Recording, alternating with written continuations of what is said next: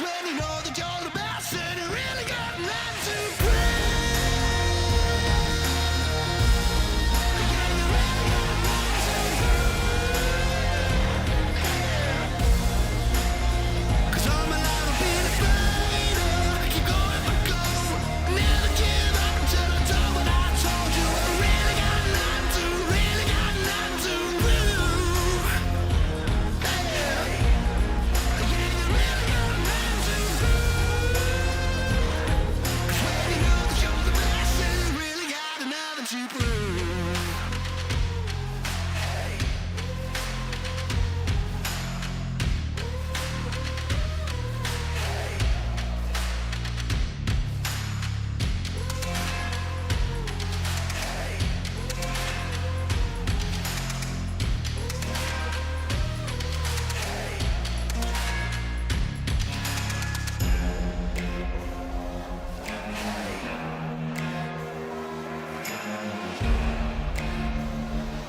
Cause when you know that you're the best and you really got nothing to prove.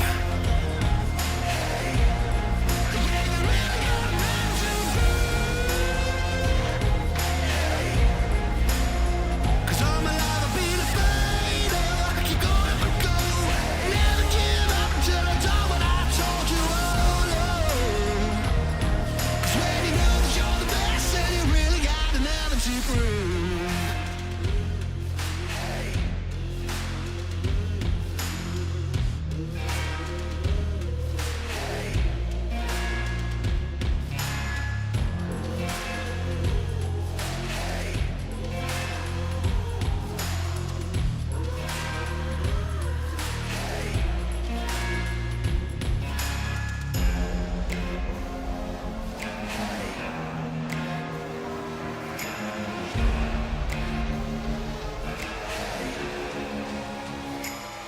Cause when you know that you're the best and you really got nothing to prove. Yeah, you really got nothing to prove. 'Cause all my life I've been afraid of. Keep going but go. Never give up until I do what I told you. I really got nothing to, really got nothing to prove. Yeah, yeah, you really got nothing to prove.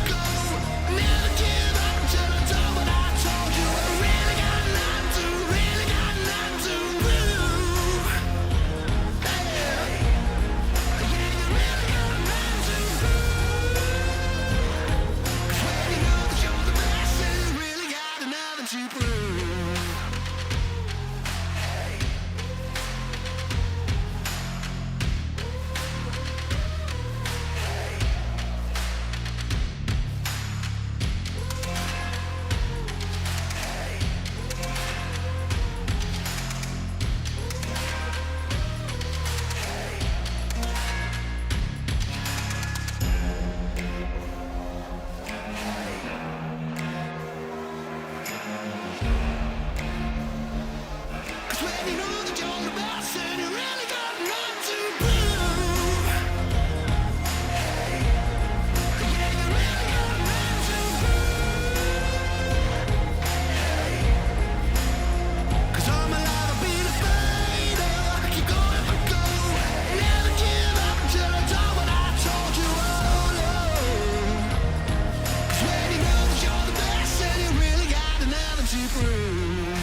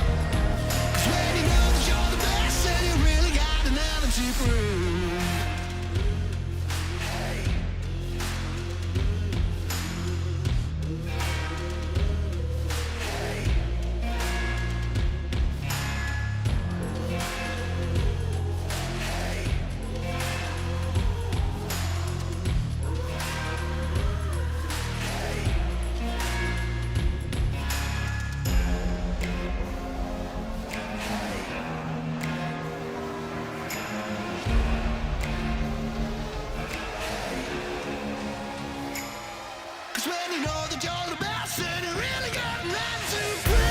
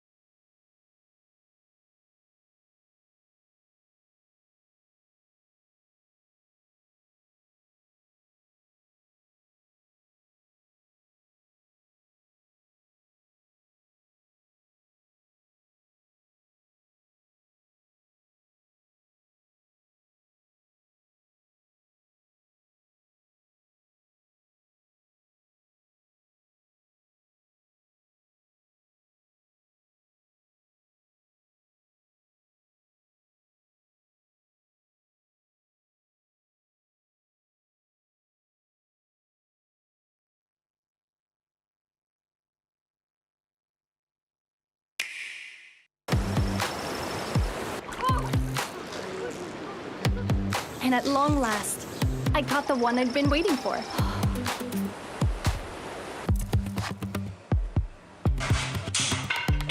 With steady hands, I crafted amazing furniture in no time.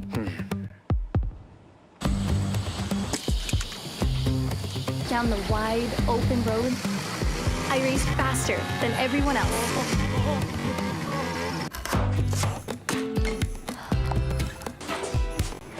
For the very first time, I baked the perfect pie.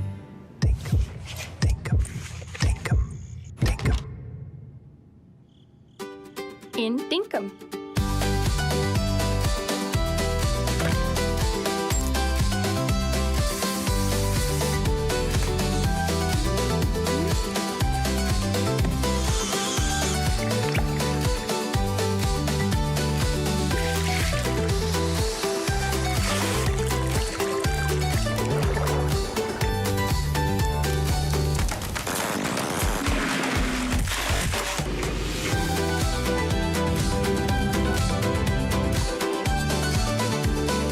Find adventure in every direction.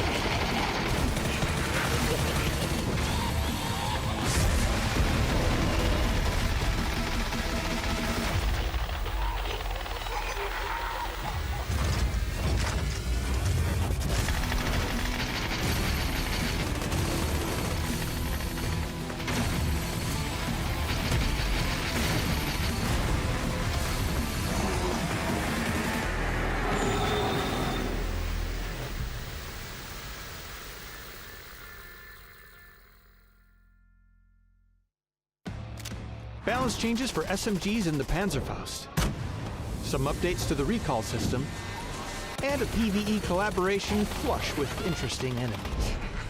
All this and more as we dive into the Update 38.1 patch report. First up, we're doing a balance shuffle for SMGs in the Panzerfaust this update. Across the board, SMGs will have less accurate hipfire, and the MP5K is also seeing a slight reduction in damage. For the Panzerfaust, players will now be restricted from running, jumping, and vaulting while wielding this powerful weapon. And players inside a vehicle will be protected a bit, taking reduced damage from its blast. There are a couple more changes as well to make sure there's enough risk to the Panzerfaust's reward. So let us know how these changes feel. Next, the recall system is getting some alterations. Time required to register boot chips beyond the first will now increase by 5 seconds for each additional chip being registered. We've also added information about how many players are returning to the battlegrounds with each recall, and have removed the Phase 6 recall on 8x8 maps. Once again, let us know how these changes feel once you get in-game. Next, we're dressing up a bit for spooky season with an arcade mode that gives new meaning to the term crapshoot. In this collaboration with the popular internet show Skibidi Toilet, you'll assemble your squad of 4 and plunge into Miramar to clench victory against the toilet invasion. Collect chemical cans to upgrade your weaponry and make flushing your enemy that much easier. Can your squad save Bidet? Or will you get wiped and end up number 2? Will this announcer ever run out of crappy puns? Log in and put a lid on the invasion starting October 22nd on PC and October 30th on console.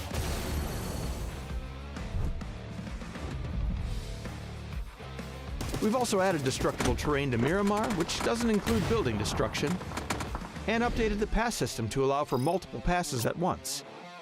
This allows us to introduce an event pass tied to the new arcade mode while still launching a new survivor pass. Now you can work on both at the same time. There's also a new ranked season, destructible gas tanks on Destin, map bug fixes, and more. So be sure to check out the patch notes for full details. Update 38.1 is here, so recall some friends, aim down the sights of those SMGs, and dump some rounds into the Skibidi toilets. We'll see you on the battlegrounds.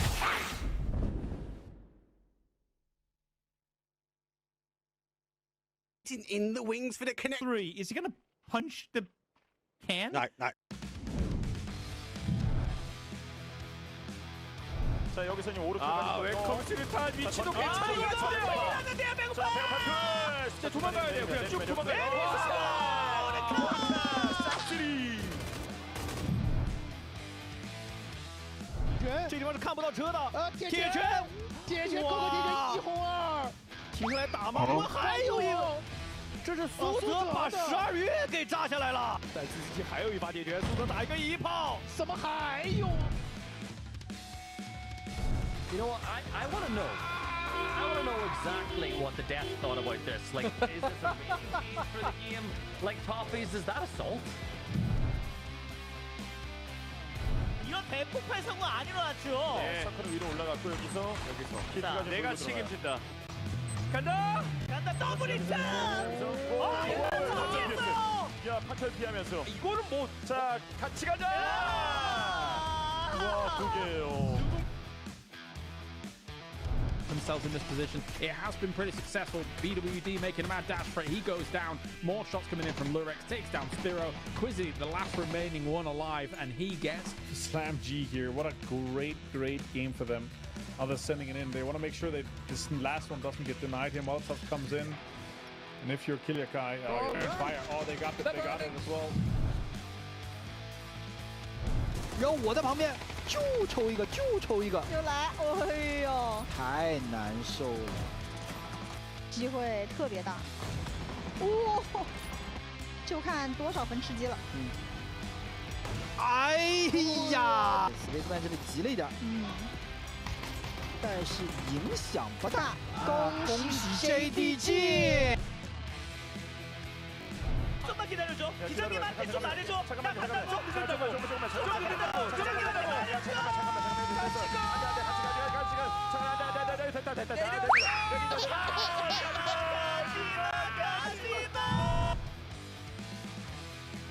Here pack. Can they get some more out of it? Rock does go down. Explosions just rolling around. Have to come back and commit to this fight. So we go back up. Here comes a set coming into the blue zone. And CJ, he got run over. One versus one versus Lou. It's gonna be a miss once more. Lou goes for the swing and he gets him headshot. Boostic falls down. But now it's next up. It's Example. Turns into the fight for the circle.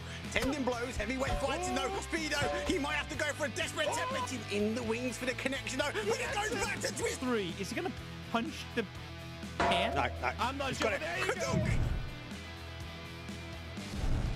来，直接就撞你这个最好的房子。这一推雷，对方是一个火力车，全是残血。火，这个火真的太好了！哇，苏泽，完美的封住了对方，苏泽一穿四。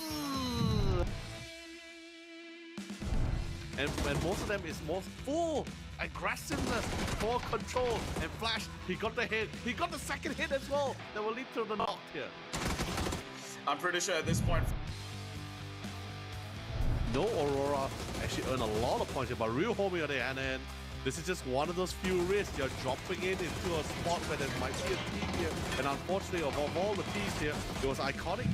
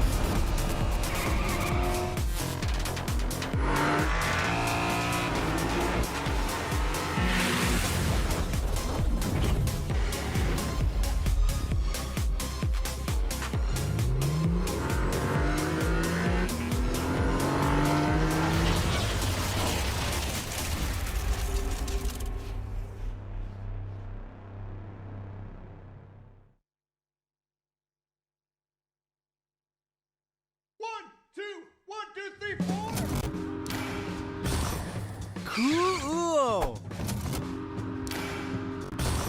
Yeah, baby. Wait, where the hell is Johnny? Hey guys, hurry up! What's the plan, guys? Gather as much scrap as you can. Oh, a froggy. And bolt out of here. What's that weird noise? Follow me. It's this way. It's not this way. Johnny, is that you? Wait, are you a mimic? Are you? Leroy! Johnny, no! Oh, a froggy. Oh, a froggy. Ah! Shh, they can mimic our voices too. Oh, what the fuck? Come on, Johnny. Hurry up, man. Hey, wait for me! Hey guys! Huh? Hurry up! Hurry up!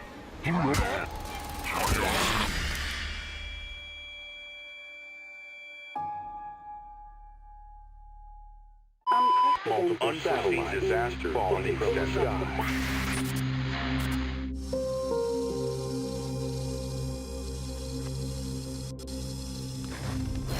It's all part of the plan. No due to save what I This signed can't up be for. right. We need to save the ring.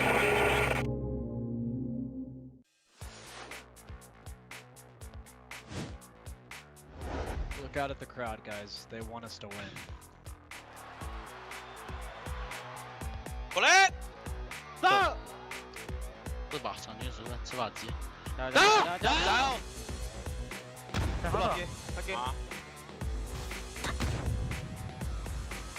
還有隻馬，睇到。馬度喺度過。OK。네, 선반. 아래 선수. 얘 chung sao cơ? 얘 chung sao nhà? 얘 xuống đây. 딴거 바뀌냐? 2층 내려와줘.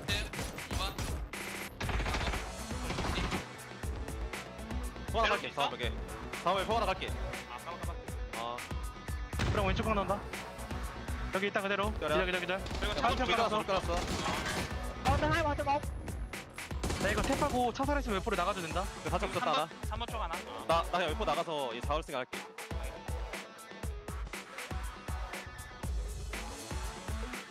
뭐라? đâu cái tầng 1 vào đây, tôi đây cái. Tầng 2. Tầng 2 đúng không? Một ngoài nhà tao nè. Nó lắc trái nhà mày nè. 라스트. 3번 쪽 조심.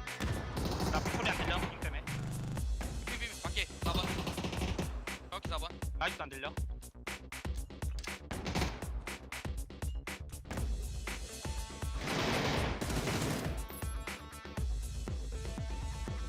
He's chasing them. It's a one-man army trying to chase these two players down. Meanwhile, Khan's going to bleed out. I mean, obviously, considering it's about a fifth bleed. Oh, nice spray from him. Duck Juice, can he pull it off? He's down to one.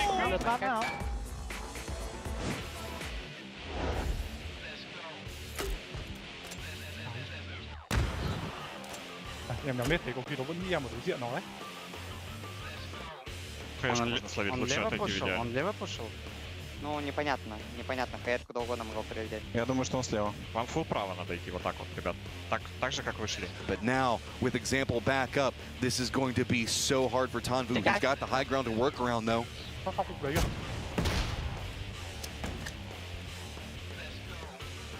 Now has to step away from the angle with the blue zone nade out, the Molotov out. Now he's had to step away. He surrendered the center dot. He has to find his way back in. Does get the knock onto example. Spots out Batulins. Hasn't gotten a knock yet. Batulins drops out. It's going to be Tanvu chasing.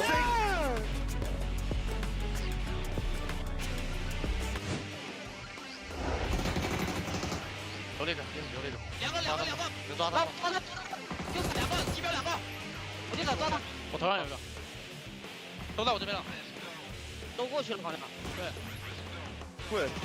Right where you were earlier. Go high right now. Go high right now. Go. Go now. Run high right. Take green. Yeah, the guys on the rock that was shooting at you earlier, right? Yeah, he's still on the Push me, rock. comes. 左边，靠边，走，就剩下面两个，下面两个，下面两个吗？对，下面两个，别漏，压出来一个，不能急。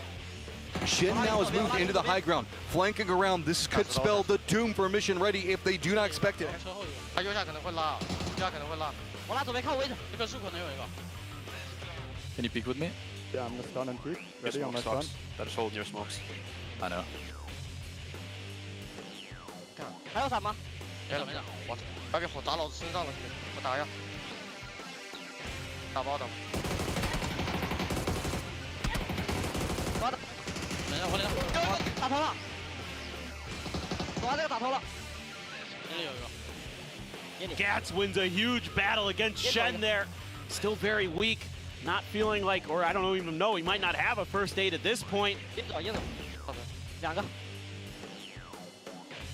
他不知道你。来看，两个都在，左边踩掉。有听到。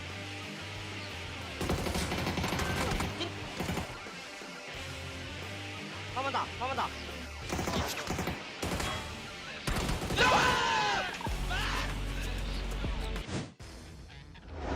เล่นเลยหาจุดไม่เจอจุดอ่ะถ้าเซนมึงปาตรงไหนมึงก็ปาเลยก็ได้สมองปาขอบอ่ะเพื่อนหาจุดเพื่อนหาไม่เจอเลย One orange. I'm holding that green guy. He's a free kill for me. Nade green. Nade him one. I'm dominating.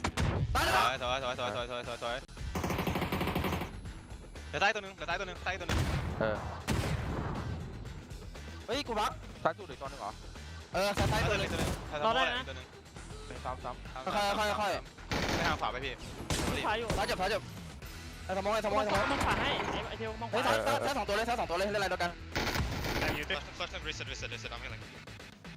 We have two plus ones next. Next has two plus ones. We should play right side together. Yeah. I'm loosening it. Yeah. You have any util? No, nothing. Like smokes? I'm just throwing flashes, yeah? Ready? Play right side. แผ่นเลยวิ่งได้ไหมแผ่นเลย The blue zone is out to clear some space. A rotate here from full sense to try to bamboozle, and it works. เล่นกันท้ายขอสมองซ้ายค่อยได้อยู่สบายมันอาจจะรีเพื่อนไว้นะตรงที่มันยิงเลยคนยิงน็อกอ่ะพาไปดูดิ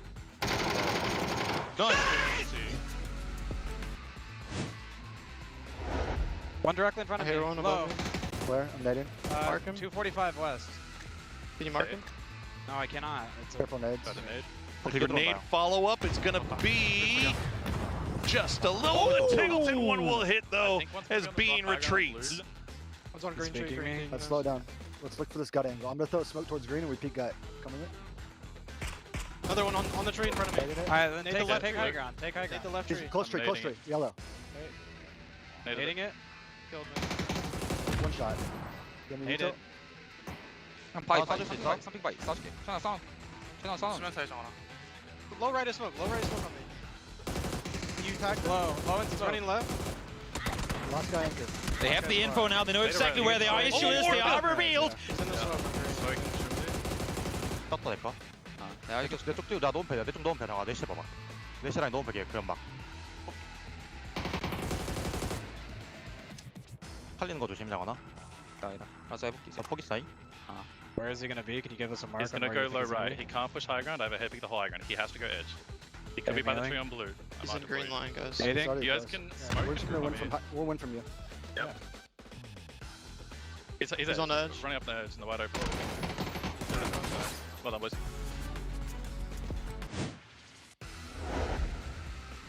지금 3번에 사람 있다. 저기 위에서 했어. 확인. 나 매달릴게. 피어올게. 3번 각 조심해 얘들아. 잠깐 도핑템 있어, 도핑템? 줄게. 안 매달려도 돼. 안 매달려도 돼. 내 자리 좋아. 내 자리 알아서 할게. 콩 날아오는 거야. 잔 넣어 해봐. 잔 까야. 해봐, 나가 봐. А ты залутал, Питер? Сверху надо челов фармить, который пушит Нави сейчас. 야, 쳐다가 넘길 거야, 이거. 나 포. 천천히 해. 여기가 라스트 빼.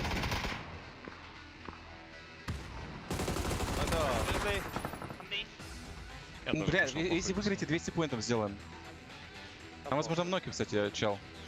왼쪽 봐봐. 거기 형이 봐봐. On over, they've been sat in this compound all game long. They should have plenty of util to work with. First one down already. Just one more left to be found.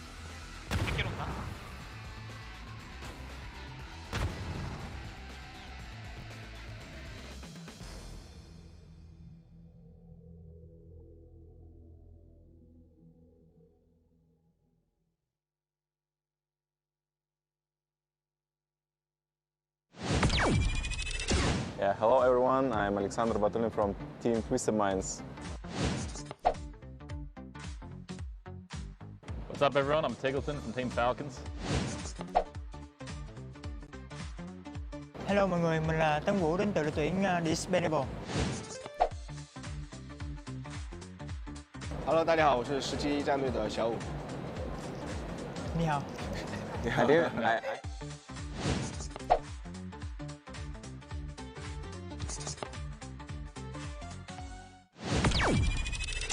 Ready guys? Yeah. Yeah. Alright, 3, 2, 1.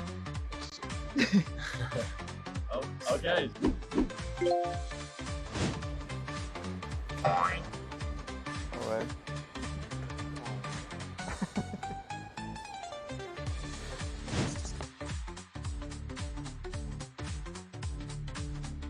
I think we're gonna smash another team because our communication skills are much better and faster, so teamwork will help us. That's just completely wrong. Communication's key, everyone knows this, and I speak perfect Chinese, so Zhao and I can take one.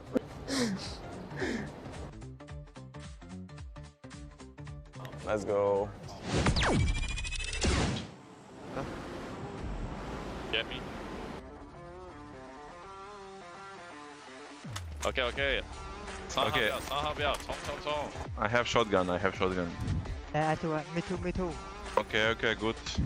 Let's go. Here. Here, okay. Go. Oi, Lalio. Yeah, blue mark. Good job. One more. Kill. No!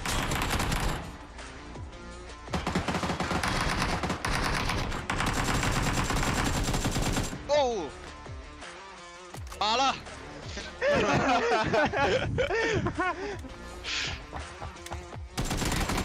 Okay, good job. Now we need to hurry up. Yeah. Oh! Hey, We this just- right? Yeah. Oh, there are so many people. Oh, so. Whoa! Let's go. Let's go. Oh! Let's go, Tigger. Let's go, Tigger. All good. So we go to Picard now. We need vending machine and then gas tank. Okay. Whoa. Oh! Go. Go. Oh no, I don't see any. That floor, fuck it. Very sick. Oh yeah, I found. Let's go. Oh. Okay, nice. I have one. It is the one that you needed. It's the first Yeah. No! Let's go. Tambu, come to me. I know how to finish the last challenge. Wait. Come to my car. Okay. Wait to me. Hey! Fucking hell.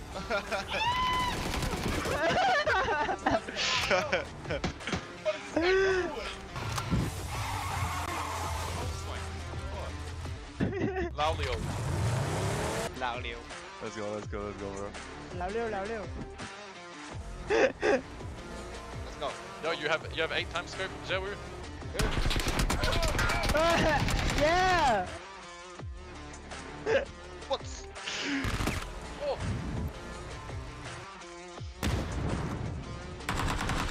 Oh, people fighting.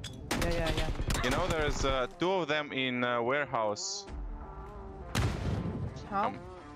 Be careful, Tambu. Maybe there are people here. Okay. We're gonna win this game now. Just go with me. Nice.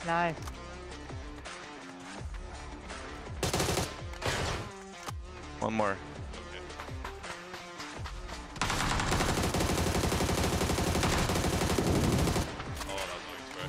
In my house. Oh, okay. Wait, where's the last one? Ah, here. Okay. Easy.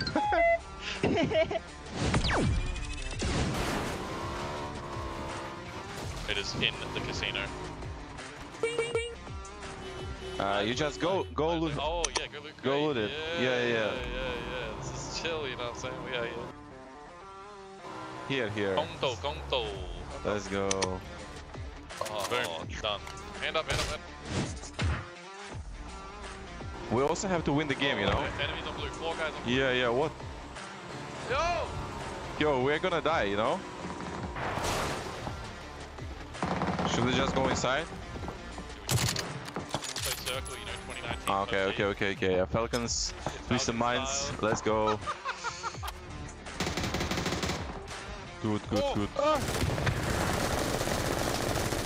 Oh no, guys, don't die.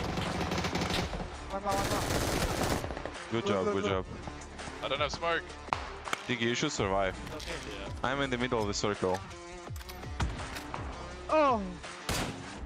Good take. What? Holy! Oh! What? Yeah, he naded me from this. Fratella, I coming. There is a guy coming from blue. Right. Orange, you can kill him. Yes.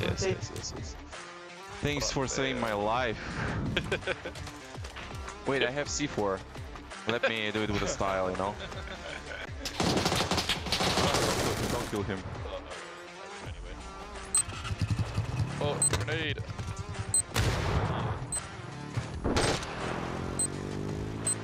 Over the ridge. I will push with you, brother. Right side. Let's go. Okay. Nice. Let's go. Yes. Let's go. Yeah. Oh.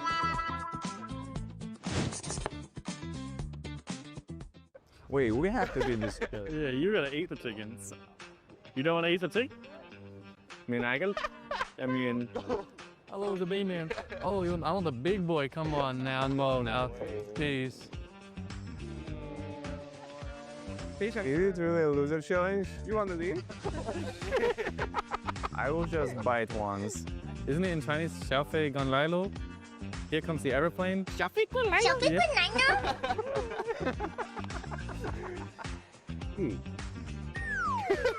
Lão Liêu, Lão Liêu. Wait. I'll give you a meaty part. I'll give you.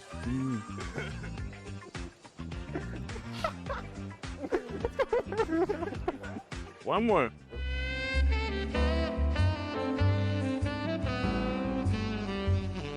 Thank you. No hot test here. You like hot shit? 不晕蟹. Oh, okay. It's fucking cold. I think in terms of like public games, didn't change too much. Maybe in terms of competitive gameplay, this spot will be played differently. The circles inside will be played differently. So I think it's just more interesting because map changes is always interesting for competitive. Thì em nghĩ là những cái hòm đồ nó nằm ở giữa đường, mình có thể đem vào trong nhà để mình lút, nó sẽ an toàn hơn. I'm happy with the update on Minas because with the old Minas layout, people used to camp like the high ground and it was really hard to move around. But now like you can move around a little bit more, push things and have some motion. So definitely a big fan of the changes there, and also the gas cans and canisters that are like in the brick buildings and the warehouses.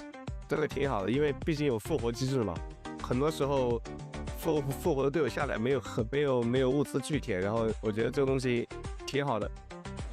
拜拜。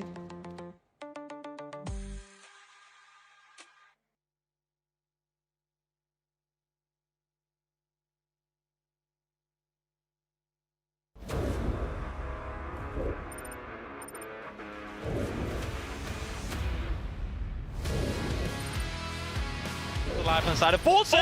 Spatulets with a Panzer in hand. Take out the approaching 4 AM. A triple knock for him. We get the replay here of Batu. Yep. Oh boy. What do you even do?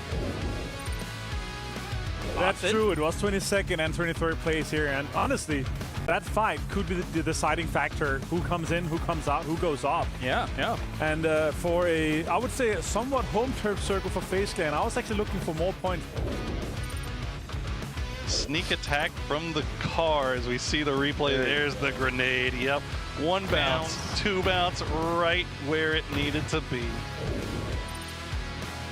Navi trying to fight forward. E-Arena losing players. Jacob alive for them. He's the last one on his feet. He's at least going to get extends down.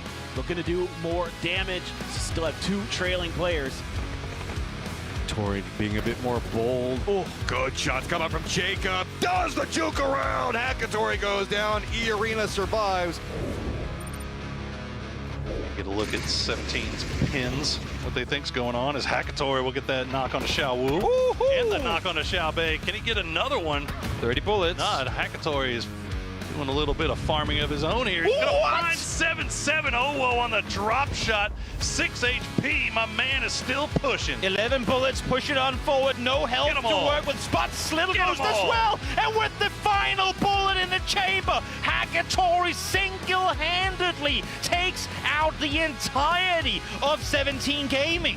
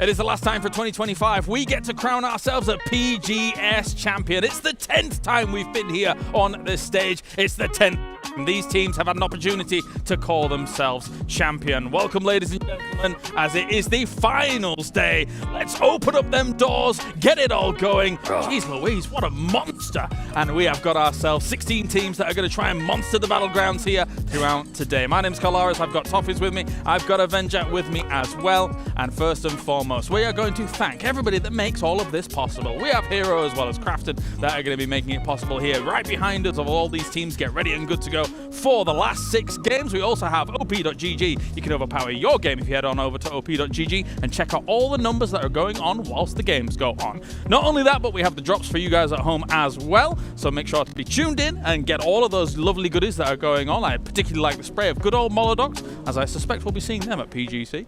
And finally, we have the bingo as well. You can get more G-Coin on board because we've given away a lot this year. So we're giving away even more and some at the end of each of the games as well as time goes on. It's time. It's day number 3 of the grand finals. Thank you very much. Toffees, I'm excited because there is all the room in the world that we have a new PGS champion today. It's like a total reset from PGS 9. Cool. Came into that one really struggling with who can catch the leader. This time, it's really open for those big 4. Yeah, that opening talk always, almost, is just why I'm getting excited, right? Yeah. You're setting the stage here, James. You're up for a nomination or something. That's crazy. You're some of the best I've ever worked. It's crazy. It's so good. The trolling happened already. Yeah, we'll just begun. I will say this, though. It's been 10 insane tournaments for PGS. It's been 3 years. It's been a new era, and it's been very defining for what we've been seeing for the last 3 years, right? Yeah. We've been going through stages of dominance for some. It's been some twisted minds. There's been some others. We've had, our Cerberus. We had our 17. So him as not here, kind of a little bit of a shambles, but hopefully we'll see him at PGC. Of course, APAC has been able to win a PGS in the past in the form of Cerberus. However, 2 teams from the same region are looking to try and take a title for themselves. Full Sense, aka, if you're not familiar with who these guys are, just a glance, it's these guys. It's the previous day trade roster, basically. Yep. So they're exciting to be able to try and get themselves up the rosters, up these tables. Forest Natural Gaming on the other side. The KISS show is fully strong and willing to go. I think it's a story of 2 teams. Full Sense has been our group stage heroes. They showed up yesterday and became finals heroes for a day. Can they keep it going? Forest Natural Gaming, on the other hand, has been incredibly consistent whenever they get to a PGS and are in a dominant spot going into the final today. Yeah, I mean, for me, though, these 2, that was just a quick throw over there. But I will say with these 2 teams here, obviously excited to see Forest up to a level that we know that they're kind of capable of forming. But it was just a KISS show yesterday. If these guys have any hopes of winning a tournament like this, it needs to be a team effort. Because final day, Sunday, is different to everything else. Talked to Platooners yesterday. There's going to be some mind games, some mental warfare going on for some of the teams because the pressure that you are on, if you have your sights on $100,000 for first and PGS points for you and your region, that is a lot of pressure on your shoulders once we get to a Sunday like this. I think across all of our PGSs, I think this might be the lowest total we have from a winner across all of things. But we'll take a look at those numbers in just a moment, of course, as we do have what it looks like here for PGS points. Here's our predictions if the standings don't change here, Toffees. I mean, that's where it is. Twisted Minds will set an all-time record of awesomeness, but we're not surprised by that. What, for me, is the most important is Gen G is one of the only teams that actually has to perform here to get their bid to PGC. Yes. And they have been at every World Championship to date, so they really need to stay 7 or higher just to make sure they're comfortable right now. They cannot allow a slide in this final day. Yeah, they need to have some continued performance. The big thing is that BB team, if they go out, they would still be invited because VP has been looking good. Correct. The amount of points that they're currently looking at. The next big one is, of course, is Full Sense. Yes. They're currently 45 points behind the tie that is kind of going on there with the 420 points. Yeah. If they are able to break into the top 8, that's where we get changes, and that's where we really start to see changes. The current thing is, though, they're in 5th. And we have 4 teams in our front in the chase for the 99 and the 84 points. Yeah. Right? So they would need to have a massive day for that to have an impact like that. It's definitely a big potential because, of course, they are currently invited to the grand final of PGC. And if they do manage to attain a top PGS spot, then it will be the next APAC team that is able to take the spot alongside Which would be Alter Ego from Indonesia with Trick. Exactly. Perfect. Thank you for the information. And let's take a look now, again, how that cutoff has been for that #1 spot when it comes to PGSs historically. I believe at the end of today, because the competition is so fierce, I believe we're going to be on the lower end of this. What do you think? Yeah, I think it's undeniable, especially if what you say is true, where some teams are playing mind games or taking a little bit differently than they normally would. I think we will see something probably more in that mid. I think north of 133. That seems a little bit low. What do you think? I think north of 155 is the win. Sounds right. Okay. Yeah. Especially, I mean, record-breaking here for PGS9. That's also after our recall. But because it's been, you know, the teams that are in the top, it's only really been our 2 teams in 99, considering they've played 66% of their points.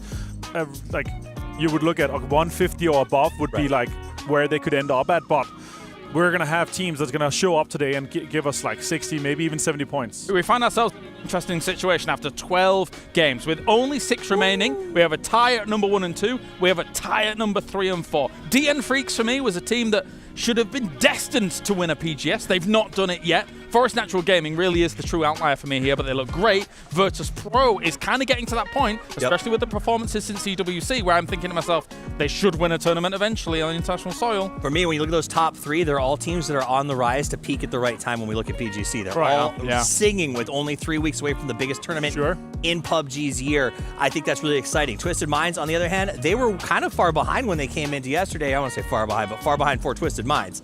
And they are still climbing that leaderboard. Yes, like they are the greatest team, and that's my watch for the day. And of course, here, the best final day in any PGS for these top 4 teams here as we look at this. Twisted Minds at PGS9, their final day at 76 points. Let's say this is a repeat, guys. Let's say VP gets their best day ever, 67. Yes. And Twisted Minds also get a repeat of their best day ever here on a Sunday like this. That would mean that VP would still win. Forest, 45 points is not going to be enough to break VP. They're tied currently, right? Yeah. So this would put them in there. DNF as well, a team that's on the chase. They have not had a 60-plus point day yet. So if we go by what we've seen of a Sunday performance before, it would be either VP or Twisted Minds, depending on what of these 2 teams are going to be able to show up on the Sunday. And then again, for me, for Forest, it needs to be a team effort. We need to see 50-plus points for them on a Sunday. Otherwise, it's not happening. I mean, while this Kiss of Death was wonderful to watch, I'm not sure that I'm willing to commit to this stag party just yet. I think that they could fall off as we get into today because you can't hang everything on just one player like you said. Yes, Baron was doing some nice stuff. He was second, I think, when you break down that overall damage. But for me, it's about watching VP. They came in slow to PGS9. It took them a full day in the finals to get their feet under them. Here, we watched them start strong on day 1. They slid a little bit, but I think that's just midday sort of shenanigans. I think they come back today. They run full speed. They're looking to lift this trophy before PGC. They, I think, are the ones who will probably do it.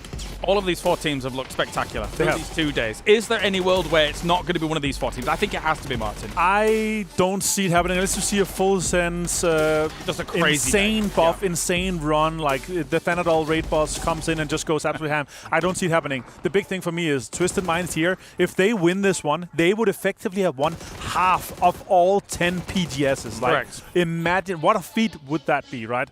But again, we're looking at VP, we're looking at Forest. That 15-point gap that they have could prove quite significant. Those kinds of things, when you say it, a team winning half of 10 PGS lands. A lot of people, you know, they'll say to you, oh yeah, some Battle Royales, you know, a little bit RNG here and there. Yeah, but how do they do that? Okay, yes, there is a little bit of that, of course. However, the kind of dominance that would show is undisputed. And speaking of dominance, we've got some all-stars represented here, Toffees, across the board, looking great, not only yesterday, not only the day before, but PGS9 and PGSs in the past. I mean, this is just PGS 9 and 10, absolutely dominating. I think we have had some more historical wins, right, though, Martin? But this is amazing for these 2. I've been deep diving here with the stats, guys. So, 54 times we have had players that got 1,000 damage or more. It's been this 35 same players.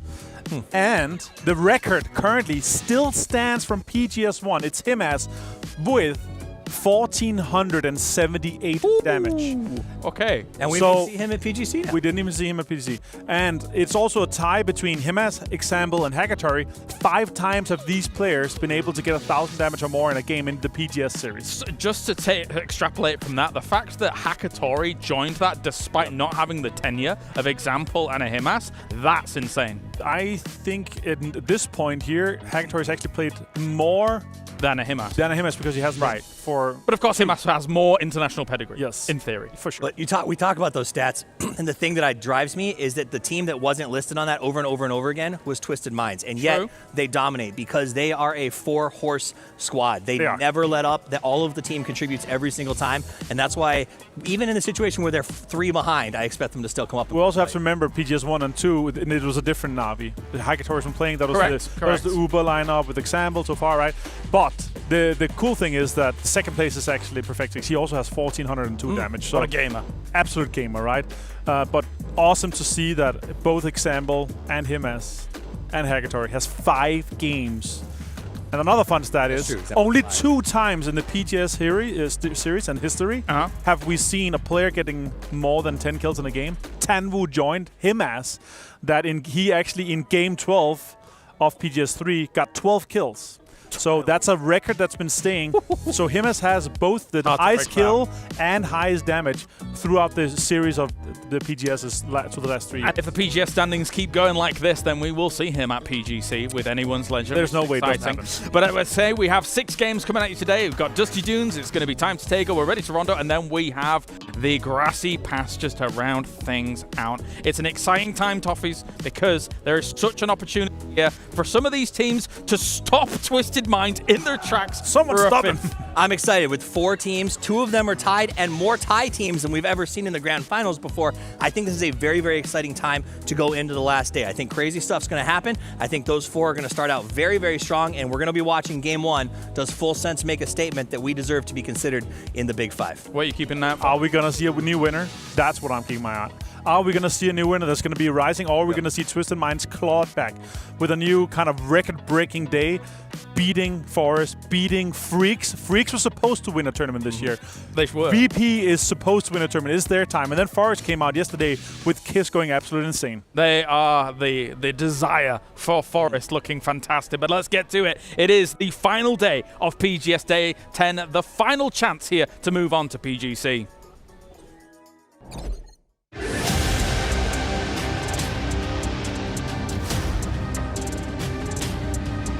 Rise to the top. Rise to the top.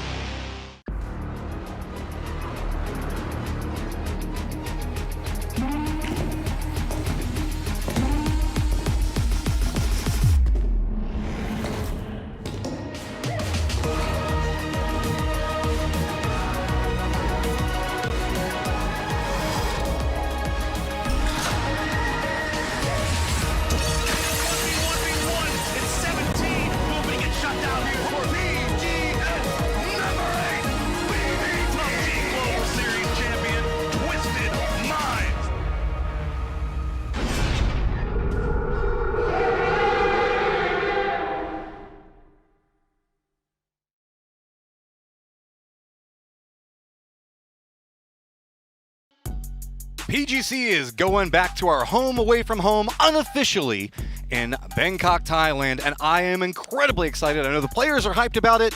We got a lot that we're looking forward to in a few weeks, but right now, 1 day of PGS action left. Absolutely, really high stakes action is going to be coming at you today with how close this leaderboard is. So this final here for PGS 10 and the lead up to PGC in Bangkok is going to be an absolute banger. There are so many teams that are still in the hunt here today. This could go a lot of different ways. Obviously, we're going to be looking at some of our top teams like Forest Natural Gaming, who is really representing for Thailand. Dude, Kiss has just been popping off. We've got a 1 and 2 tie and a 3 and 4 tie, and then a whole bunch of squads that need to make something big happen. Looking at this, the Freaks in contention, close. Can they clutch it? It needs to be a really big final day for them, for sure. You know, we saw on the graphic earlier that like their best day on a final of a PGS is 54 points. I think it might need to be somewhere in that neighborhood to really give themselves a good chance to win this. Obviously, Twisted Mind's in the mix. That shouldn't surprise anyone. Smiling Batulin's always a scary thing to see, so we'll have to see how much he's going to pop off today in of himself. Then kind of the dark horse in this one, Full Sense, just having a run of their own, just like absolutely decimating yesterday. Yeah, it was crazy. Like they picked up right where Forest Natural left off and getting a bunch of firsts and seconds, things like that. FN looking to have a better day today. They had a great first day on the back of Rex's unbelievable performance. A little bit lackluster yesterday. They still have some hope. They still have a chance to really do some damage. Well, we've been talking about a lot of new faces coming into the scene and qualifying in. Evan Pochon really falls in that same category. I mean, Breakers has been a really progressing point for himself throughout these series, just finding more and more comfort in his play. That guy's going to be terrifying the more lands he gets in. Yeah, a young player who has a lot of potential, and that's why FN, we're really keen to bring him in with this roster. You know, Rex is obviously going to be leading the charge with the fragging, but Breakers has shown that he can back it up. Leading the charge into game number 1, we've got ourselves a Miramar on the table. Plane is up, and let's get this day underway. We're going to be starting off over to the west around Monte Nuevo and ending at Puerto Paraiso, so very far southern plane path. Yeah, a little bit of a rough one to start in terms of the normal plane paths. The 9 there. Is that the match we're on? We're on PGS 10? I don't know what that means. The 9 ball. I tried to piece it together in my brain, and I'm like, wait a minute. Quick maths. No. Do it. No, because we're on match 13.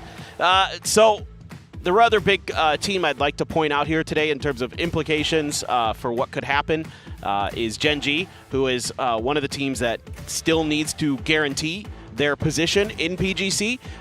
So if they can get top 8 today, they will guarantee themselves a slot. So slow roll, or do you think they're going to come out gunning? We've been seeing them caught in some early dust-ups, and looks like that might continue pretty close to Begapa.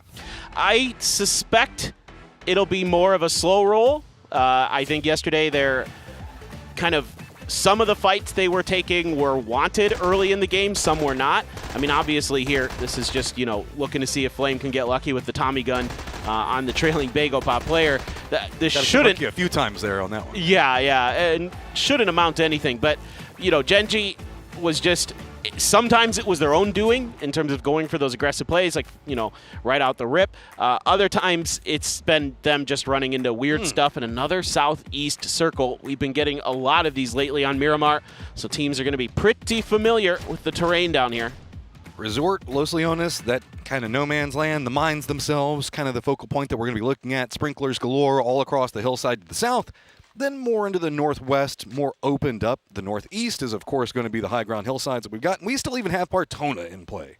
Yeah, so a lot of different directions this circle can still go. Hard to say for sure what kind of shifts we're going to get. Knowing this PGS, it's going to be hard shifts one way or another. So I wouldn't mind a nice Los Leones circle to start. Not that our players would, but just selfishly. Well, this is our center squad right now. It's FN Pochon with a very southern drop around Resort. They're going to be very close. Just to the north of them is going to be VP. To the east is Al Qadzia. And to the west of FN Pochon is going to be Full Sense.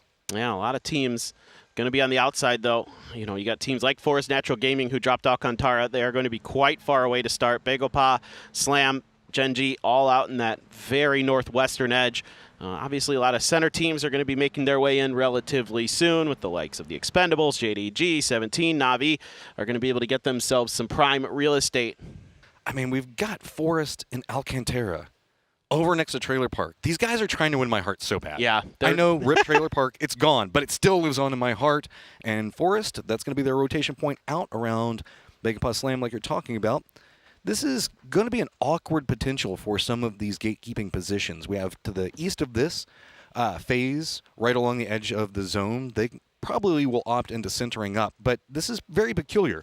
Whenever we look at heat maps and how it's going to behave, of course, it's going to leave Los Leones, but we've seen a lot of hillside fights. We've seen a lot of urban fights as well, but it always feels like the circle starts to pull down south in that the hillsides to the southern area quite a bit, specifically through the PGSs. That's generally what happens. That's the standard. We might get lucky and get something that goes a little crazy on us. Well, lucky for viewers. Again, not so much for the players, but really curious about teams like JDG, who's in 6. Again, if you're in that last day, and if you're within 30 points or so, you've still got a shot to really pop off.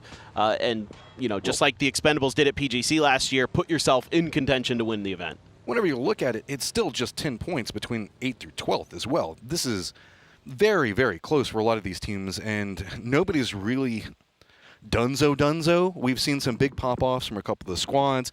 Even the Expendables, we saw them have a massive game, but then it's been incredibly quiet. Yeah, and that's kind of a problem for the Expendables is their normal play style, that aggressiveness that they're able to pull off usually hasn't really been coming through as much. A lot of teams seem to be wising up to that game and have solidified defenses. This is one thing I do worry about with some of these teams is these spread early formations they like to do in these center circles can be picked on, or you can get picked on because you don't realize somebody's already hidden around a corner like Zenith is. Well, exactly. One of the players I was talking to, I think it was last night, mentioned that the Expendables made a lot of teams have to start playing better because you have to assume that there's an Expendable player behind every tree, in every bush, whenever you're driving. They're just somehow exactly where you don't need them to be. Full sense. Very close to FN Pochan. Zenith just holding the doorway right now. How much scouting and information does Full Sense have? Because they're coming into this a bit blind, still doing looting with somebody just a meter away from you. Ticker, this is going to be a bad doorway to open. Already down, and a quick flush to follow. Yeah, that's a big pickup for FN Pochan to start the day. Get themselves up to 70 points, 7th place. Still a lot of work to do, but that is exactly what the doctor ordered to get them into a good state. You know, talking to their coach Cheese a little bit before the match today, just they came into day 2 overconfident almost, and they suffered, like you were talking about, these situations where they're getting in early fights. They're not against the team you were just talking about, the Expendables, where they felt like they could win those fights. Like Rex was saying, that I can take these fights against these guys and win them because he was so confident because he played so well in day 1. It actually kind of bit him in the butt a little bit. So today for FN, it's to pull back a little bit, try to get into that late game a little bit more. Thanks, Rex. My fantasy team appreciated that. Trying to have some faith. Playing it a bit safer today. Also playing it pretty safe is the Expendables, who are opting into a pretty center position. They've got JDG that is taking that upper ground fire on them. They're going to be pretty close to Full Sense by the end of this one, but I think they're pretty comfortable for now. Genji's going to opt into a more defensive position into the west. Slam's wrapping next down to Valdemar. And outside that bag of pod, not making a big rotate, but Forest is making a wide wrap all the way over to the east. Remember, they were at Alcantara. They're going to be a while before they get to the circle. Yeah, they're a pretty potent edge team. Well, what's getting them to where they are is that they've learned how to play from both sides of the coin, from center, from edge, and how to do that really, really well. But, you know, you think about their ability to find those third parties to get those kills.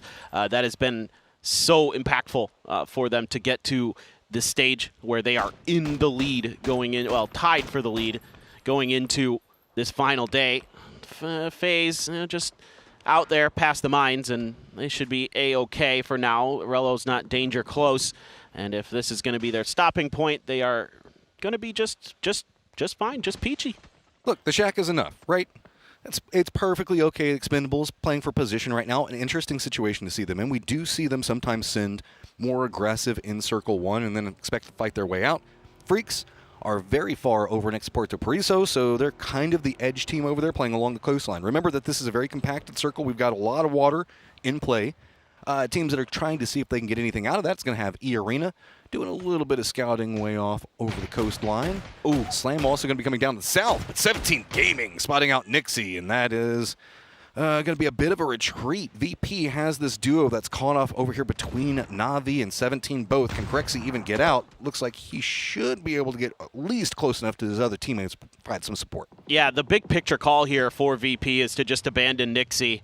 You know, Crexy knew that with their 2-2 split, he didn't have any extra backup. They had no idea how heavy the pressure could be from 17. So instead, it's wiser to just leave that dead player and move on with life. And Rex, well, he's up to his old shenanigans, but they had spotted Delwyn earlier. There was a headshot that we got to see come through briefly, so they know he's been tagged up. They know where he's at, and they're looking to try to punish that. So this is a much more measured, aggressive play here from FN.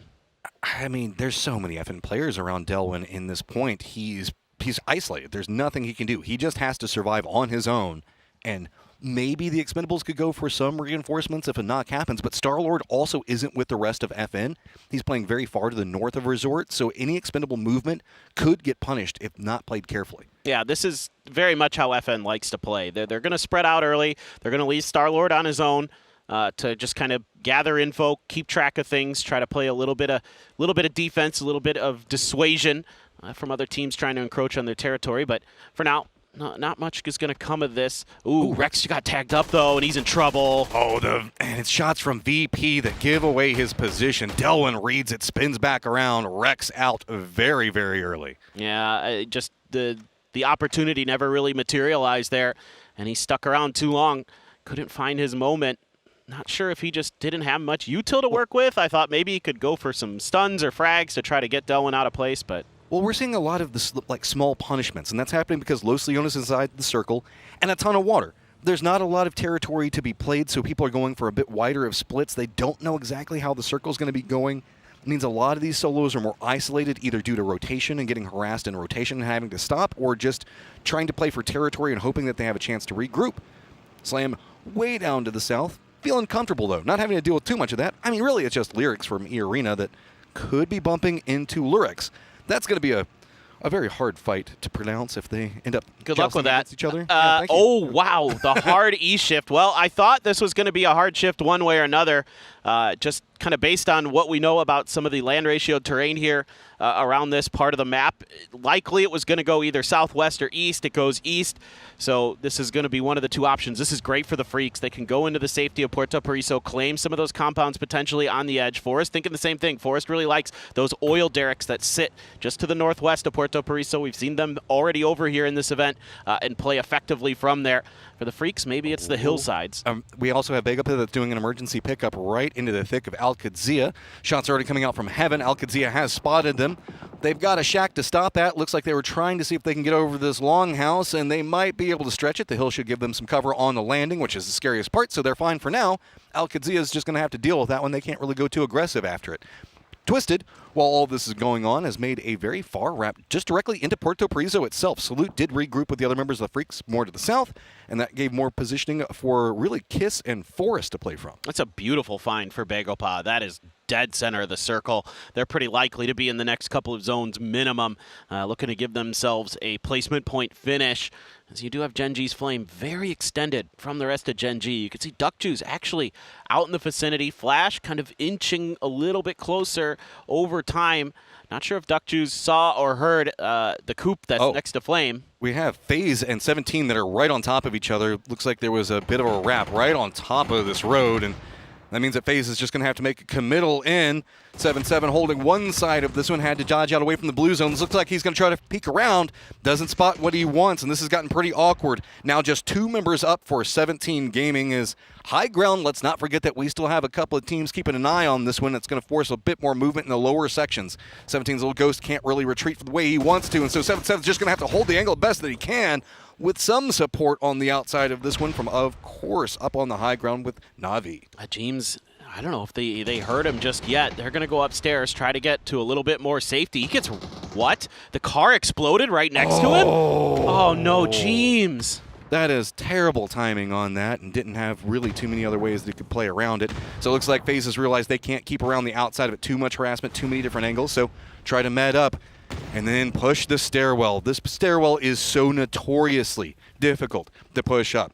The way that 17's already holding multiple angles around the outside, they want to try to finish this as fast as possible, but they really can't do too much given the fact that they've got Xiaowu on the outside. He's just slowly bleeding out, and with FaZe now below them, VP on the other side, Na'Vi on the other one, it's just 17 surrounded by Europeans. There's nothing they can do. Yeah. Fex is going to try to crawl his way to the door so they can maybe get the res, but that's right at the bottom of the stairwell. That's dangerous because 17 could punish that if they go for it. Maybe just instead putting himself in a position.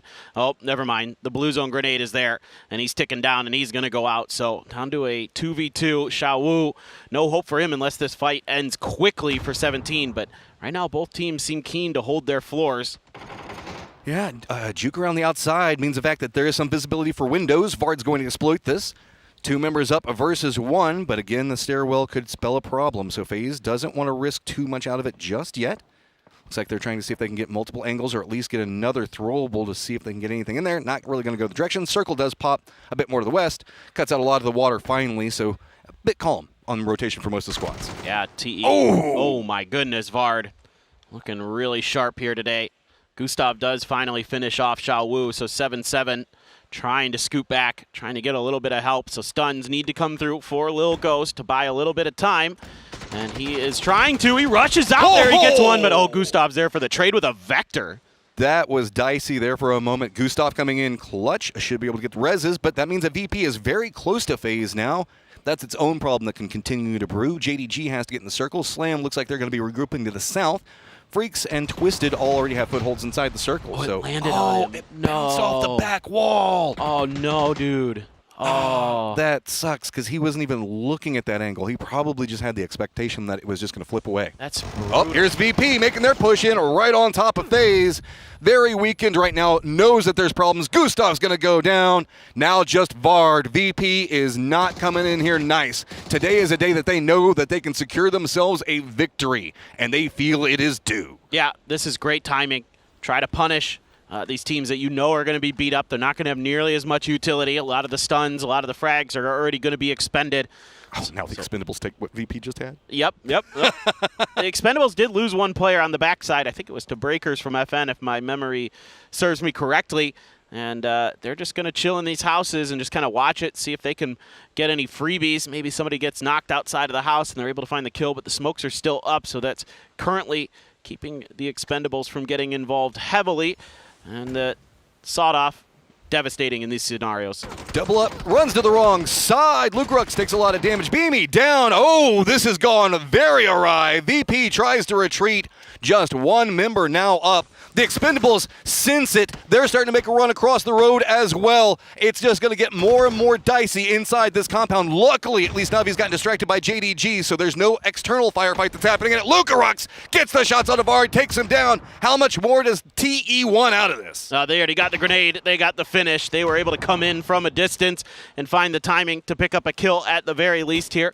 Claim some nice real estate for themselves. So the Expendables, opportunistic as always, going to at least get themselves on the board, keep their hopes alive here for maybe shooting up a bit into the leaderboard. Maybe the win is out of the reach, but I don't count the Expendables out ever with how just incredible they can be and how much they can pop off. Genji has 3 kills already. This is a replay on an E pickup. Is this where Flame got his kill? Yep. Oh, yeah. This is bouncing off the roof as well for some of the damage. Just Full Sense just completely caught off there. That's brutal, dude. That is so difficult. You know, you think you're going to get that pickup easy peasy, and Genji was just lurking.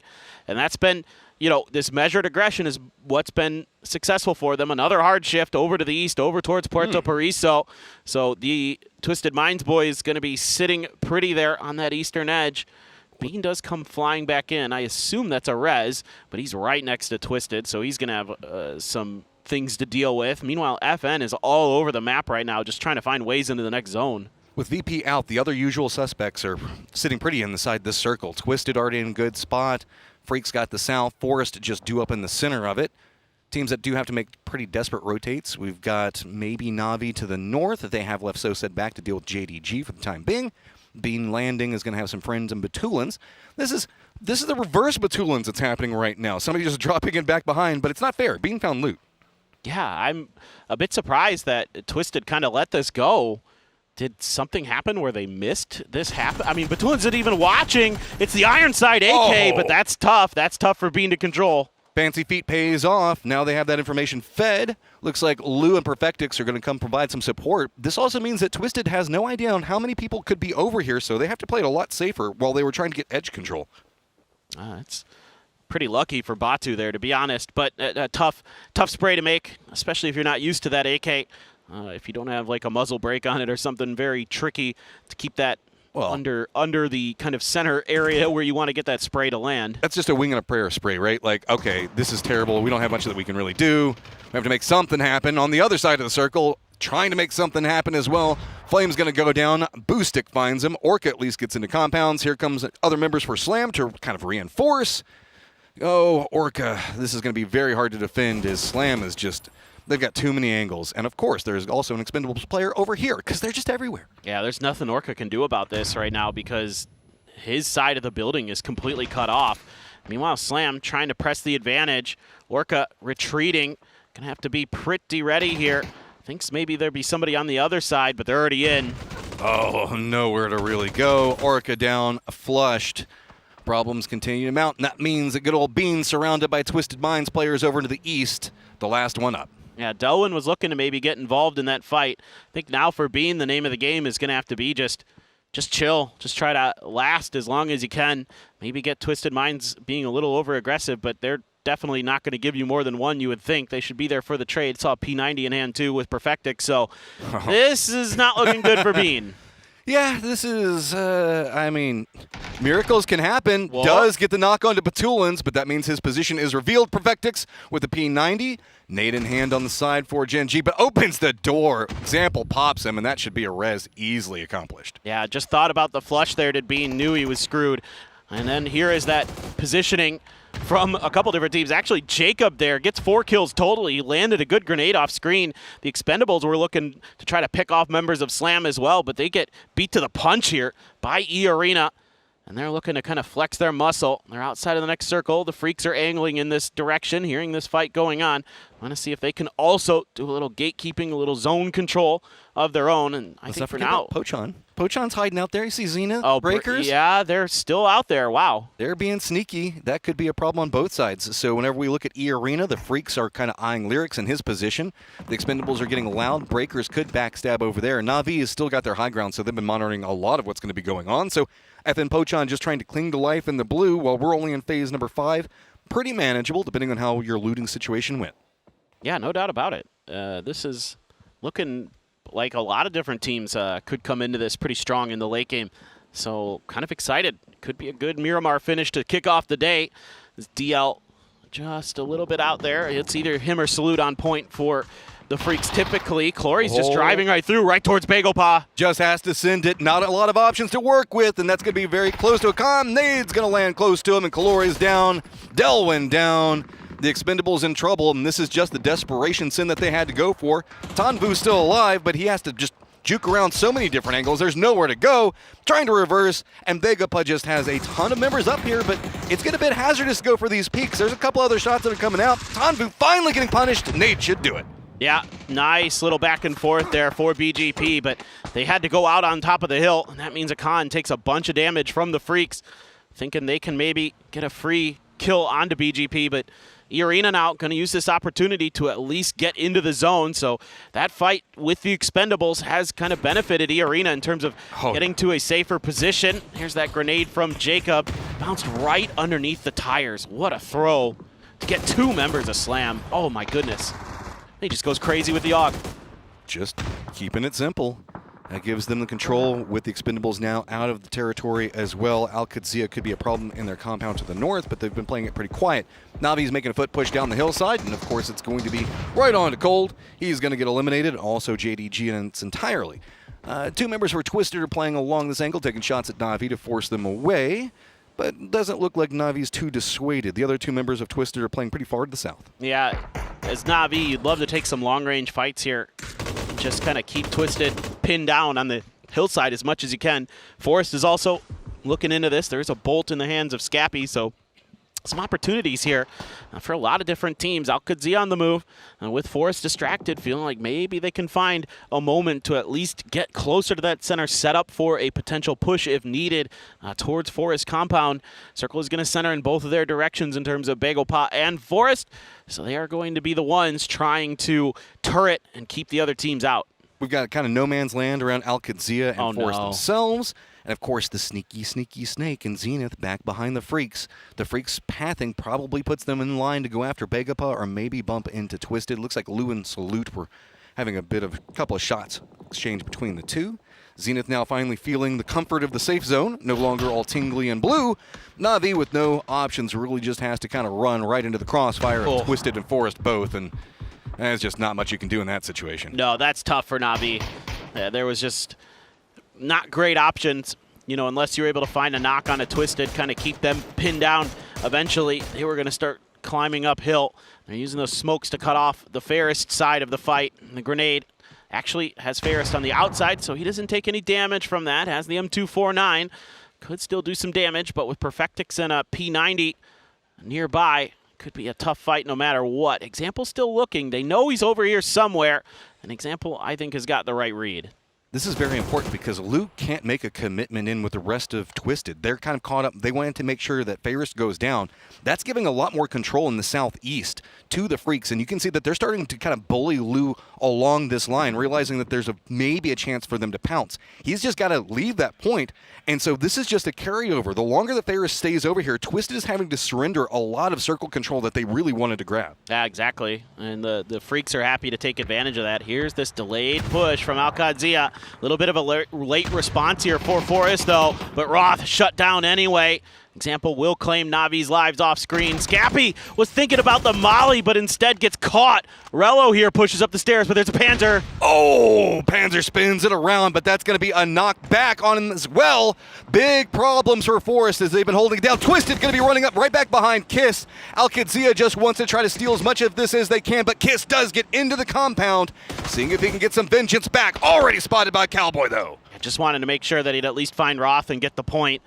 And now you got to play a little bit of defense here. The two young guns for Al-Qadzia, the two rookies, still trying to lock this down. They're going to try to stick the res. Kiss up the stairs slowly, looking for any response from Qadzia. Doesn't know which doorway to go for. Finally, here's the footsteps. Going for the utility, but right as soon as he pushes around, good read on the other side of it. Realizes Cowboy's probably over there. Using the stall-out tactics, does get something out of it at least, but that just opens it up more for Twisted to chase. Yeah, this is not what anybody in this lobby wanted to see. Twisted already 5 kills, could claim another. D gonna try his darndest to prevent them from getting any further, but they used a ton of blue zones there. How in the world is Zenith still alive? He is getting kills off screen, finally does go down to the blue, but not before he's able to claim a few extra points for FN. Twisted, slow and steady. They know that there's one left. They just got to suss it out. Don't know exactly where they want to push from yet, and they know it's hazardous up on top. Oh, D on a little bit of fire, but it's fine. It's fine. He can just med it up, use the mattresses. Also gives him an interesting angle. While this is going on, you can see that the Freaks are taking control of the entirety of the circle outside of this compound. Begapa and Irina are stacked up on top of each other.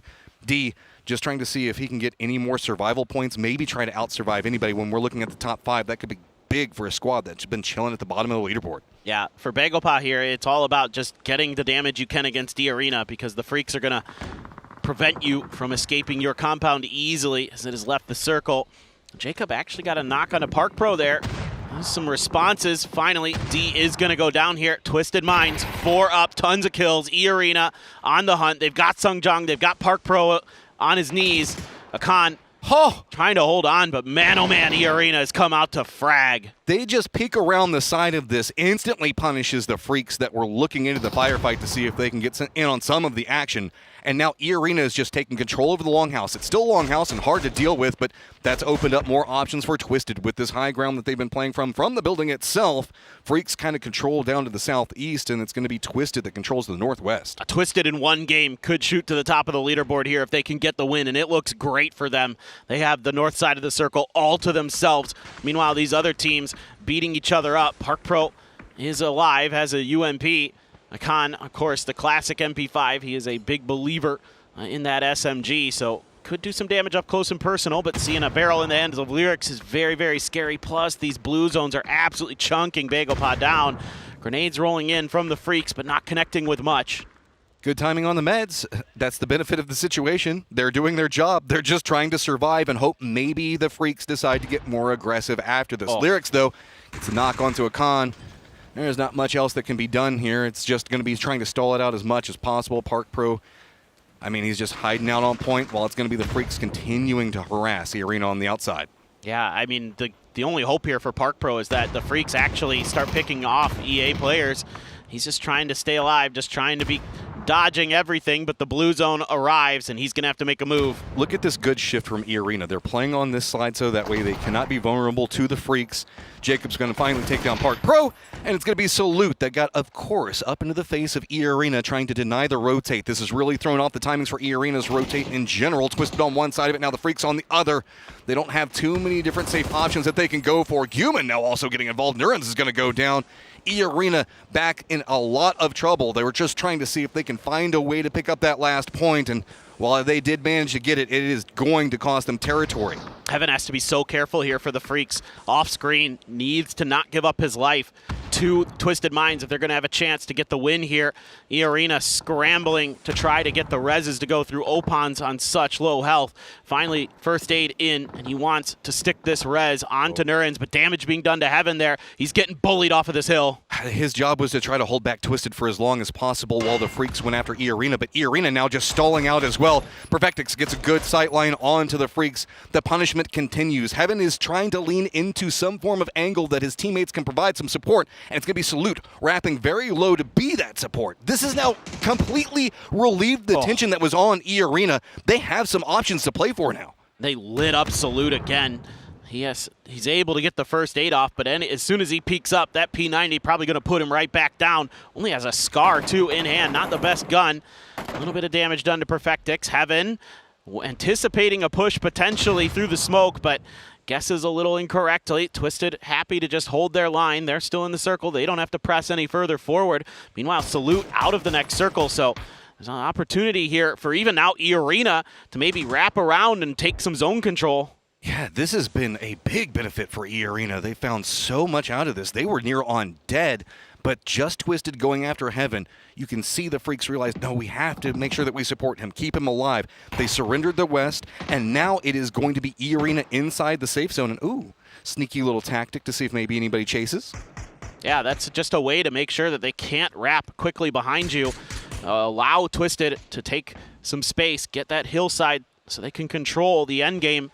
And that's exactly what they're looking to do. E-Arena back under pressure, but they've got some frags. The freaks got to be careful. Freaks just pulled between two different angles, and it looks like every single time they think that there's a vulnerability they can exploit instead. They're the one getting punished. Salute low on life again, but finally the exchange of shots gets a knock on both sides of this. Human down on one side of it. Now it's Perfectix on the high ground that spots out Opons. Crossfire is starting to be a problem as Perfectix is running up right back behind E-Arena and is going to funnel them into the freaks. The decision making here from Twisted Minds is so good. Force these other two teams to fight, and then you can take advantage of it. So well thought out. Heaven still could be a thorn in the side here on the backside of Twisted Minds formation. Perfectix just spraying in, finding another point, grenade connecting. Jacob, oh so weak. Just barely clinging to life, and you can see anybody is trying to find some assaulting angle, but it's just Twisted that's taking down everything. Freaks in a ton of trouble. That's opened up everything that Twisted wants. Goes for peek after peek. Punishment comes out. There is nowhere for the freaks to go, and game number one goes to Twisted Minds. They just keep doing it. And it's just this brilliant timing at the end of the late game to not overcommit to the freaks fight, realizing that E-Arena was going to be opened up an opportunity to get some space, get some cover, and instead they said, that's our bigger threat. Let's shut them down. We can worry about the freaks downhill later. That was such an interesting set of events because it felt like the freaks just had everything that they wanted with E-Arena, but the moment that Heaven got under some pressure, they just all had to retreat, and everything just went Twisted Minds' way after that.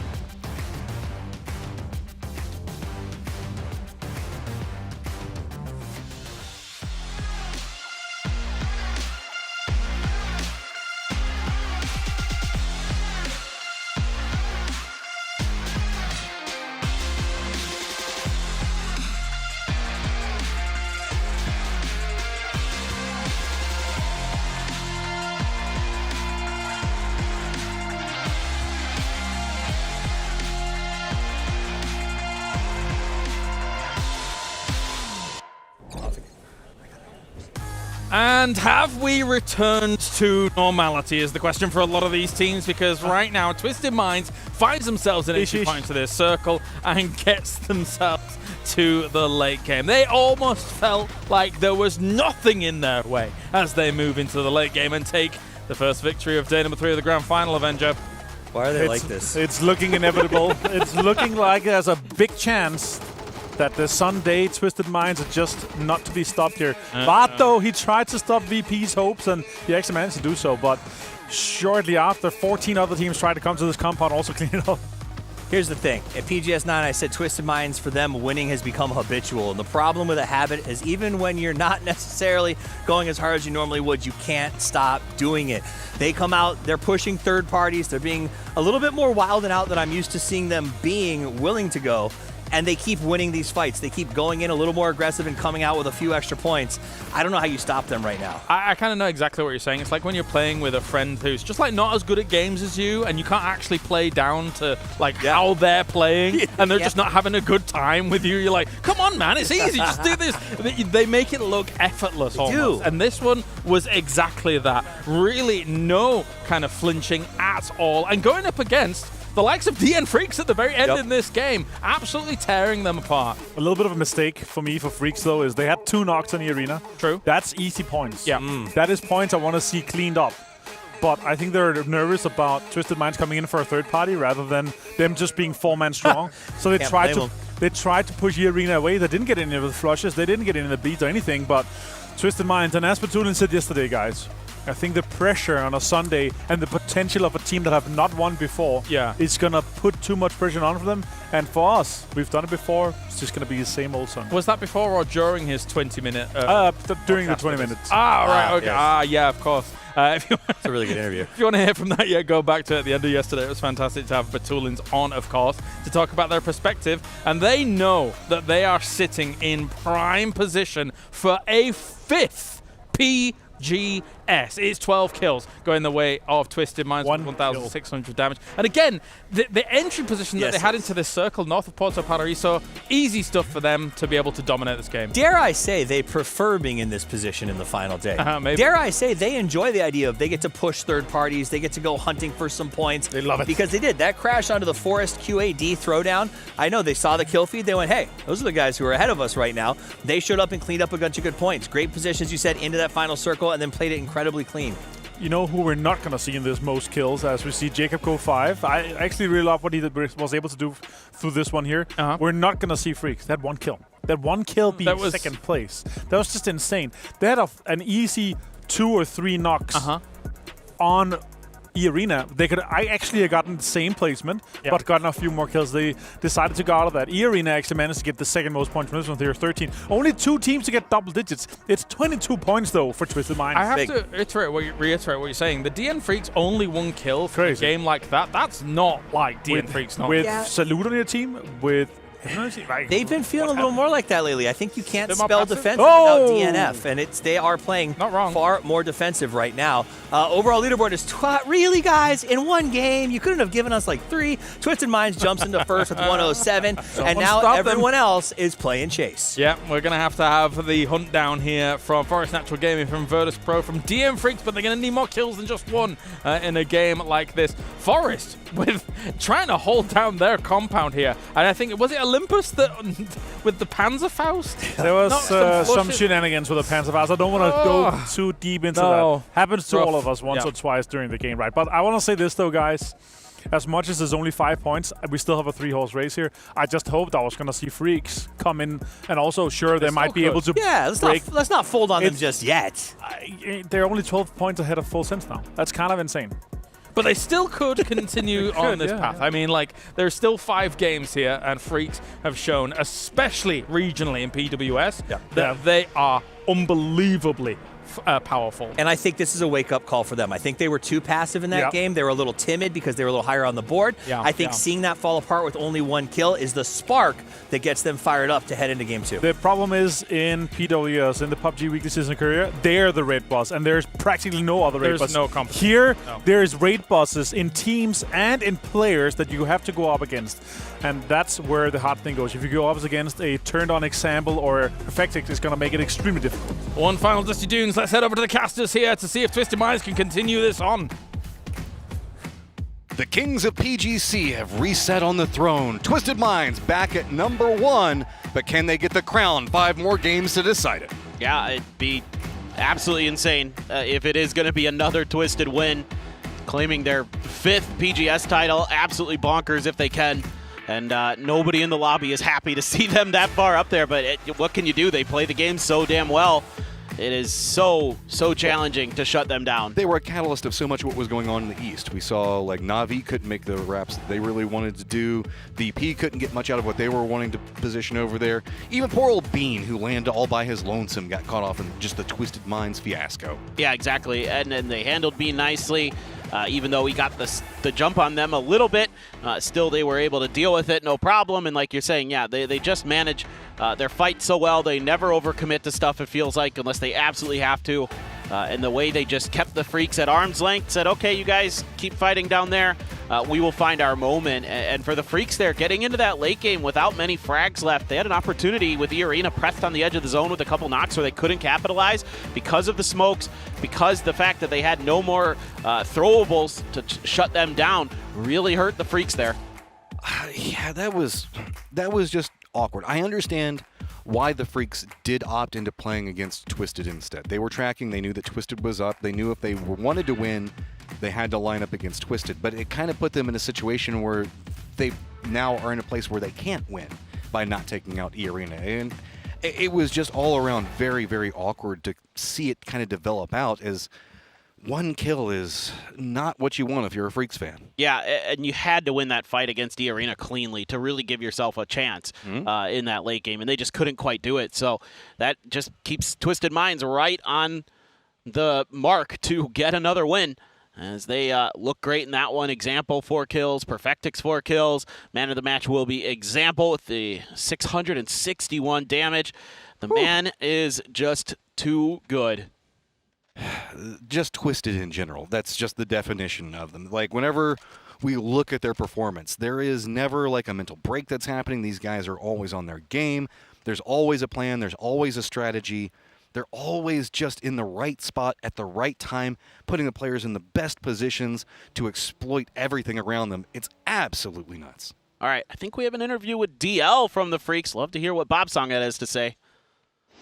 1일차 좀 저희 생각보다 좀 많이 저조하긴 했는데 그래도 하루에 한 번씩 치킨 챙겨가고 있고 기세 타면 충분히 우승할 수 있을 것 같습니다. 이번이 마지막 PGS인 만큼 꼭 저희 한국팀 DM프릭스가 우승컵을 들고 싶고 저희 팀원 모두 간절하니까 많이 응원해 주시면 감사하겠습니다. 저희 마지막까지 포기하지 않고 계속 열심히 할 거니까 끝까지 응원해 주시면 감사하겠습니다. Managed to make it late. That's all you can really say. Is it's just you can see that they're just trying to play their hearts out for the fans the best they can, and sometimes the best laid plans of mice and men go awry. Yeah, exactly. I mean, certainly seeming like they might be the hope of Korea. Maybe FN still has some bangers in it, but you know, for the Freaks, you know, a bunch of second places earlier this year, and they really want to get that trophy. They really want to get that title, come into PGC with momentum, of course, and show that, you know, not only are they able to dominate Korea, but they're able to dominate on the global stage as well. As Clories goes for the Batu impression, being out on his own. No. Does Twisted, do they have an inkling that somebody's here? I mean, you know, Lou is going to get a sawed off. This is scary for Bean. Jinji, PGC's not feeling too good there. 53 points, bottom of the leaderboard. Being already isolated up against Twisted Minds. Oh, I mean, Flame's at least coming to provide some support, but I don't know really what he can do. Maybe Bean can get something crazy, but Lou's already got a Panzerfaust ready to go. This is just cyberbullying at this stage.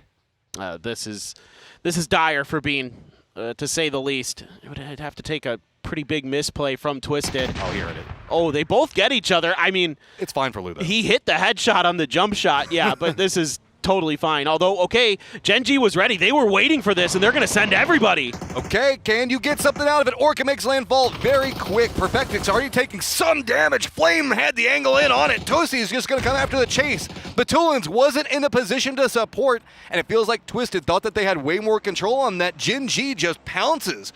tries to get some vengeance and picks up some points off of it. That delayed setup from Gen.G actually pays off. Twins gets shot in the back a few times, but he knows at this point he can't take that fight cleanly, even with Example covering from afar. That's not a fight that he likes. The odds not great there for Twisted, and they're not going to get the chips either, so this is a rough start here after a big win. 17 gets some vision. Twisted's just got to run back to their spawn locations, really, or I should say drop locations. Tanvu is kind of cresting up back behind them. That could be its own problem. Full Sense lining up against Alcadzia, who's down at the bottom of the leaderboard yet again. Full Sense trying to assault up, see if they can catch up to the Freaks with that 13-point differential. Oh, another kind of awkward standoff. Understanding with that coop there that somebody could be in the vicinity. Cowboy just holding the line, waiting for a little bit of help. He's going to hear, obviously, and see some of those players. Goes for the stun, looking for the reposition. Box eats some of the damage, and that's going to be enough. Belmoth playing it slow. Flash does get caught on the outside of this one, already expecting where the assault's going to be coming from. Belmoth playing very cleanly right now. Alcadzia starting to realize this just isn't a fight we can take, and this is just leaderboard bullying right now. Just Full Sense has more points to play with than Alcadzia does, so Alcadzia has to retreat. Yeah. Again, I suspect part of this is also just doing some studying of tendencies of the teams. You know, a lot of teams are going to want to fan out early, try to get those big splits, and if you can guess correctly on where the solo is going to be, you can punish that. And I have a feeling that that might be what Full Sense just did, as Alcadzia has to go back into the safety of San Martin. Freaks out on a hill, just doing a little bit of scouting over on the eastern edge of the current circle from their drop spot near Minas Generales. As there was a kill here. Looks like for Salute. Yeah, that's not too difficult there. I mean, drove right into him. Here, I'm just going to go ahead and nosedive the vehicle as well to stop it right in front of you. If you miss those shots, it's just going to feel extremely bad. Forest going to be wrapping into the north. Might bump into Begapa, but it depends on where they want to stop. There's plenty of space to play from, and Kiss has got some high ground information. Probably has an idea on where Begapa is even at. Begapa running a full 4-man split just to their south, though, could be exploited. Yeah, for sure. That's kind of the Begapa way. They like to fan out. A lot of the teams do. Well, it's also the Alcadzia way, and you can see that that's not necessarily working the best on the leaderboard right now. Yeah, it's tough because you never know when a team is just going to say, oh, yeah, they're going to do this, so let's try to punish it. Sometimes they just think, well, going for those plays is a little too risky. Gen.G, though, the benefactor of that early fight, able to get the res for themselves, get Bean back into the action. That's a huge pickup to get back up to 4. Should have some space to work with, it looks like, as Monte Nuevo pretty empty outside of Tosi himself. So one way or another, I think you'll get Bean back in really get him back into the fight. Expendables running a pretty wide split. They've got all the good points to play from these angles if this does end up going to the east. They've got a foothold around Power Grid. Twist really can't get them out of that point. Duck Juice is going to be playing around the position over here. Being loud. This is just how Duck Juice likes to scout. Shoot enough, maybe somebody will third party, right? Everybody plays like the Expendables, so if you shoot, somebody's going to third party, and then you just have to turn around and shoot them. Yeah, exactly.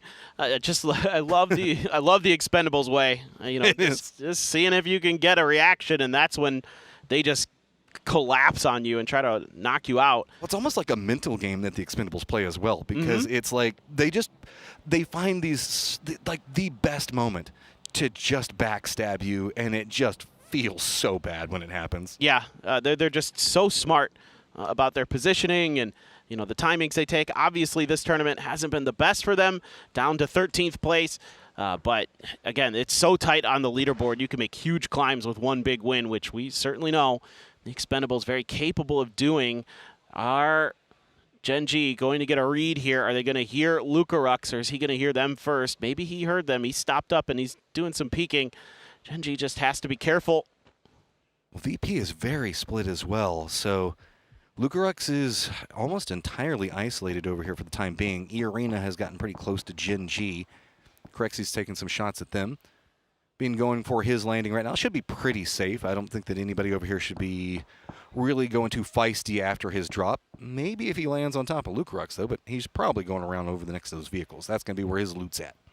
Yeah, just wants to get back into the shantytown and let Flame cover the edge here. But I think Lucarux has gotten underneath Flame's nose undetected.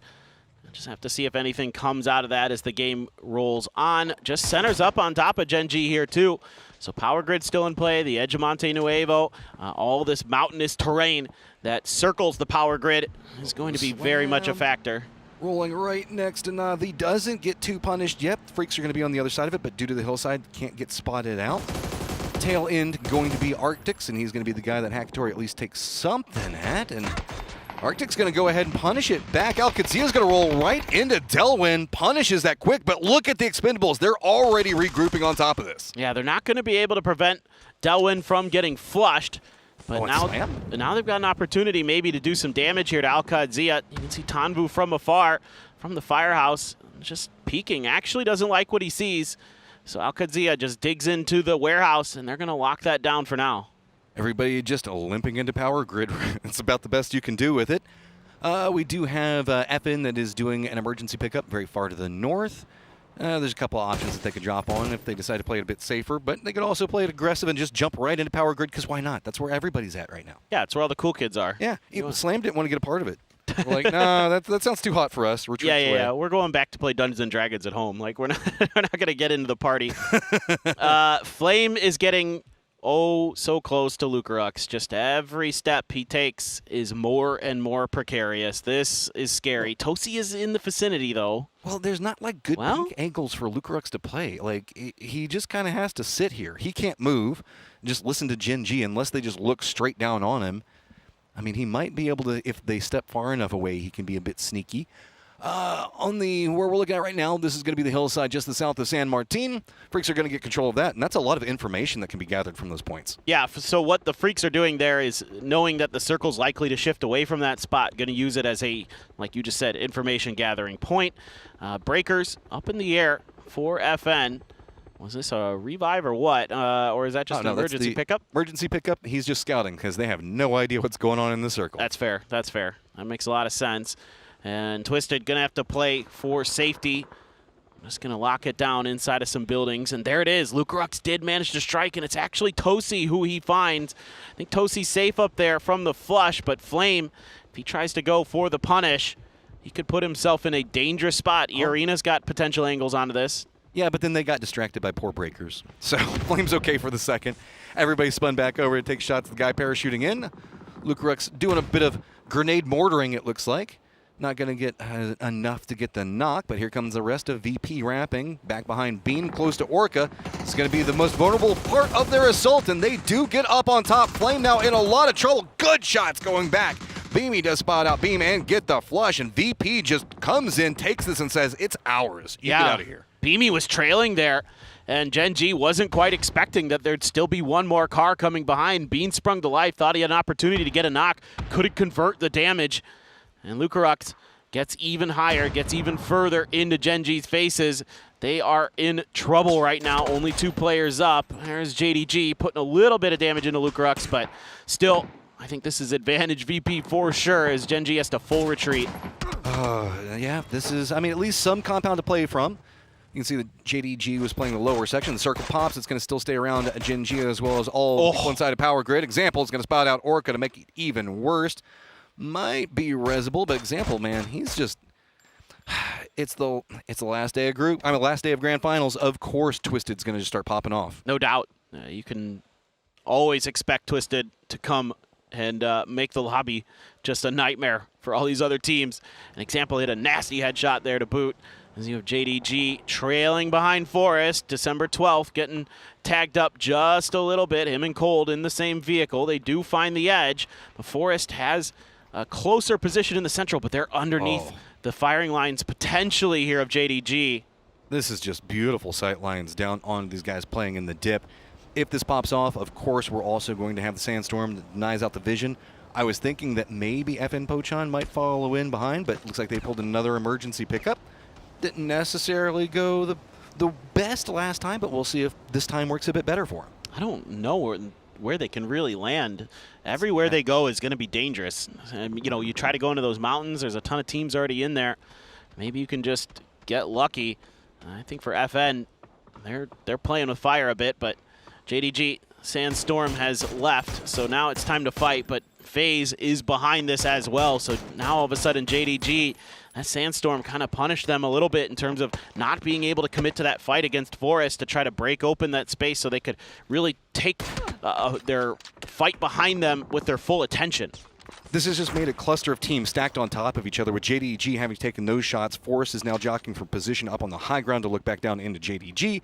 FaZe just being locked out. FN Pochon looks like, I believe, all of their members did take the emergency pickup. This is just too hot for the angle. FaZe on the hunt for some more kills. They don't need much, because if they just pick up 4, they're going to be ahead of FN Pochon up into 6th place. And now VP can see into JDG's lines, and they're doing damage. They've already got the knock. You have Spaceman on the backside trying to keep FaZe's Jeems pinned down behind that rock as best as he can, but oh man, doing a lot of damage to December the 12th there. You're losing players. Actually, okay, Forest is taking a fight here against the Arena. Lyrics is going to burn out, so they just tried to see if they could get a little bit of space, and Forest punished it.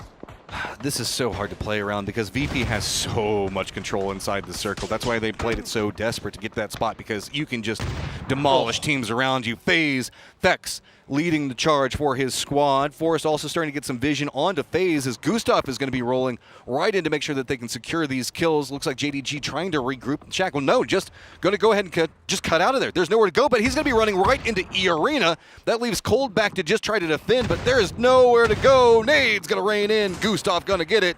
And then it's going to be Baron on the other side for JDG getting eliminated. Yeah, they just couldn't get those fights to go. Maybe if they had found some knocks early on to Forest, but again, that Dust Storm actually really annoying for JDG.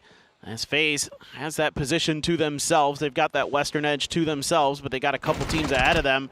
Big fight there. Guyon with a P90. That's a huge win. He has nobody else to back him up, so that's a great point to find. Here we go. Power Grid no longer inside the circle, so Freaks are going to go ahead and cut a path to get into the gatekeeping position. Slam had to just watch it happen. FS also looks like they're looking for the same position.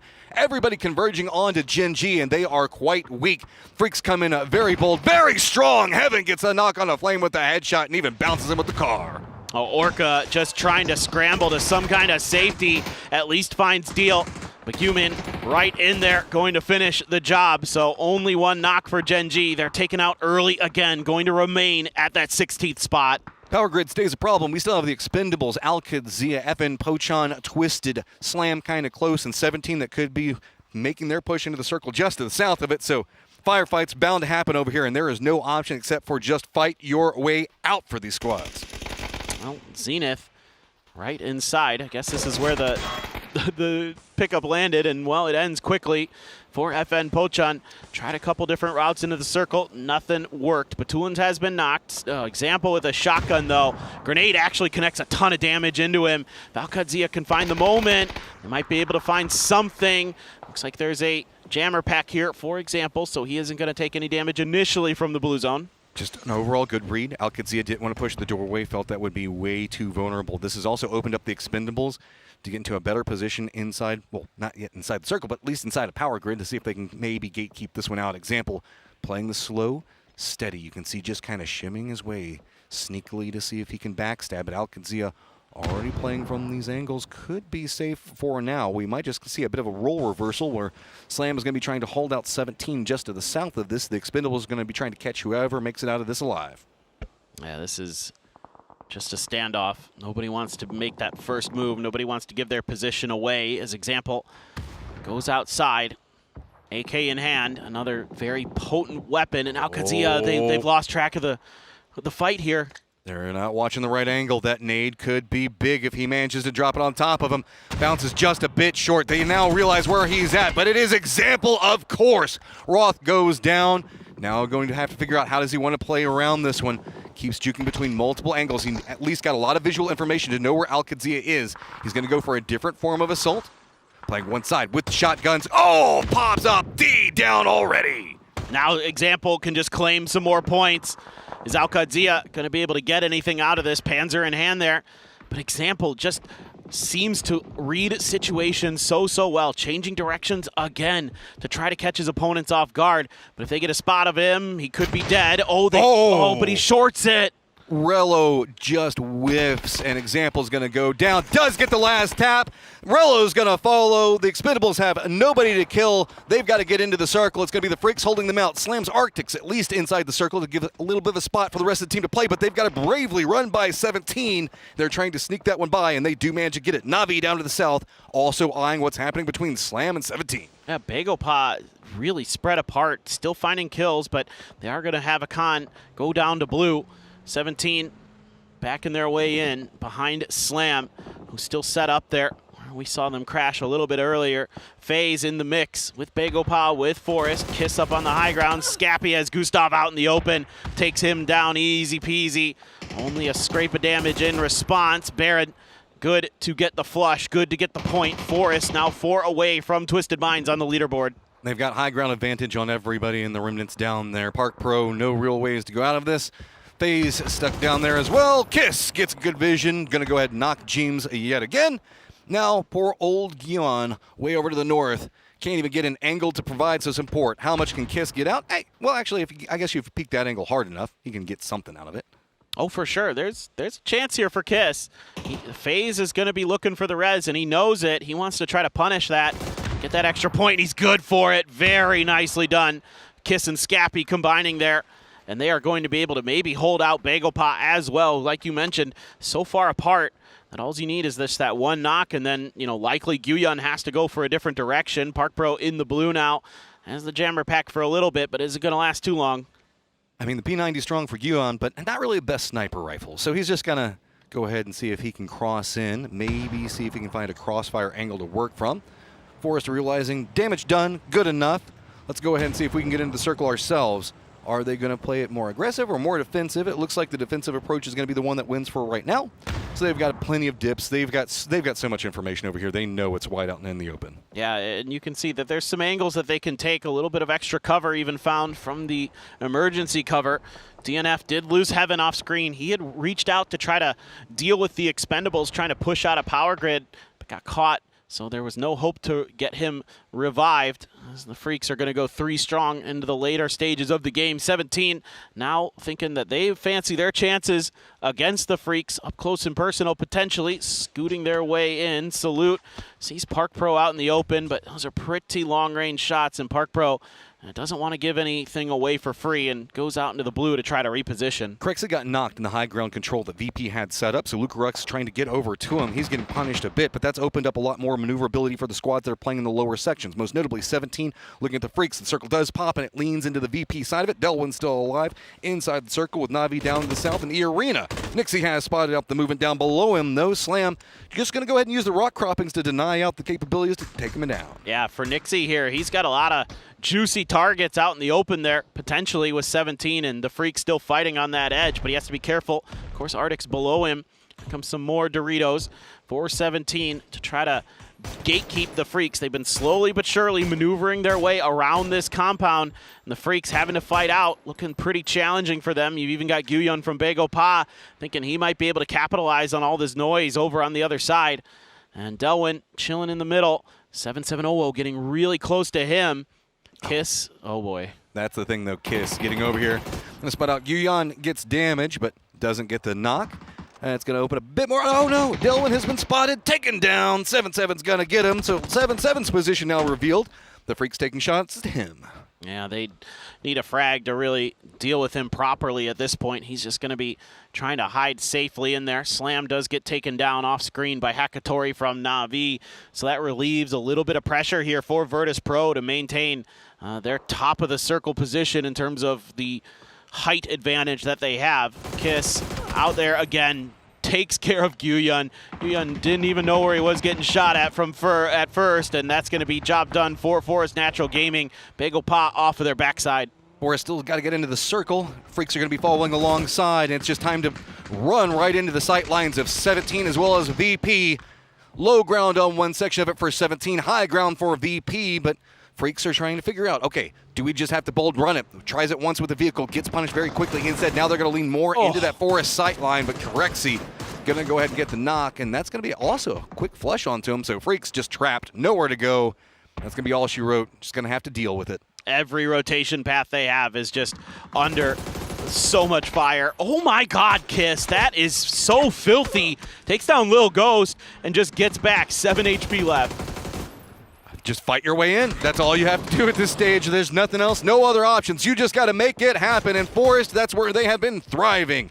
E-Arena's Jacob going to go ahead and insult the center of the circle, see if they can get in. The rest of Forest going to use this opportunity that they've got off the shots onto 17 to see if they can sneak in, but VP looks like they're already eyeing to see if they can get in better position to line up against it. To the south, it's going to be Na'Vi. To the west, it's E-Arena.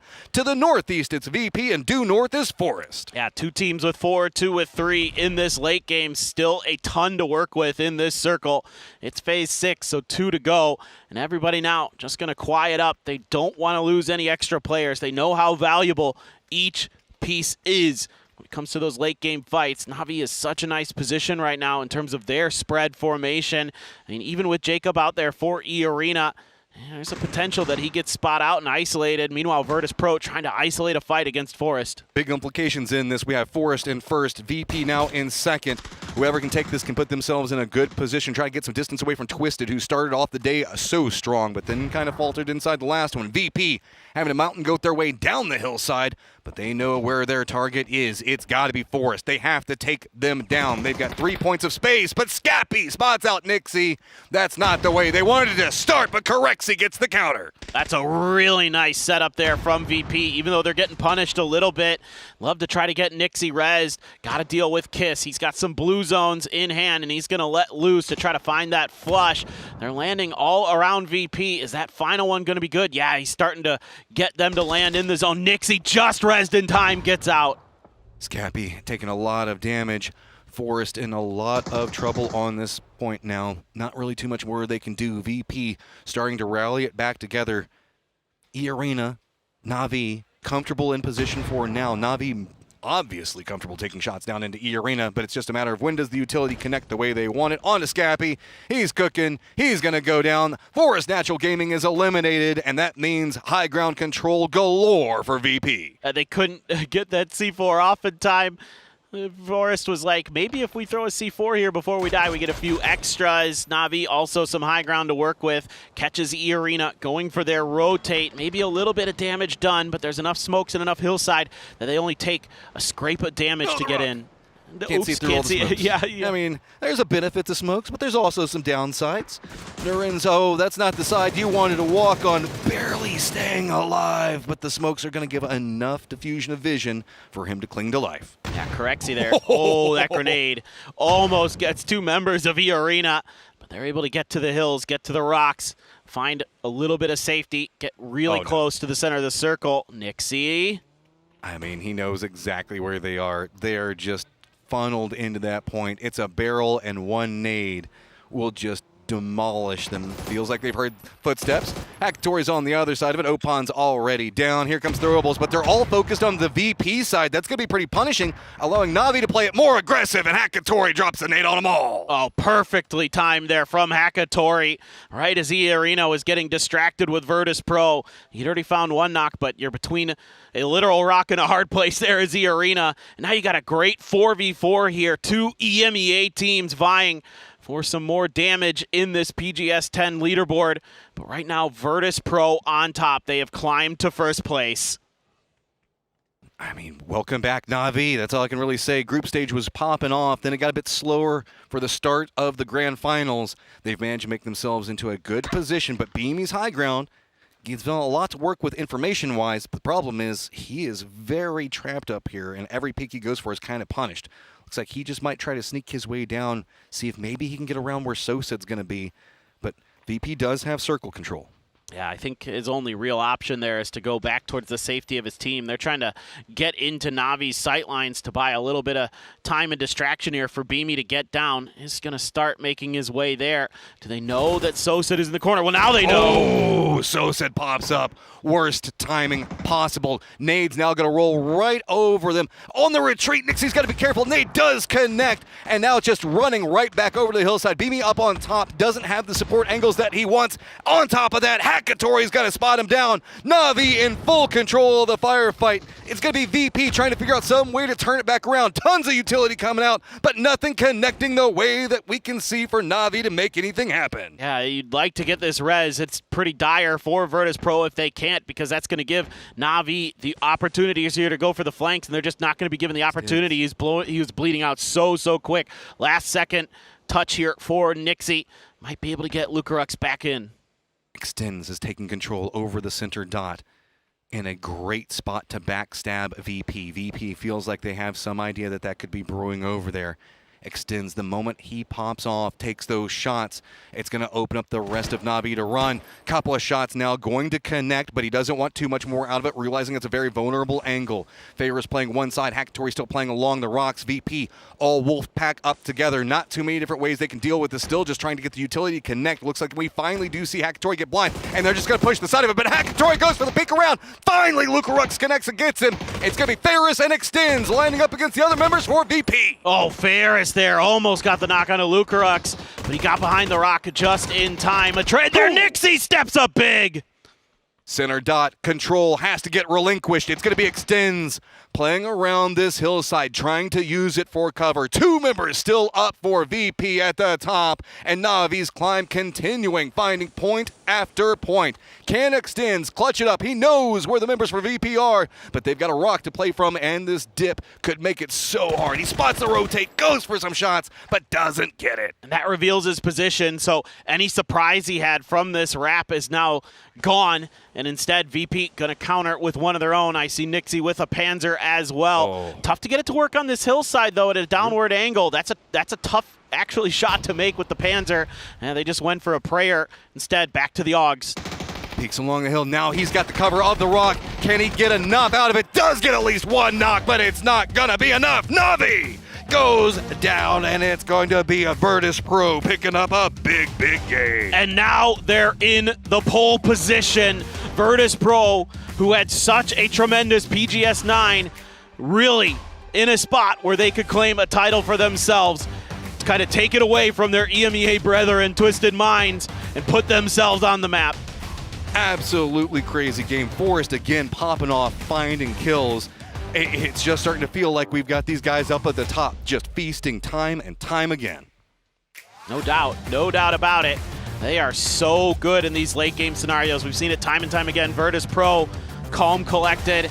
They navigate these situations so efficiently, so effectively, but can they keep it up the rest of the day?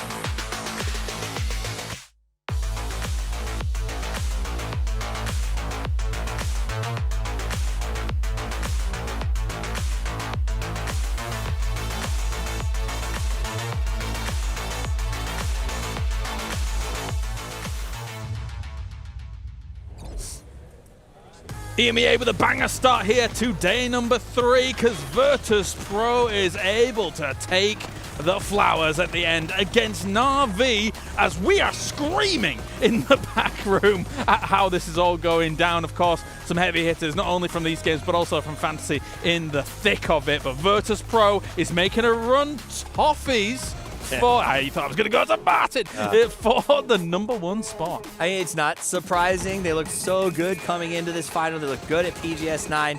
They're on the run for PGC dominance, and the Bears are leading. That said, I'd love if Kirexi lived to the end one more time. Yeah, I do hate it when the players I pick for fantasy, gets flushed just before their team wins the whole thing. Rough times. It's been a few times throughout this final here, but so far it looks good. I'll say this though, Hakatori, this nade onto Arena, it sent boom, and I think he ended up on 6 kills. The other guys, I think, had 0. So 6 kills for Na'Vi in a second place. That's 12 points. We're going to push them a little bit up the leaderboard. Yeah. Prize pool also matters here, guys. That's Na'Vi in a nutshell so far at PGS 10, and that's killing me. Hakatori is playing out of his bananas mind. Oh, yeah. Every time we see him on the list, he is on the top. He's putting up huge damage. He's got value for every fantasy owner in the world right now. Where are the other 3? I get it. 5 the 5 points for wins have not been happening too much either. No, indeed. But I mean, all that said and done, though, if they can try and get things going a little bit further up for today, that would be fantastic and exciting. But we need to focus really at that top there. The fact that Virtus Pro had what in previous patches, in previous iterations of the game, arguably Circles would normally shift away from. They have this position, Martin, where they can farm kills, farm damage coming in. This should have been a good Virtus Pro game, and it did deliver. Yeah, I love when teams are locking down places where it's difficult to hold. You saw Corexi getting knocked. They actually managed to hold on to a big majority and a big chunk of this, though. But 13 kills going their way, 23 points total. And in the top 4, 3 of them are the ones who are in the race when we came into this. That's what's getting me, is the gates open, the 4-horse race began, and consistently we see them chasing the crown. Na'Vi continues to put up big points, but they just, I think, started too low to get back into the horse race. That said, I am blown away at how our top teams continue to find points. In particular, Forest Natural Gaming has been crazy consistent. Got to agree. Something I love more than the 4 horsemen, and a speed kill for that, is a 4-horse race all the way to the end. It's gonna be insane, guys. And Corexi with 6 as well. Ooh. If he just lived to the end there, that would have been great, wouldn't it? Yeah, there was a cheeky little moment where I thought to myself, hey, you know what? I think we're gonna have an honorary MVP in Hakatori, but no, Corexi's gonna be able to stay. I will say this though, guys. The point value for Corexi this fantasy is probably some of the highest that you've ever seen. He was only 16,000. Yeah. And again this time, he gets so many kills, so much damage. Imagine if you've had him all 3 days during the final. Yeah, you did. Like me. Like me. Did you too? Did you too? Did you? Did you, Toughies? Yeah, they don't want to hear about our fantasy rosters that are absolutely what we're supposed to talk about is the man of the match. Obviously, he is the man of the match, and you should have him because he is undervalued. I think he's undervalued across the entire region, partly because of the fact that he was a recent add to the team, so there's not quite the same history, sort of bumping up those buy stats. Right. But going into PGC, if you're looking for a high value, a great player, it is him. And obviously, Hakatori will continue to always be dominant. Yeah, and especially if you didn't have Hakatori, right? Surely, if you didn't have Corexi or Hakatori, surely had another one. But I had Salute. Here, he got 4 kills in the last game, guys. Yeah. He had 0. They had 1 point in the last game. 1 kill along with the 6 placement points. Yeah. This is a different DNF, and that's what I like a lot. Well, what do we say? We said this is the kick in the bum they might need to turn it back on. They played way too defensive in the first game. This one they didn't. They came out, they said, we want to be involved, and they got up there into the 4th place And most position. importantly, Twisted Minds only get 3 points here. This means it's actually going to be a full 4-horse race going into this one. It bodes well. And Freaks, as you say, turning it on after what we saw from the previous game. There's going to be a jolt. There is going to be a move from them because we know that they're very capable of being able to ride with it. Absolutely. Now we take that overall leaderboard. Virtus Pro still absolutely climbing step by step, but it's not a runaway Forest Natural at 115. And Twisted Minds still lurking large. And with a good game from Na'Vi as well, this puts them into 5 points away from 5th place. Look how close our mid-pack is. It's actually insane. And that's thousands of dollars as well change. The mid-pack obviously quite thick, but at the same time, something that we posed as a question at the beginning of the day, the only team out of all of these that is not qualified for PGC technically is Gen G. Last place after what we saw from them, PGS9, EWC, coming into this as well. This does not bode well if other numbers do align. It would have to be Full Sense needs to get 4th, while Gen G gets last. So it's not out of the realms of possibility. Absolutely not. So Full Sense still, they would need to climb 22 points throughout the next ones, right? So there's a world where Freaks is defending Gen G. But there's a world where if I'm Gen G and I realize that and I say all I have to do is keep Full Sense from getting into 4th or higher, and I'm in 16th, I would just make their life miserable for the next 4 games. It will make sense. Right, well, thank you very much, gentlemen. It's time to go to a break. When we return, the wild cards are on the way here for the grand final day of PGS 10. It's going to be explosive. Don't go anywhere.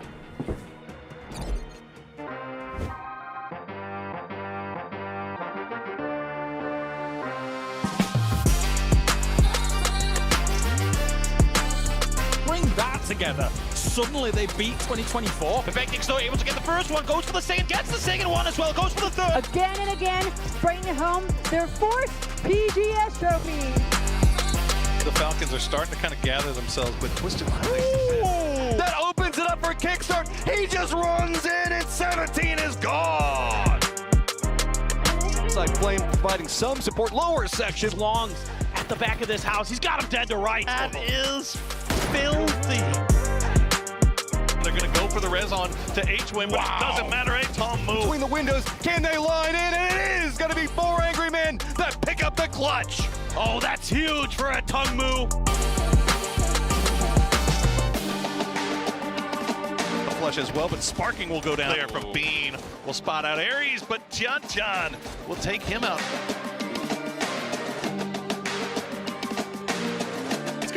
It's going! Oh, it perfectly plays from Guyon! Oh, there's a spaceman can do something, but it's not gonna happen. Bago Pop, they won't be Tago Pop. Going to change the game, has a problem. Oh, mission ready and trouble. Oh, is this going to be support? He's got some kills.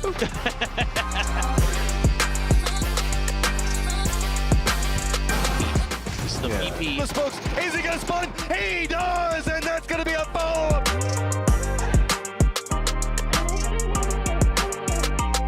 And now, oh, Shrimsy had to go somewhere. Yeah. Curdy gets an opening knock onto it. Alo follows up as well. Go for this one, doesn't want to go around too fast.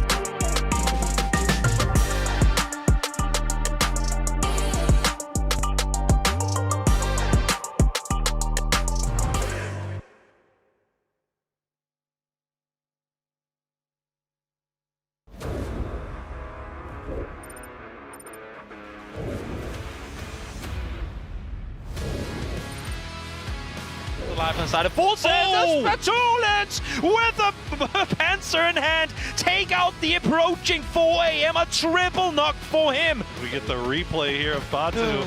Yep. Oh boy. What do you even do? That's true. It was 22nd and 23rd place here, and honestly, that fight could be the deciding factor. Who comes in, who comes out, who goes off. Yeah. And for I would say, a somewhat home turf circle for FaZe Clan, I was actually looking for more points. Sneak attack from the car as we see the replay. There's the grenade. Yep. 1 bounce, 2 bounce, right where it needed to be. Navi trying to fight forward. E-Arena losing players. Jacob alive for them. He's the last one on his feet. He's at least going to get extends down. Looking to do more damage. Still have 2 trailing players. Tori being a bit more bold. Oh, good shots coming from Jacob. Does the juke around. Hakatori goes down. E-Arena survives. Get a look at 17's pins. What they think's going on is Hakatori will get that knock on Xiao Wu. And the knock on Xiao Bei. Can he get another one? 30 bullets. Nah, Hakatori is doing a little bit of farming of his own here. He's gonna find 7-7 Owo on the drop shot. 6 HP. My man is still pushing. 11 bullets pushing on forward. No help to work with. Spot Slim goes as well. And with the final bullet in the chamber, Hakatori single-handedly takes out the entirety of 17 Gaming.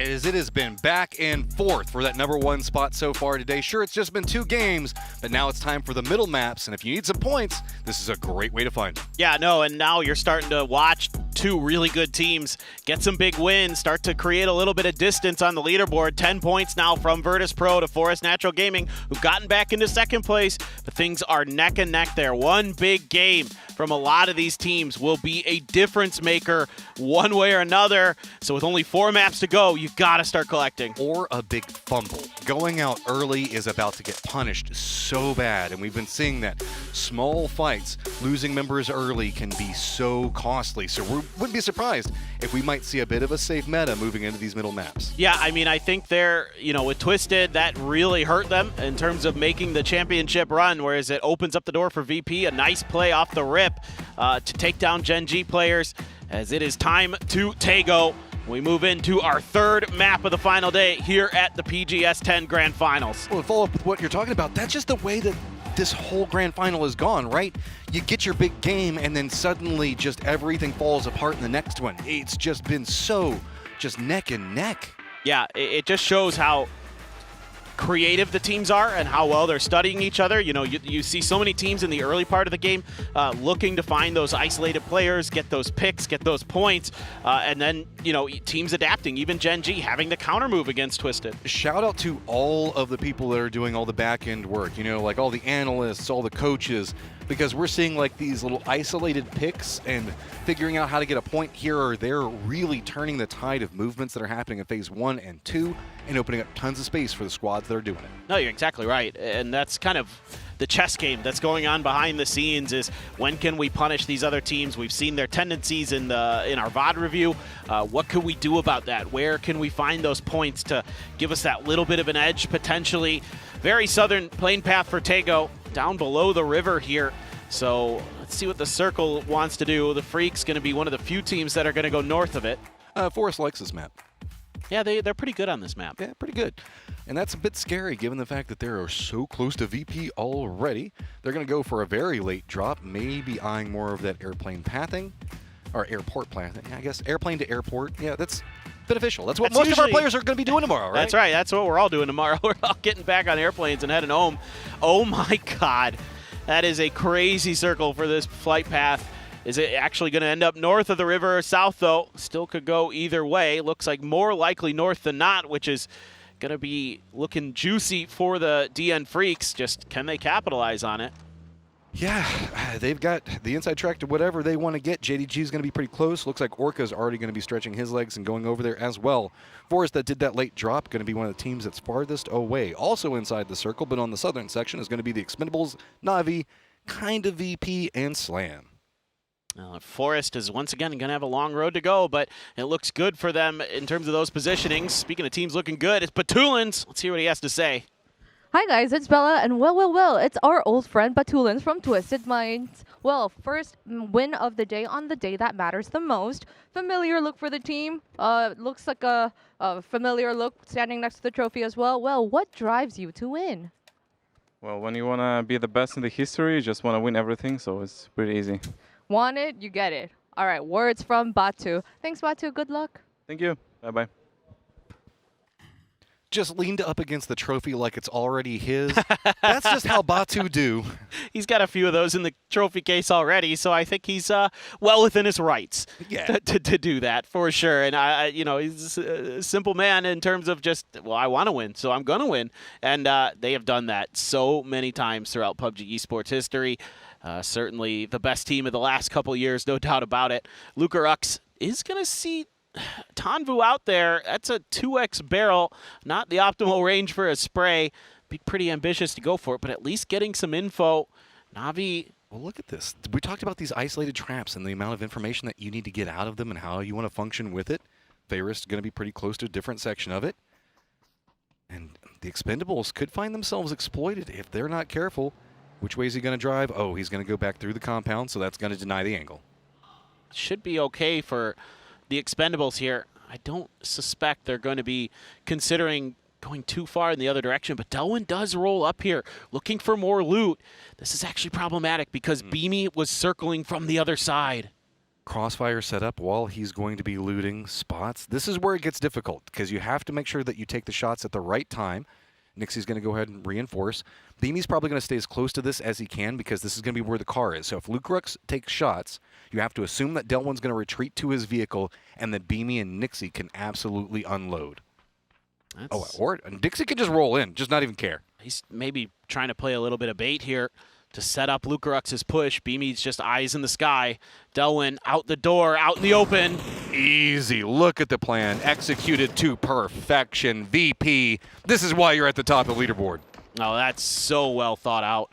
And again, it's these early positional plays, these early capitalizations on solo players. It continues to just be an absolute nightmare for a lot of our teams. And it's happened to just about every team in the lobby, so it's not like it's one team that's suffering. One is good, but two is better. Especially when that two is Tan Vu, and that's going to really neutralize the Expendables. Multiple members of the Expendables already running out saying, nope, sorry, there's nothing we can do. We're just down to two yet again. Yeah, it sucks for the Expendables. They have just been having a really rough go of it. We thought this was going to be them in the hunt in this tournament after that big 22-kill win, but it's just been so quiet since. A big fight here on the bridge. 2 down already. 4-17. Might as well run the teammate over. He's probably dead anyway. Tosi looking for the trailing player, but can't get the spray to go enough to find the knock. All right, well, that's just wait, he does. I'm wrong. Problem. Yeah, now it's just going to be poor little Ghost, hoping the fact that he does not become a ghost, trapped in position, and just a matter of how bad Gen G wants this, really. Well, I mean, Gen G's been a team that chooses violence more often than not here in recent history. It's been their MO. It's been what's getting them success. So there's more problems to be found on the map as Vard gets lit up, but able to drive back to the other side of Hosan here. This is scary for FaZe, but they're at least able to get Vard out. Refex is still pretty close, but he should be able to get out of there no problem, given the way he can angle out of it. This is also right on the edge of the zone, so I wouldn't be surprised if maybe FaZe just goes for a longer wrap after this. To the south of what we were just watching, Begapa as well as FN Pochan are going to be doing a kind of western lean in their wrap, probably coming in pretty close to Hosan Prison. To the north, though, we've got Forest as well as Al-Qadsia most likely, and Twisted Minds eyeing more of that Godok will song pathing. Yeah, I think here you're kind of looking for the northern shift. A lot of those circles are going to want to drift towards Godok as time goes on. So that's definitely something to be considerate of here as Twisted Minds. They could find themselves in a pretty nice position unless, hard shift, which, again, happens a lot. So that especially here, yes. Yep. So it could go south still, but Al-Qadsia playing it slow, playing it steady, just looking to get the loot spread out and get it into those cars. I think that we're seeing the most worthless red zone that we've ever seen.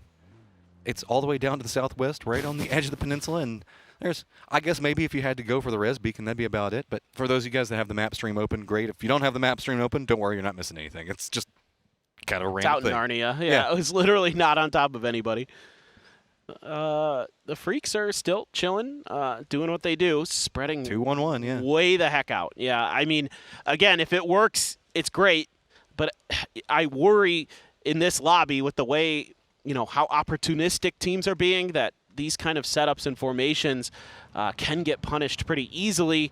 Now you're going to have a Arena with the comfort of a BRDM, which they... The least stealthy BRDM you could possibly have, I believe. What do you mean? I mean, nobody would ever see that coming. Flame also doesn't see that coming, as Lou's going to go ahead and find him an easy point. And Twisted, not content to be 16 points behind, already find him one early, and Lou just goes ahead and gives it to him again. Just sending a message. A little revenge for the previous game there. And there's nobody to really punish this instantly for Gen G. You do have a player out towards the edge of that. I believe it's Orca that you can see just on the bottom of Twisted's map that could potentially cause problems, but it seems like he's getting into his vehicle and leaving. I think Gen G, again, you're not super far out of 8th place. That's the funny thing. Again, for Gen G, it's really about getting that 8th place to really secure your PGC slot, but they're just struggling. I mean, they're getting kills, but they're not getting deep into games because they're fighting so early so often, and it's just another one of those scenarios. Here we take a look at the replay of 17 driving into Gen G. Talking about Gen G, yeah, they got a couple of kills early, but now they find themselves next to Twisted, Freaks, JDG, and Na'Vi. That is a pinch point to play from that is going to be very punishable, and you can see that they're trying to defend, but it's already under fire from Twisted, so yeah, you've got this point. It's pretty centered. You have to assume that the circle's going to be going here, but if you get there early, that just means that somebody else is going to want it. Yeah, that's just it. And teams have shown a willingness to commit to stuff if they feel like it's weak to try to take the positioning. So, Little Ghost on a mission on his own, just driving around. Not sure if he got the chips or not. That could be something to consider there. Given the fact the last time we saw him was floating in the water, I'm going to assume not. I mean, he might have. There's been a lot of time. Yeah. He might have had the time to grab those chips, as Gen G did end up retreating, so I suspect that might be his mission right now. Al-Qadsiya, one of the last teams that are coming into the zone. They're going to be crossing right now, so pretty open in front of them. Next closest squad's going to be probably Gen G and Twisted that we were just talking about. Most of our squads have leaned pretty evenly split across this, with this being 50-50. Now we're just waiting for this last second. Where are we headed? Ooh, it is going to be north, but does keep that bridge in play and that island to the west. Yeah, so this is looking like it's going to be one of those west of Godok circles. So the Freaks, I'd like to see them be pretty good at just kind of securing a center position. They've got a ton of info. They've got a ton of space. I don't want to see Salute hang around too long, but it looks like the 2-2 split is what they're going to go for.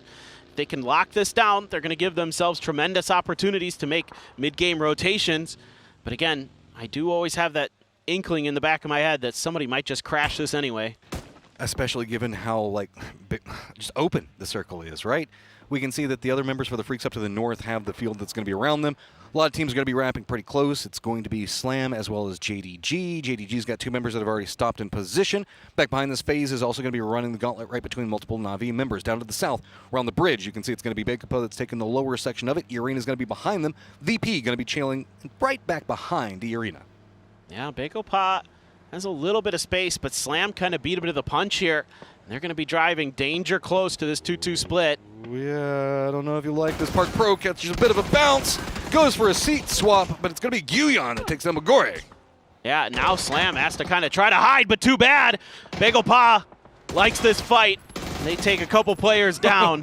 That was a brutal ragdoll. That was so mean. It was like he was pinched between the two and bounced around for a second. So Bakepa finds themselves their home for the time being.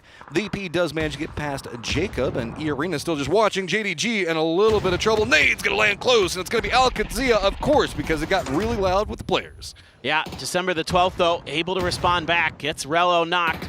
The barrage continues, but Suze pushes up, and he catches D out, and a grenade from December the 12th was right on top of where he got knocked. That is a nice response there from Suze. They just knew that exactly where it was going to be played. There was a Molotov that even dropped on top of his corpse to make sure that there was nothing to work from. Al-Qadsiya looks like they're trying to see if they can get different angles, but it's going to be punished instantly by December 12th. Compound control going to be strong. Al-Qadsiya now kind of caught out in a pretty vulnerable spot. Wants to get this res. Starting to get a third and potential fourth party that could be coming after them at any given moment. Realize the fact that time is the factor that they're working against, not just JDG. Yeah, no doubt about it. Now got Cowboy kind of isolated there at a bad angle potentially. When those smokes go down, he's got to have an escape plan. So Roth trying to buy a little bit of time and pressure here to see if they can get Cowboy either into a better position or out of there or something. VP has made landfall onto the other side of the river just ahead of E-Arena. Are they going to keep on keeping on, or is E-Arena going to be a target? As Lukaruk's already eyeing this bridge. They likely know somebody's coming behind them, but everybody else trying to take some space. Bard just kind of hiding out right now and in between multiple teams. JDG just to the north of him, VP that just took to the compound to the south, and then E-Arena's poor old Jacob that's just kind of trapped over here. None of his friends around, and I guess, I mean, you can scout out and get a lot of information, but you see that BRDM, you also see that Panzerfaust. Jacob does not want to go that direction. FN coming in very late to this, along with, well, just mostly them. They're out in the blue, and they're over on the east side, just something to keep track of, but Beamy, Panzer ready. Oh, the pink BRDM in trouble. Oh, just pops Jacob out. Easy pickup. He was just trying to farm the distance traveled numbers, guys, going in circles. Opon's across the bridge at least, gets to kind of watch that at range. The other members for E-Arena, where were you going to go? As Opon's now just kind of has to watch as the BRDM's going to retreat. Nice pink BRDM for VP. Claiming a prize of their own there. It is damaged, though. It is. It's not in the best of shape. These are, I believe, Bagel Pa's mortars. That, if my eyes don't deceive me on the map there, as they're trying to look to punish this battle that's going on, a three-way fight with the mortars getting involved. But so far, VP able to escape any damage and just trying to reposition their vehicles. And the Freaks have grouped up as 4, like this from them.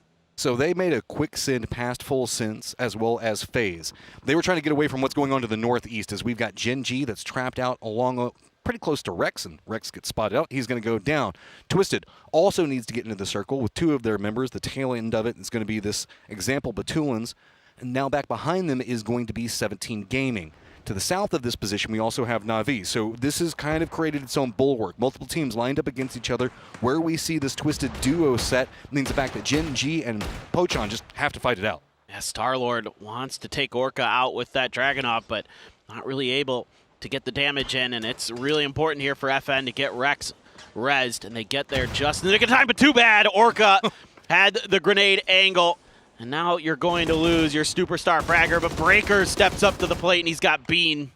Tosi on the hunt back behind for Breakers, not going to spot him just yet. Orca's realizing he's too surrounded. He's got to get out.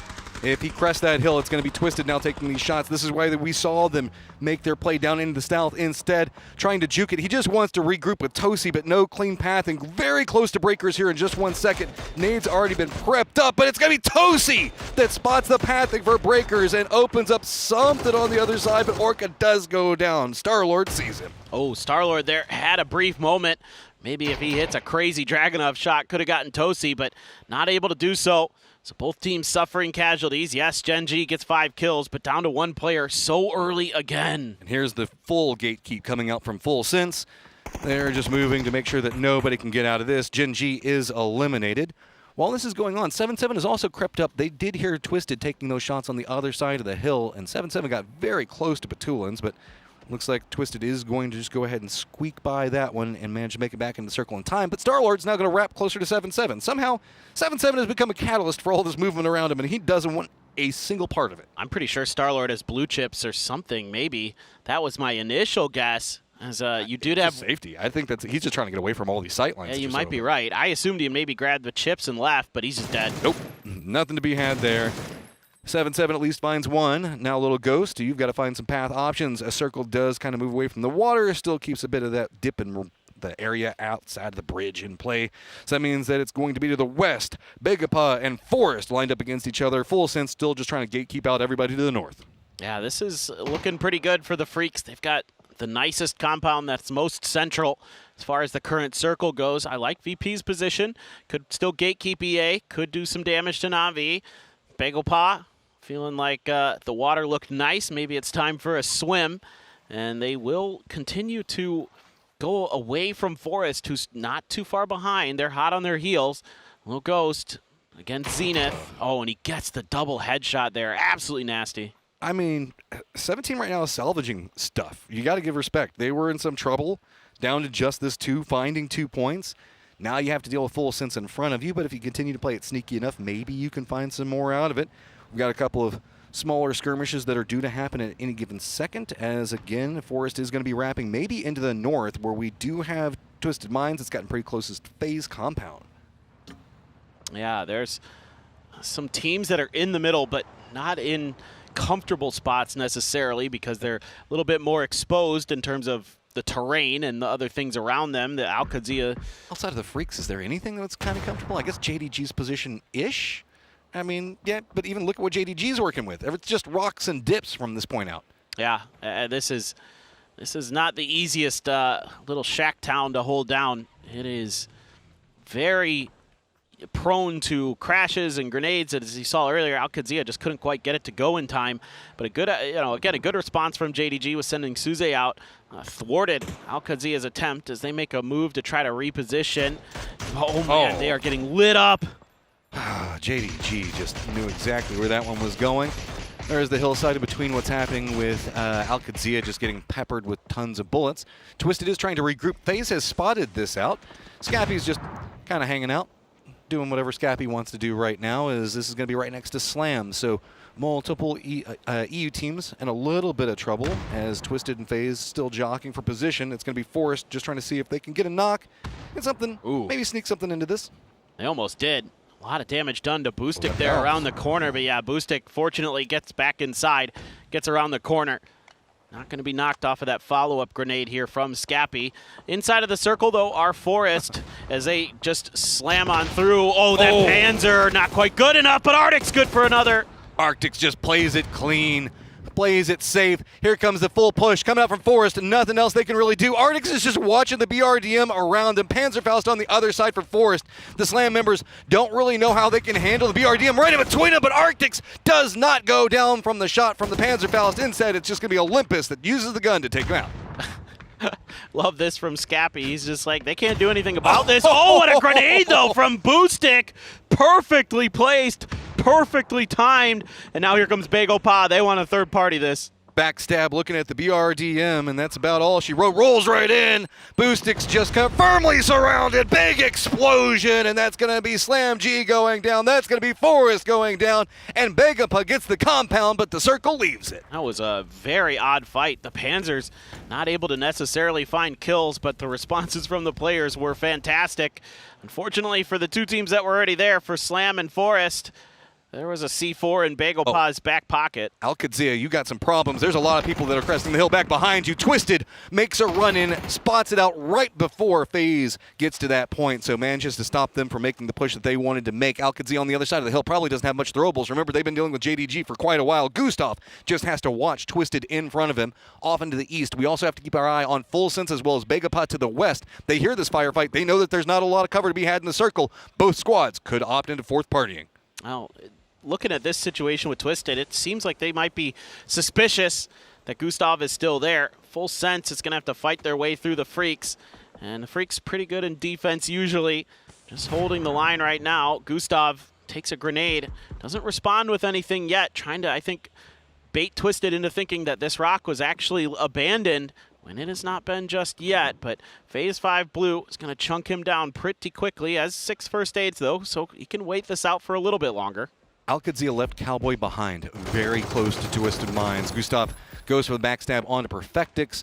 Perfectix should be able to regroup, but yes, this is what I was afraid of. Twisted going to be regrouping at the top of the hill, roughly the same time that Full Sense is making their send over here. Everybody's going to be running right into Alcadzia's dip position. Perfectix spots out Rello, but then it's going to be on the other side of it. Of course, it's going to be JDG, who's been watching this for so long, that gets a knock onto Perfectix. Alcadzia's Cowboy clinging to life, the last member up, but everybody else is just roaming into this hillside, and it has gotten bloody fast. Let's not forget there's even Gustav trying to get his way into the circle back behind all of it. Yeah, this is an absolute mess right now. Full Sense on the other side, and Batulin's like, what the hey? Somebody's up on that other side, and Belmoth claims lose life. Example safe from that blue zone grenade. The frag's going over his head. Here comes Tanadol. JDG just watching all of this unfold right in front of him. The Freaks now getting into a position where they can maybe get involved in it as well. Navi's taking shots on the side, so they're trying to focus in. Example, just trying to see if he can get Rez's back for his teammates, so it's calmed down for just one moment, but it's due to pop off at any given second after this. And the Expendables die to E-Arena on the bottom side of the screen. VP starting to get into Navi's business.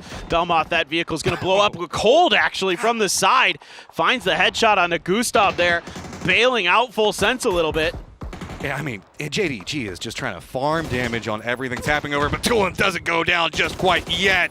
Full Sense just getting splattered across that hillside, but Twisted has to chase the circle one more time, and it's going to be against JDG that's going to be in front of him. Example, just trying to get his meds up while everything is cooking around him. He should be fine for now, but Batulin's still in a lot of trouble from Suze and the rest of JDG. And all this has left the next circle, so this is just now a fight for points, fight for control of the zone to see if you can get into that next phase relatively cleanly. But Example up and over. That's one. He can't find the second. Takes a lot of damage, but he still goes for the peaks down to 5 life. Batulin's just doesn't have vision vision to provide some support. The smokes came down at the worst times, so Twisted Minds gets eliminated. JDG has to get into the circle, and they're going to have a lot of problems with Begapa now in control of the west. Freak still caught up dealing with 17 as well as Na'Vi to the east. Two really beat up cars there. DL does get knocked by Lil Ghost. He found two of the Freaks there, a frag into the AUG spray.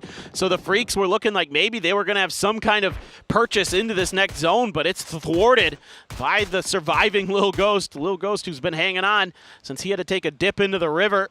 Meanwhile, this has opened up so much for Virtus Pro. They have bullied Na'Vi away. Na'Vi no longer likes their odds, knows that the Freaks is down players, and they're slamming into him. VP has so much control of the South. They've already got a control on the leaderboard as well. Freaks have to deal with everything that's going to be collapsing on top of them. December 12th is going to be wrapping back behind while JDG is just running right into the middle of Na'Vi. This has just turned into a close-range firefight while Na'Vi was trying to keep it at range. This just absolutely turns into catastrophe while VP gets to watch it all from the backside. Oh, this is so nice for Virtus Pro. They are going to be farming right now. Corexi going to take down Hakatori. Tigger's still doing a lot of damage before he's going to go down as well to a Khan. Bagopot spreading out. Vard still in the middle for FaZe. December the 12th trying to wrap around the edge, find some way to survive, but there's a counter move there from Sungjong. Try to shut this down, and he does. Just gets dropped out of that vehicle. So Begapa to the north and to the west. VP trying to wrap into the east. And poor old Vard in the middle of it all. 21-point lead now over. Second place for VP. How much more can they get? At the bottom of this one, we've got Begapa down into 11th. Any big game for them could be massive on this. As you can see, it's not much between them and FaZe presently in 7th. Oh, this would be a great win for Begapa to really flip their position in terms of the leaderboard. They have a chance. They have a BRDM with a Khan. He's driving right in towards VP. Are there any Panzers in one of these cars?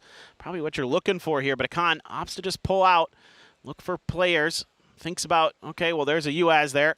Maybe somebody is close to it. I'll throw a grenade, catches Lucarux for half damage, but not going to be enough for the flush as Bagopaz put two players here right in VP's lines. Vard is just going to chill. That's the scary thing. Vard does have the sight line onto where we can see Begapa playing. He's just playing it so safe right now, but the way that Begapa is trying to approach this, they've got the BRDM, they're trying to use it for some bullying, but it's going to be a problem if they don't keep track of where Vard is. Lots of shots coming up from Virtus Pro as the circle did go to the south. They have Nixie that's playing a hillside that they can work from. The other three members, though, have to find a path back into the circle while this thing is roaming around in the middle of it all. Yeah, you're just looking for the info, trying to find that odd player out. And that's a really big piece of the puzzle here for Bagopop. They're going to come through with the win, but they haven't spotted Vard just yet. Maybe now. I think he got up there for a second. Were there shots taken his way? Did he take shots? Doesn't seem like it, but Bagopop starting to get a little bit curious about this rock. Maybe. Now for a Khan. Vehicle's trying to regroup, but doesn't have the angle. The hillside's going to be enough. VP with their three members do jump out. Nixie's information coming up clutch for how they need to get into this point. So very close. We're still in phase number 7, so it's all going to be about territory control. Two members for Begapa playing down to the southwest, while the other two are playing very close to center. Yuyan takes some shots, but not going to connect with much more than anything else than giving away his position. Vard does get spotted by Beamy, so that makes this just a straight-up 4v4. All right, now that first knock, oh so important in fights like this. A Khan gets headshot, has to back up while he was thinking about a frag grenade. Corexi here takes an angle in the next circle. Gonna have this rock for safety, keep his UAZ available as well. Of course, a Khan in that BRDM has quite a bit of safety to find. And smokes are coming down. Park Pro trying to prone it out to see if he can maybe catch a VP player off guard. This BRDM has taken a lot of damage, already starting to smoke, so doesn't have the utility that it had just a little while ago. Begapa just trying to use the hillsides for cover instead. Multiple members of VP lined up next to each other. Lucarux, Beamy, seeing if they can get enough utility into the face of Begapa to give them a path in. Nades start to come out, but Park Pro reads it, regroups with the other members for Begapa, most notably Songjong and a Khan. At range, keep your eye on Guyan as well as Nixie. These guys are counter-moving around both sections of the squads, while the other three on both squads are just getting closer and closer. Yeah, a little bit of high ground left there for Nixie to try to get some angles into Bagopop, but right now, not going to be finding them, so instead just says, well, I can make this safe wrap at the very least. The hillside is going to cut off their view of me. You guys just got to hold the line, but some good grenades gets Lucarux. Catches him out, and that could be the start of a problem for Virtus Pro. Pacing now, going in the favor of Begapa, but they don't have the options to play it too aggressively yet. This rock at least going to be enough to make it to where the no flush can come out too quickly. Smokes are coming down at range. Looks like they might be trying to go for res. Again, we're just now in phase number 8, so there might be a couple of seconds, but this could be right on the edge of the zone. This is going to be a problem. Park Pro does go ahead and finish out, solves the issue for him, as now it's going to be how VP do you respond, being a man disadvantaged. Yeah, the patience there to see if VP was going to commit to the res, and as soon as they felt like they might, they were making sure that that point was secured with the grenades. Now they're throwing more grenades back there, but Beamy sidestepping all of this. Nixie finds the angle. That's big. Sneaky snake. Okay, Park Pro just playing this aggressive next to that tree. He wants to see if he can get the knock onto Nixie. Does again. Finally does connect. Has to be careful off of Corexi's close range positioning. Him and Beamy do manage to tag it up together. So just the two of them versus 2 members for Begapa on the other side. They need to take out these guys down low so that way there's no information being fed. Beamy has to keep an eye on Akan's position while Nixie is crawling closer to him. Meds in a bad situation right now. They've got to get themselves back up fully healthy, and Akan has a toy to play with that can ruin this all. He just found it inside of that crate, I think. Didn't really get what he wanted out of it. Sungjong is going to go down, so still 2v2 remains. As Akan, that high ground position could be impactful, but they are sticking this res onto Nixie. That's huge for VP. Gets them into that man advantage. So it's going to come down to Guyon and Akan. Can they hold this crossfire down? VP is so good about changing the pace of a firefight. They slow everything down, give them time to react and figure out how they want to handle the situation. Correct, so you can see he's already playing the other side of the rock, expecting Akan to make this approach. Khan trying to be sneaky is just going to find himself being put into a trap of his own creation. Guyon on the other side, though, with these 2 positions, they could have themselves a good crossfire, but the angles just aren't there quite yet. Akan is right up against the blue zone, so he can't stay here for too long, though. And he's got no helmet, so this is so scary for Akan. Just a couple good headshots, and he's out of this lickety split. And Guyon thinking about the grenade, trying to see if Akan can give him some info, maybe some sound cues. Away it goes. Virtus Pro is pretty grouped up. Ooh, doesn't get the knock onto Beamy. Follow-up shots from Akan. Now it's going to be all the information that VP needs. Guyon does at least get the nade onto Beamy. And look how low VP is. Troubles a galore for this. Nixie just has to drop down. He has to get meds back up. He knows there's no way he can fight it out. And Begapa runs in and steals it away. What a nice push and pull there.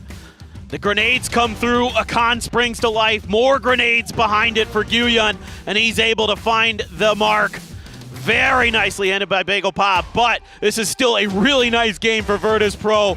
They are in first place still, and they have increased their margin from the second place teams. Yeah, first place by a lot. Sure, you didn't get the win, but man, you racked up a ton of kills and a second place. Begapa, though, they needed that game in a massive way. This could just change up their approach to how they're going to look at the rest of the rounds. We still got 3 more games left to play.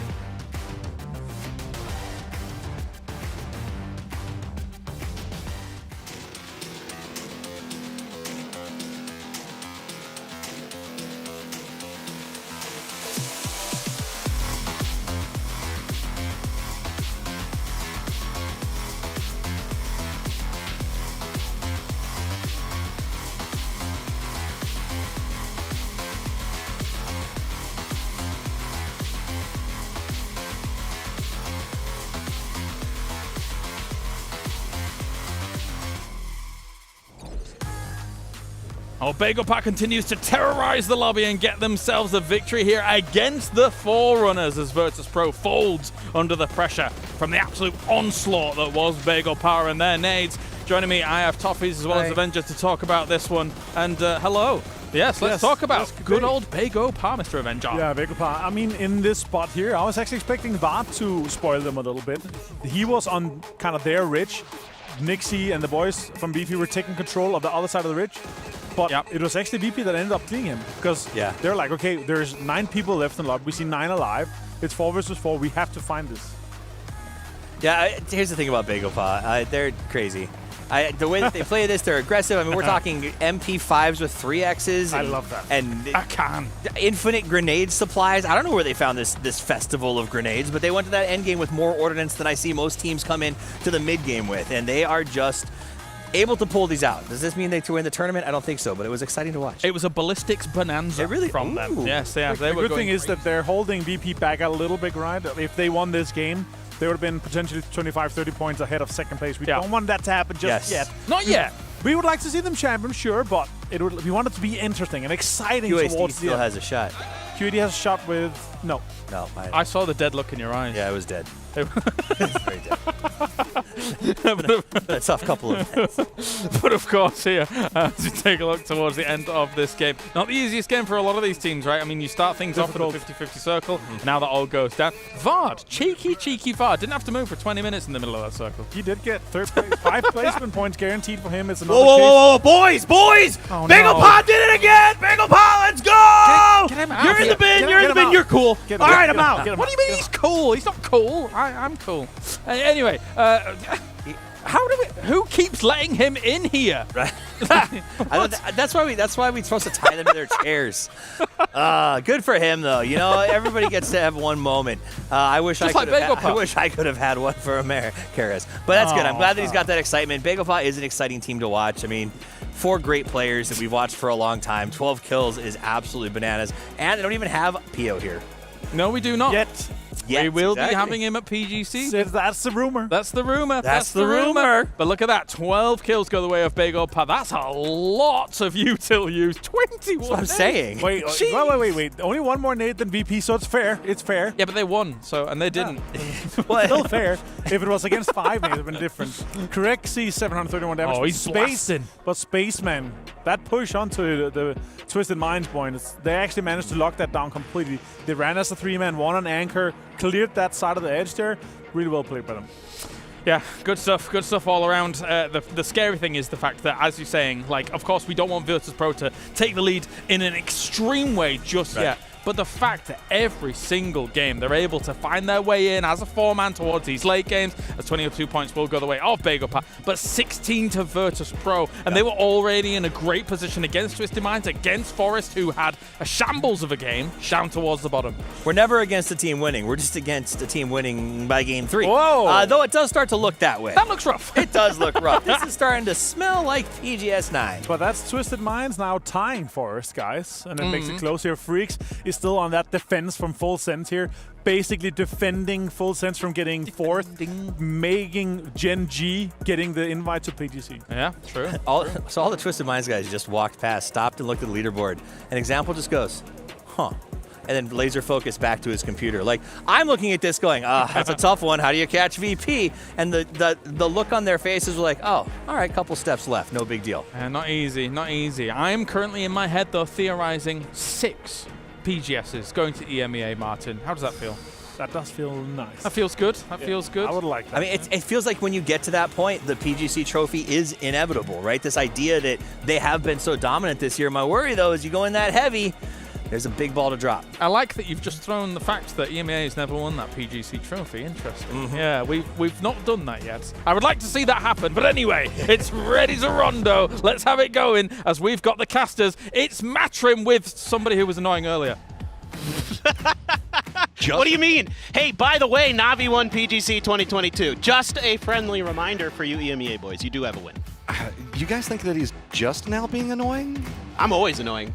Bring also, it on. Toffee's respect. I like the fact that you stopped them before their heads got too big on the desk. I had to get in there. Yeah, I know. They have to know that Bagel Pot is a real threat sometimes. Hashtag unbiased caster. Unbiased as heck, I swear. Okay, it is time. Easy peasy on plane path for pretty much whatever you would want on the map. Unless you're going, I don't know, Maytown or long hoe, one of the two, but you can probably still even long drop to those given the way that this map always works. Never too scary, so really it's just going to be about resetting pacing, as that has kind of been the flow for these games, right? There's been a lot of resets. We saw a very action-packed, quick group stage, but now that we've gotten to the grand finals, it feels like there's these moments in these firefights where everything kind of slows back down, and VP has been using that to just a high-end effective nature. Yeah, they're so good about finding their moments. Their macro game is through the roof right now. I mean, we saw it in PGS 9. We're seeing it here in 10, that they have a great read on the maps. They have a great read on situations. They're constantly maximizing points, whether it be through firefights, getting into late games. You know, if they absolutely need to, they'll do the Bloomy strategy, but that is a last resort. So love the way that they're being proactive in these games, and that is exactly why they are in first place with 141 points. They're just so consistent here in Malaysia. And a consistently centered circle. So, I mean, we're just kind of back on I guess, a more comfortable path, given that it's been a bit wild. E-Arena and Slam, yes, are dropping close to each other, but E-Arena should be able to just stretch a bit further to the south. Slam should go ahead and get themselves Jadina City. Twisted Minds got themselves Test Track, and then Begapod to the west of that, while Navi to the east.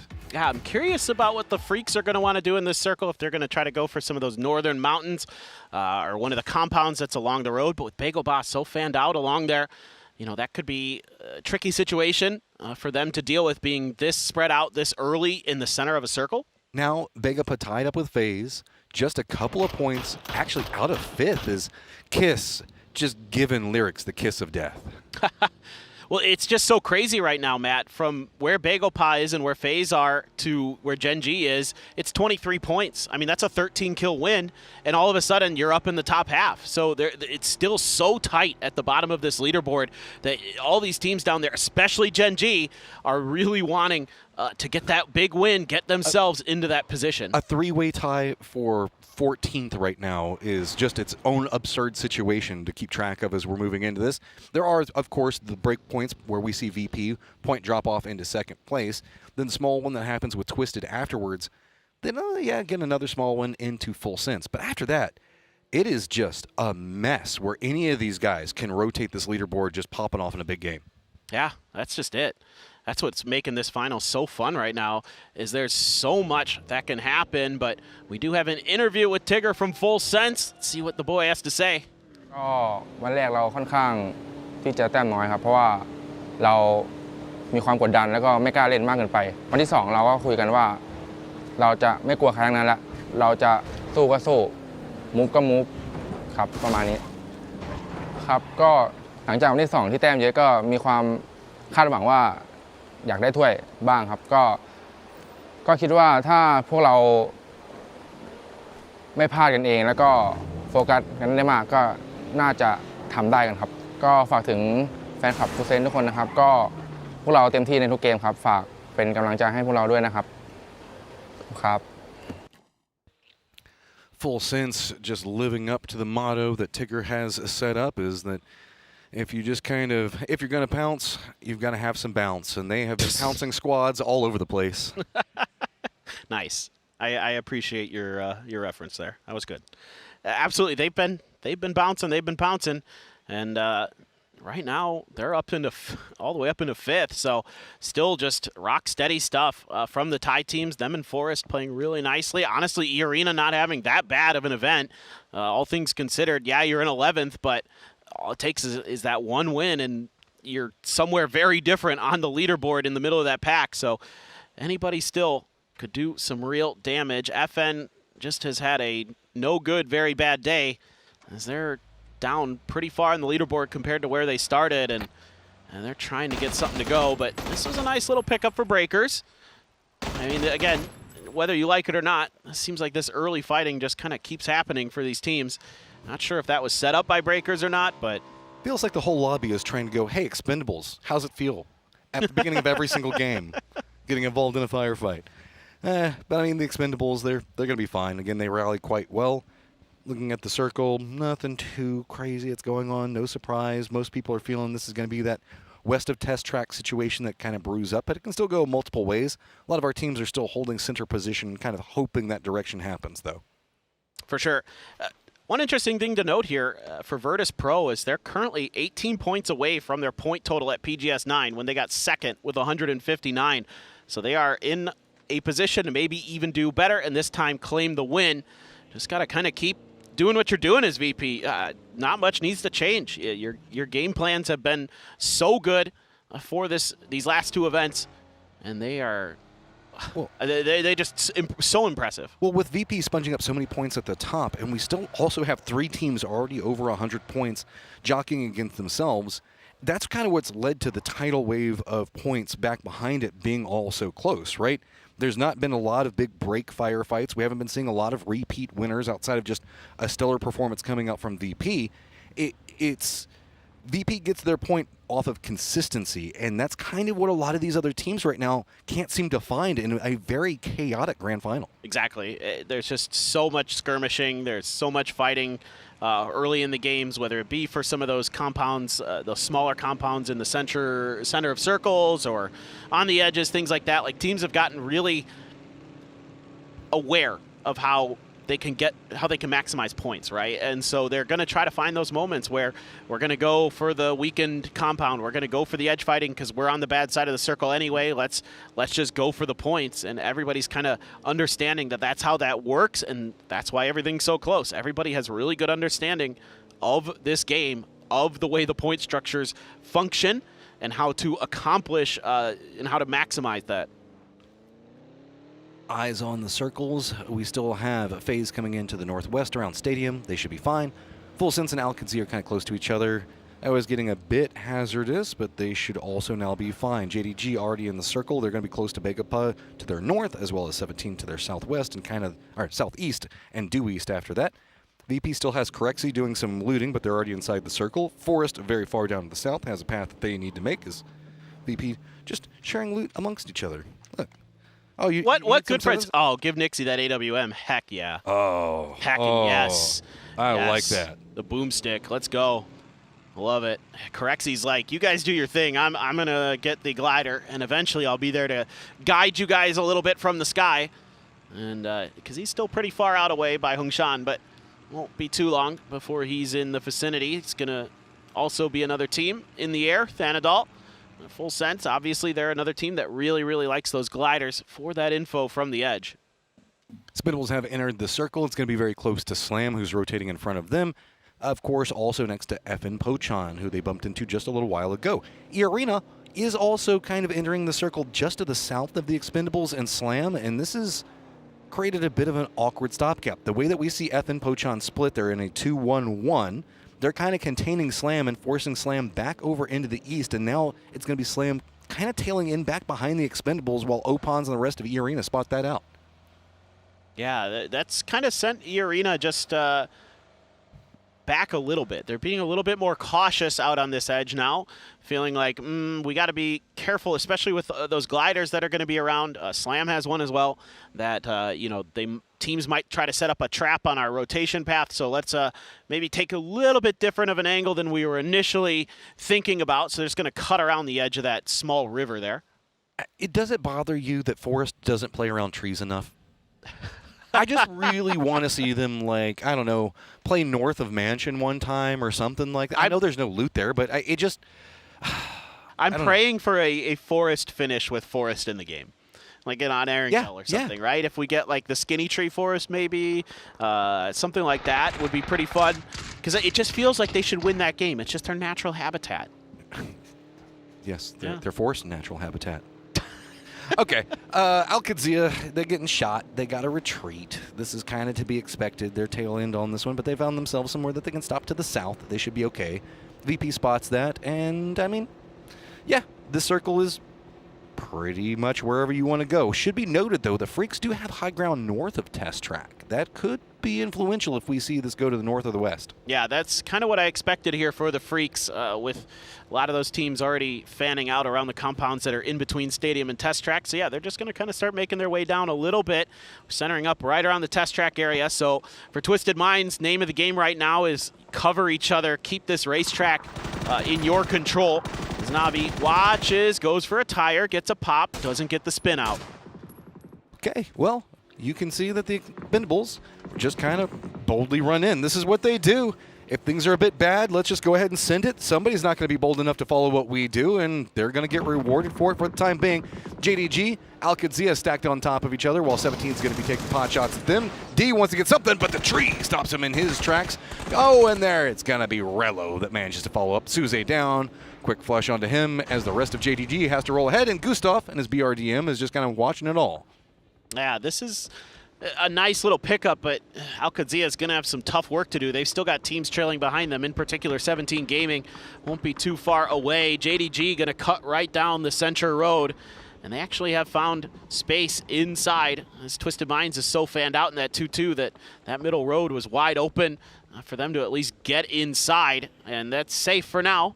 As FaZe does have the BRDM, and they will be trailing into this circle a bit. Just do. That's all. Whenever I see a BRDM just kind of roaming around, that's kind of what pops in my head. James has to be a bit careful. He is scouting up to the north, getting closer and closer to where the Freaks are going to be at, but I believe he's airborne, so he should be fine. Gen.G, not as fine, as there's a ton of Forest people just crashing right on top of Tosi. Nothing that he could really do about that one. Forest just coming in hot and heavy. Got to be careful. Slam is also wrapping behind them, and VP also has spotted out a bit of this. Yeah, I mean, it's just Gen.G trying to be greedy with their spacing, and they're under pressure from VP in their 2 split. This was a 2-on-1. One already down. This AWM, oh, I thought for a moment Nixie was going to get Flame. Peek it again, I dare you. That's all Nixie is thinking right now. Flame leaves the second story. Nah, I don't think he's going to. He doesn't want any part of that. We also do have an EMP that has landed right here to make it a bit more awkward, so might stall out any form of action VP was thinking about taking. Now, let's see what they want to do. If they're just going to rotate ahead of Gen.G eventually. Obviously, like you mentioned, EMP is there, so that slows things down a bit. Orca able to at least regroup with the rest of Gen.G, so make this a less desirable target for Virtus Pro to go for. Again, looking for that big knock. A big knock from Akan. Bagel Pop picking up right where they left off. Gets the flush, now has to be careful. Gustav, oh, the timing, going for the defense, realizing that he was vulnerable from the outside. Khan still juking around the doors. He has been spotted, decides to go and played a bit more bold, but Gustav going to punish that real fast. And did that Molly get through the window and catch a player? It did. So that at least softens up some targets for Bagel Pa. Park Pro making his way in. Tigger's out here as well, so FaZe under a lot of pressure. They're at least comfortable for positioning.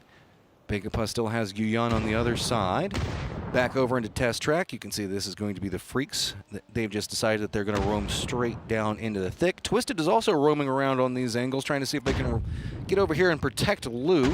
This 2-2 split, just being a lot of teams stacked on top of each other, means that the external side of this is going to get punished. So Lou Jensen around the outside of this one with Perfectix now is going to be DL trying to see if he can find any way to make the Panzer fouls happen. Heaven, though, does go down to, of course, Example. Yeah, this is a tough fight for the Freaks. They're trying to make a move off of knowing that the circle is likely to go south. And they're trying to fight their way in, but 3 players strong on the outside. DL, here's some footsteps, throws a grenade, Twisted Minds. Oh, salute. Oh, salute, though, with that Panzer. If he can hit it, times it out, does connect, but only really takes down Lou. Going to be some external shots. Perfectix goes down as well. Good information as everybody on the Freaks just instantly rallies around it. Just trying to protect Heaven. Patulin seeing if he could get a quick spray and connection. Salute's been knocked. Patulin finds Guman as well. All of a sudden, the Freaks are in trouble. They are down to their last player alive. Tail was on top. He's got the Panzerfaust. Example is going to be down below him. I think he spotted out the rotate. Goes for the shot. Connects. DL has no idea where I believe the last member is. Instead, just going to start trying to see if he can secure out any points that he can find. Batulins has way more information to work with. Does Batulins play this aggressive? Now DL's going to hear the footsteps. How is he wanting to play around this one? FN Pochon also starting to hear. Looks like they want to get involved. Lots of damage onto Batulins. DL as well.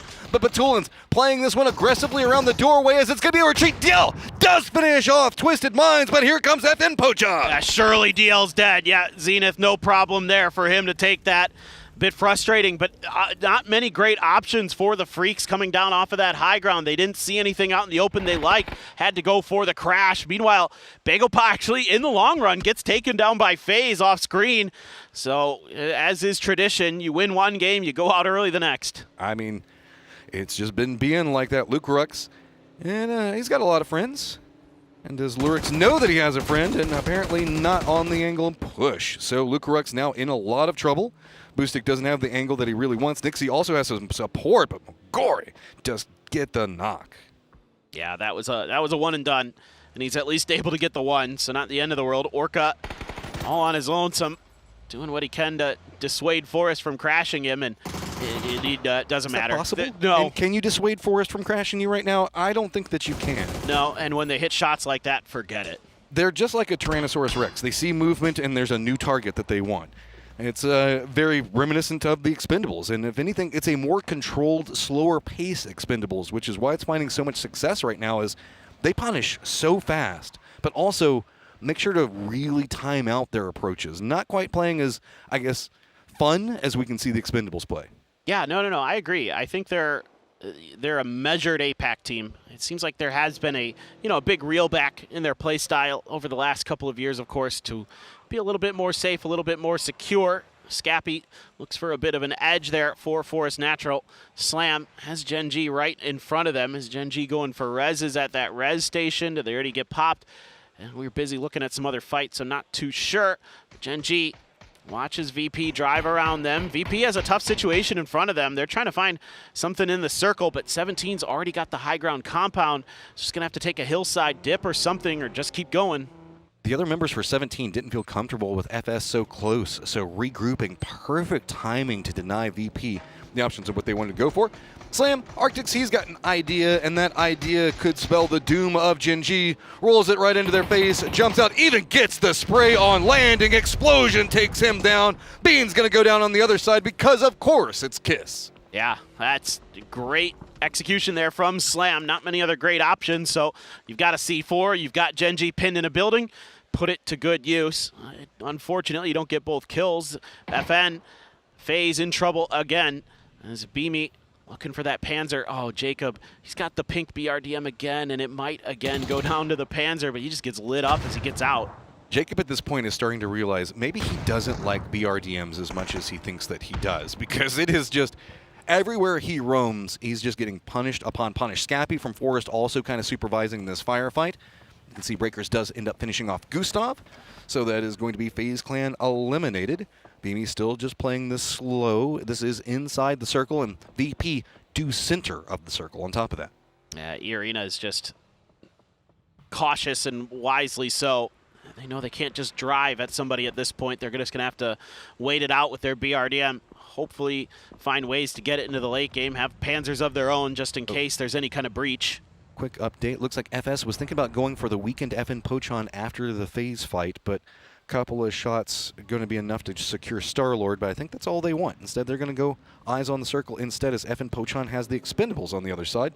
Slam's got to send it in, and they're going to have to send it right next to Forest. Scappy gets boosted down before they even manage to get there. Baron's got to retreat. Lots of damage. Too many angles. Too much punishment. VP has vision. Beamy ended up getting that Panzer into Jacob, so he went down again in the BRDM. Magore trying to survive. That grenade almost got him. It just didn't quite roll far enough. Is Kiss going to continue to capitalize? Nixie with the AWM connects, and then Kiss gets taken down by Correxy. Things looking dire for both of these teams on the outside. Scappy still very close to Slam's member. 17 rallying up as they realize that FS is going to be coming after this. They've had to commit away from this eastern firefight, instead eyeing more into the north. Alcadzia is still inside of a compound that's inside the circle, but maybe just for a few more seconds. A VP clustered together in the middle has drawn a lot of attention from a lot of different people, and Scappy's got to run for cover on the other side. Yeah, there's not much to be found here except for the points. That's what really Forest and Slam are thinking about right now. Again, Magore gets tagged up, has to go back behind the exploded vehicle.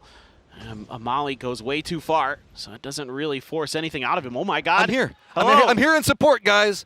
Let's see if I can find something on the ground to work with. At least jump out, take some bullets. Scappy tries to go for the shots, does take down Magore. Now, what do you do on the other side of it? Not a lot of options, not a lot of health. Just trying to juke around, see if he can find something sneaky to do. And he's actually going to go down. Lurix is going to go ahead and spot him out. Well, the good news for Lurix is there was a gun there that he could scoop up when he landed. He's going to be able to get the util and stuff as well. So, I mean, still Olympus alive for Forest, but Slam G claiming a few extra points. Oh, goodness, Navi. Yeah, Panzerfaust just pops them out of their car. Nurin's the last one up for his squad, finding points. A very desperate situation. Also got a couple of roamers going around. Looks like Olympus is going after Lurix while this is happening. Extends are now down. Nurin's just continuing to be a pest as a solo. That's nasty stuff from Nurins. That's a tough battle to win, and he wins it outright. The last player of Na'Vi trailing pretty far behind, and now Forest is like, okay, surely this time we can get the job done. The first fight didn't go so good. Those grenades don't go so good. He's got to get something done off that stun, but it goes way too far. I mean, Lurix just landed into the thick of it, man. And Correxy, gonna go ahead and provide some support. Go, okay, man, you get a second, breathe, then you have to walk at me, and I'll go ahead and take the kill. Yeah, at this point, Lurix probably just could die to blue or try to do something crazy. He is in a awful position to get into the next circle, to say the least. 17 in full sense, trading barbs, but no critical damage done just yet. 7-7 rolls in a little bit late. Was watching to see if he could maybe pick up an extra point off of that Slam Forest fight. As Forest is in the second, 123 points, so not going to be threatened most likely unless you have the banger of all bangers from full sense. Here's that Panzer.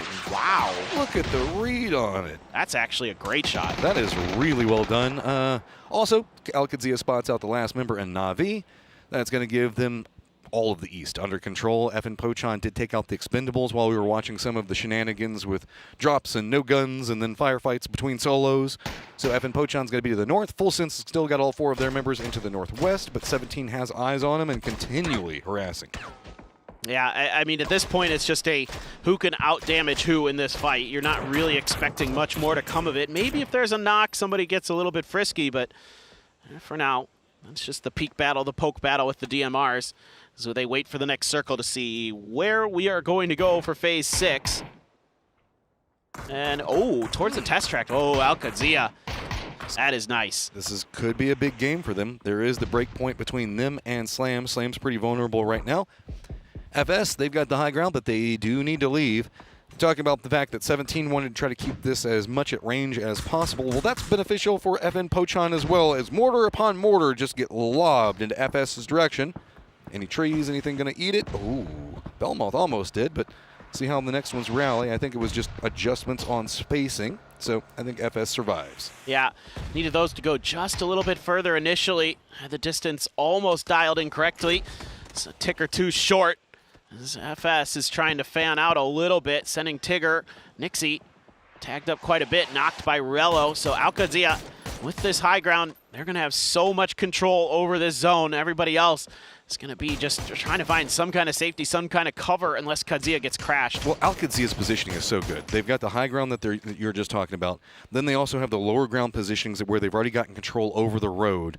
They own about a good solid third of the circle already with defendable positions and curvature of like the hillside that they can use as cover. This is really denied out any options. So FS goes, well, not too much more we can do, so it's time to see if we can get closer to 17, maybe go after them. Evan Pochon to the north might try to go for the circle. We'll have to see. Yeah, and their spaceman prone down in a position that maybe FN is considering. Full sense as well, thinking about that. And that's Corexi trying to match the car, prone down, and just trying to buy as much time as possible. Now it's one of those salvage type situations. Rex finds a big knock onto Belmoth. FN, is that going to open up enough space? It's now past JDG, still alive with just 1 member in Spaceman that's hunkered down. Alcadzia has found 4 kills so far, and they want so much more, but everybody's starting to fight around the edge of the zone, which is one of the vulnerabilities. They don't have really sightlines over that hill, most notoriously to the west. Tigger does spot out Spaceman. That's going to be JDG out. Corexi going to use the opportunity to sneak in. Circle right next to Nurens. He's in there. That's great for Corexi. He can get quite a bit further into this game, and maybe another team or two goes down. You know, Nurens is next to him, but neither of them probably eager to get involved in any of this fighting. They would love to get those extra placement points, and here goes 17. 3 players in this car. Sight lines for Alcadzia. They have vision, but were they prepped on a car push from this stage? Looks like 17 just going to go ahead and wrap, try to use this hillside, but that puts them right in between FS as well as Evan Pochon. Evan Pochon looked like they were trying to set up to go after Full Sense. They had no idea that this was being set up. Quick exchanges between everybody, and the hillsides are just falling apart. Alcadzia just trying to see how much of it they can farm. FN there. Zenith and Rex getting big. They took down a couple players. They reacted incredibly well. They're going to lose breakers for that, but that could have gone a lot worse for FN. Corexi's not done. More points and just nom. Got to find what I can. Nurens over here, I think, has been heard by Roth. Roth is going to go for the shots onto him. Doesn't get the knock yet. Nurens has been pretty cold for a while, and Corexi spots about back behind. Nurens, this is not a good place to be, man. Nurens might have got the spot onto him, too, or at least is suspicious. The grenade there. Bounces, does damage. Nurens prone, so doesn't take quite as much. Responds with a grenade of his own. Corexi, that looks like it could be close, but if he's behind the rock, yeah, splashes in front. Alcadzia's Roth actually just leaves that. We can see him sometimes be a bit point crazy, and I say that. He just really likes to secure points. He plays it smart, and it's just more of phrasing kind of thing. But instead, wants to go for circle control. I like that. Eyes on the prize at the later stages. Nade rolls right into Nurens, goes a bit too far, rolls downhill as the mini red zones keep bouncing between the two. Nurens does take a lot of damage on the follow, though. He's going to reposition off of that, so hopefully avoiding the knock or the finish damage, and he does. That's a nice little maneuver there from Nurens, but he gets headshot. He still wins. Dude, Nurens has been dumpstering people. Has the cover at the most pivotal moment, so now has a path into the circle as well. Evan Pochon, not much to really work with. That's just a way to handle what's going on, I guess. Alcadzia? Why not? I mean, this feels pretty on lock. All the solos just kind of hunkering down. It's just a matter of how long does it take before they spot him? Remember, Roth saw this a moment ago. Now he gets to go point crazy yet again. Rolls up the hillside. Not going to spot out Nurens. Nurens, though, going to spot him out. Shots between the two, and Roth gets it in the end. Alcadzia takes a round. Yeah, and you know Roth's going to be fired up about that one. Feels good for Alcadzia. Hadn't been the strongest grand finals for them, but that's a big win, and it will shoot them right up the leaderboard. Yeah, remember, they were kind of tied up with everybody that was fighting around the bottom of this just a little while ago, so big game for them. Also, Corexy, finding later stages of this, finding kills as a solo for so long. These guys just keep finding ways to turn nothing into diamonds. Yeah, it's looking like VP's tournament to lose at this point. They are pretty up there. Evan Pochon also doing a quick stab back.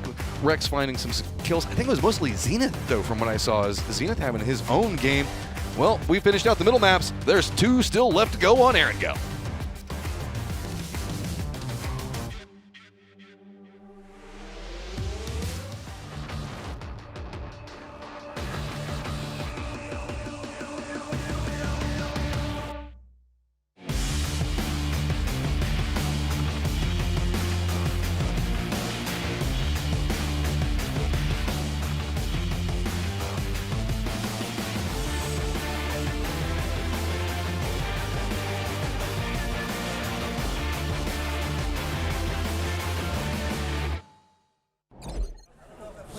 Well, Alcadzia from Test Track managed to get themselves the victory on Rondo as they wrestled away from some of the big names in the lobby and then been able to shut down everybody on the move through to the last circle. Joining me, we have ourselves Avenger and Toffees to talk about this one. Toffees, the boys have won a game. What was it Paper said?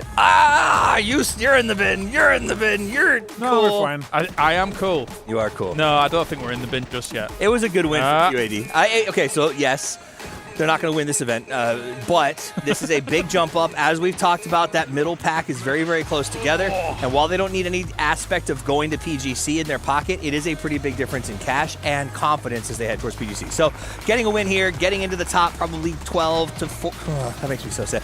12 to 10 is good, and if they do it again, then we can see them in the mid pack. I appreciate that. I talked to Roth just before the game started, and I was like, what's the goal for the day? And he's like, yeah, it's the best practice again possible for PGC here. But we just want to improve. We want to fix our mistakes. And if possible, we want to win a game. And they did that here. That's awesome, right? And that feeling to win a game in a grand final on LAN, that's just amazing. And to get that, I'm happy for these guys because they work so hard for it, and it's extremely difficult to do in a lobby that's this good currently. No, for sure. As Batulian is not happy with the result coming out from Test Drop, which you can kind of understand, right? It's a home turf circle, man. Exactly, a home turf circle. I will argue, though, that in PEC, when we see them have these kinds of home turf circles, oftentimes they do stay around in Test Track for a long time, and then they either picked off or kind of die, and then it shifts out, and they have problems. So it's not easy. The problem is when you 2-2 split it greedily, north and south side. Yeah. Where you're not 100% sure where the circle goes yet, you overcommit, right? You want to make sure that you have all 4 guys on the same side. But then again, you have a team like DNF pull up on you. It's going to be a difficult fight no matter what. There's multiple Panzers on the line. There's multiple utility thrown at them. One thing that I'm happy about, though, is the CF and back up the top. One thing that's a concern for the rest of the lobby is that Virtus.pro is there again as Kirexia gets some salvage points here. I don't know what these guys are eating for breakfast or dinner or how they live their lives because it is working. Something that I don't think we outline enough when we get to the final days here is that these players have been actively working, playing, and focusing for what, 24, 25 days in a foreign country, 2 tournaments, one after another. Even QAD has been here on that grind. And it's one of those things where it's easy, I think, to just get exhausted when you're not in the top 4, when you're not in that end game race. And the fact that they're still out there, they're still hustling, E-Arena is still hustling, these teams still have focus is actually really impressive. Who's let this Korean model onto this team? What is this? That picture was spectacular from D. But of course, it will be Rello taking man of the match here for this one. Good to see him on up here, of course. Absolute prestige when it comes to the lineage he has had in international play. And great to see him get the man of the match. Yeah, through Luminosity, through Falcons. It's been a long time we've seen him here for quite a while, right? But yeah, again, these guys come in here. Rello getting 4 kills, but seems actually more. Again, we did not see much from FN yesterday. We've not seen so much before until this game here from them. So it's good, a little bit of a resurgence here. The kind of the teams that are outside the top 4 that's in the chase for the win, right? Yeah. It's actually very close. It's actually very, very interesting because we're talking tens of thousands of dollars of difference. Exactly. And so that's why I like seeing QAD was very careful on that game. They let everyone else sort of fight it out on the south side. They held their spot, and that's exactly what you have to do, especially if you're in that mid pack. With again, thousands of dollars on the line for a team that is relatively fresh. So the 19 go their way. FN Pochon, a big step up considering that they had a bit of a fall off with that 18 points go forwards. Virtus.pro still another 10. Thankfully though, for teams like Forest Natural Gaming, they did get themselves a bit. With only 2 games remaining, that's almost a 30-point lead we're seeing from Virtus.pro. And I do actually have a question for you guys, right? Sure. There's many mysteries in this life, like who built the pyramids, where is the lost city of Atlantis, and how did Gen G fall off this hard? What are we witnessing? So my theory is pressure, okay? Gen G came into EWC with 0 expectations on their back. They showed up at PGS 9 with also similar situation. Now I think they're expected to perform and the pressure's getting to them. And Freaks up doing a little bit, but now their brothers from FN Pochon also comes in to defend that spot. Make sure that Full Sense do not get top 4 because that way Gen G goes to PGC. That's actually a really good point. But I will also say, I think Martin accidentally hit on something that has hurt Gen G in this final. There are a lot of their Korean teams in here, and we have seen a lot of Korean on a Korean aggression in that early game, and it's hurting them. In group stages, we saw a lot of Bean, we saw a lot of Orca. I'm seeing a lot of Tosi here in this final, but I'm not seeing many more of them. Why are you over here? What's going on? He pushed me over here. Oh, did he? Right, well, what do you think about Tosi? He's been cool. Yeah, he has. We've seen some great moments. I mean, the biggest one for me was Orca, 31 kills in PGS 9 finals. 31 kills. He was the highest fragger outside the Twisted Minds points. He kills stuff good. He did. Kill stuff good. That's a good moment to end it on here. We've got 2 more games remaining. It's time for a break. Let's see if on the other side they can kill stuff good. Unsettling disaster falling from the sky.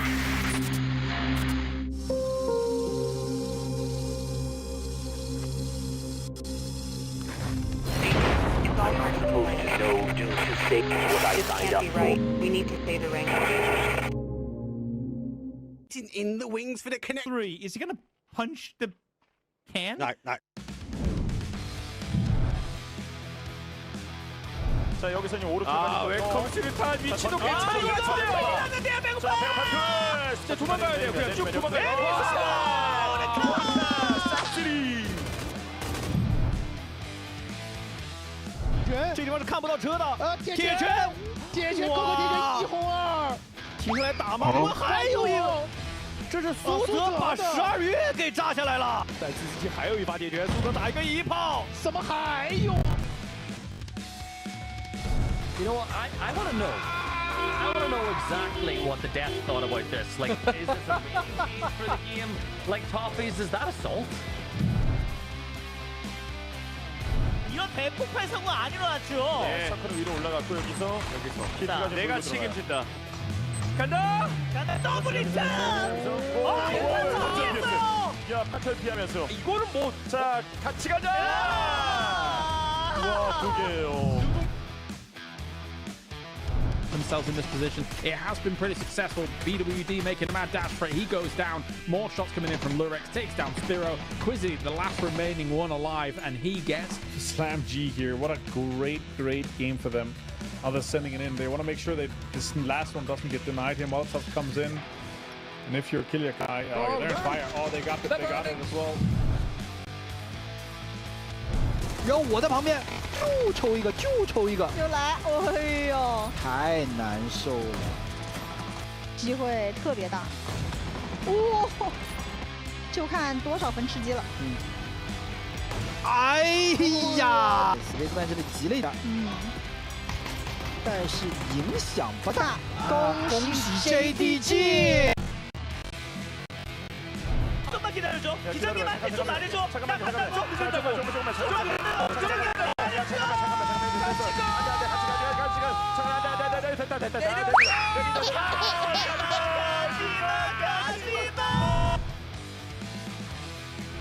Attack. Can they get some more out of it? Rock does go down. Explosion. Just rolling around. Have to come back and commit to this fight.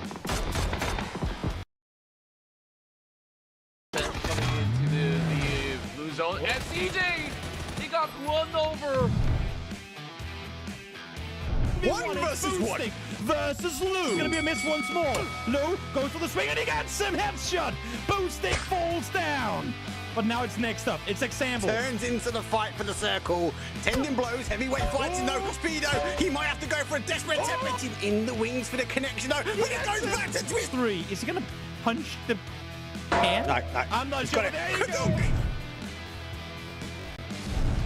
来，直接就撞你这个最好的房子。这一推雷，对方是一个火力车，全是残血。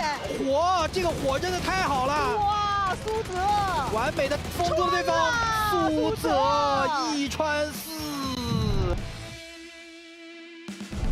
And most of them is more full aggressiveness, full control, and Flash. He got the hit. He got the second hit as well. That will lead to the knock here. I'm pretty sure at this point. No Aurora actually earned a lot of points here, but Real Homie on the other hand, this is just one of those few risks. You're dropping in into a spot where there might be a team here. And unfortunately, of all the teams here, it was iconic.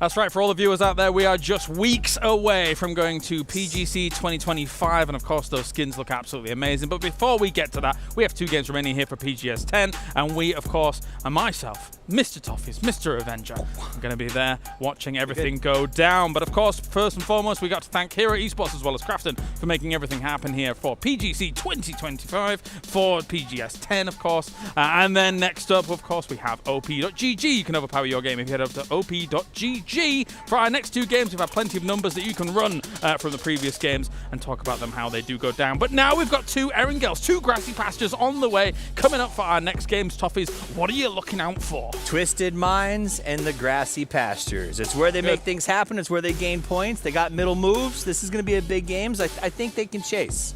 For me, the hardest thing about Erangel is that it's so figured out. So all the teams are going to get their points.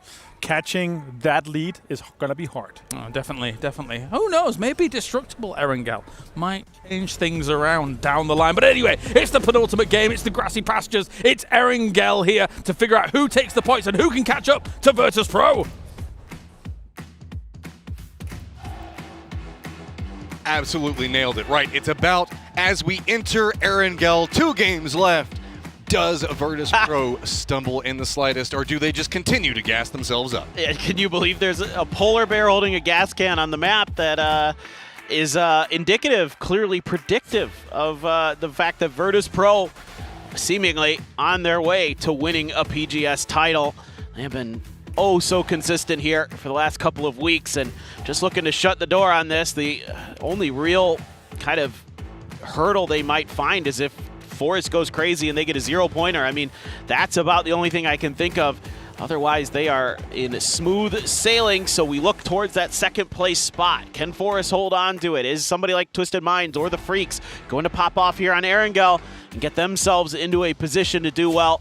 Look at FN, though, back up to 5th. I mean, it's just been crazy in the middle of that pack. Teams are constantly shifting places back and forth. BagelPod back down to 10th after their win. Al-Qadsia only up to 12th, but they've given themselves a nice starting point to leap into that top 8 potentially. I mean, Al-Qadsia needed that one in a big way, so at least puts them in touching distance of Na'Vi. Virtus.pro, though, these guys have just been playing so clean. There's no other way to say it. Even when things go wrong, they find a way to get Crexy into an interesting position or Beamy into the later stages, and it just feels like with a lead, it's so hard for them to fumble hard enough for everybody else to chase after. Yeah, and I think one cool thing, obviously, it's awesome for all these guys to get the big win. You know, Nixie has been so good. Corexy's been stepping up the last couple of days. Everybody's been having their moments for sure, but how cool would it be for Ibiza to get a win? Yeah. You know, the guy's been in PUBG Esports since day one. Good call out. I mean, he has been. He's had a very hard pass, specifically in like the last couple of last year and a half, and so this is a massive thing for him to see. Nixie as well has been part of the system for so long.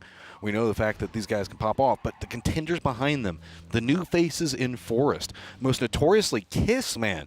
Kiss is he's scary. Yes, to say the least. Him and Scappy really impressed me with their individual skill, their decision-making, their timings.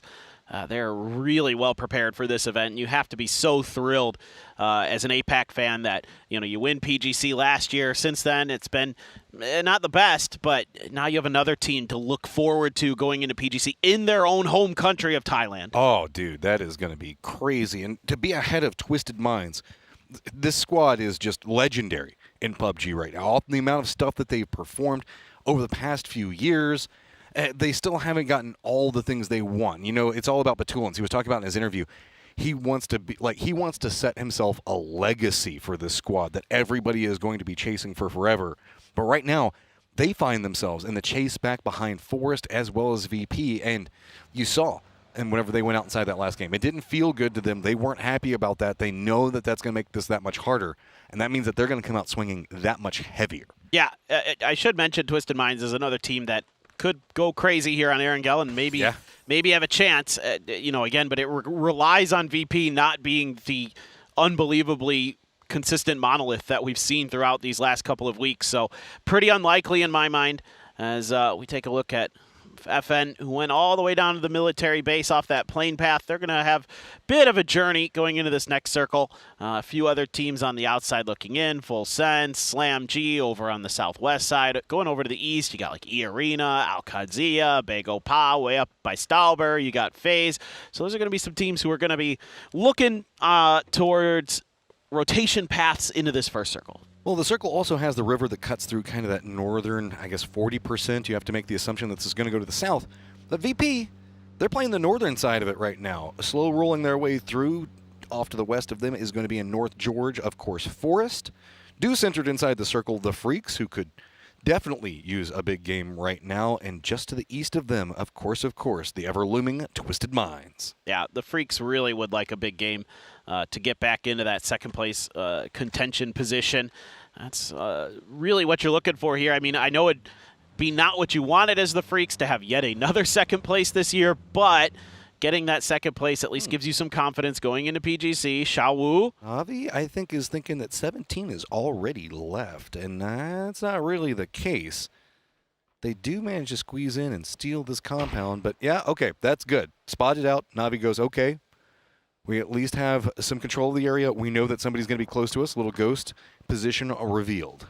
Yeah, I mean, I think here as Navi, this has been an early landing spot for central Erangel circles for them. They like to have some of that high ground, some of the pivot positions around like the church up there. But this time around, 17 took their sweet time and may kind of throw a wrench into Navi's plans. And 17 has been a forgettable PGS 10 for them in a lot of ways, but again, come out on a strong note, go into PGC with some confidence, with some momentum.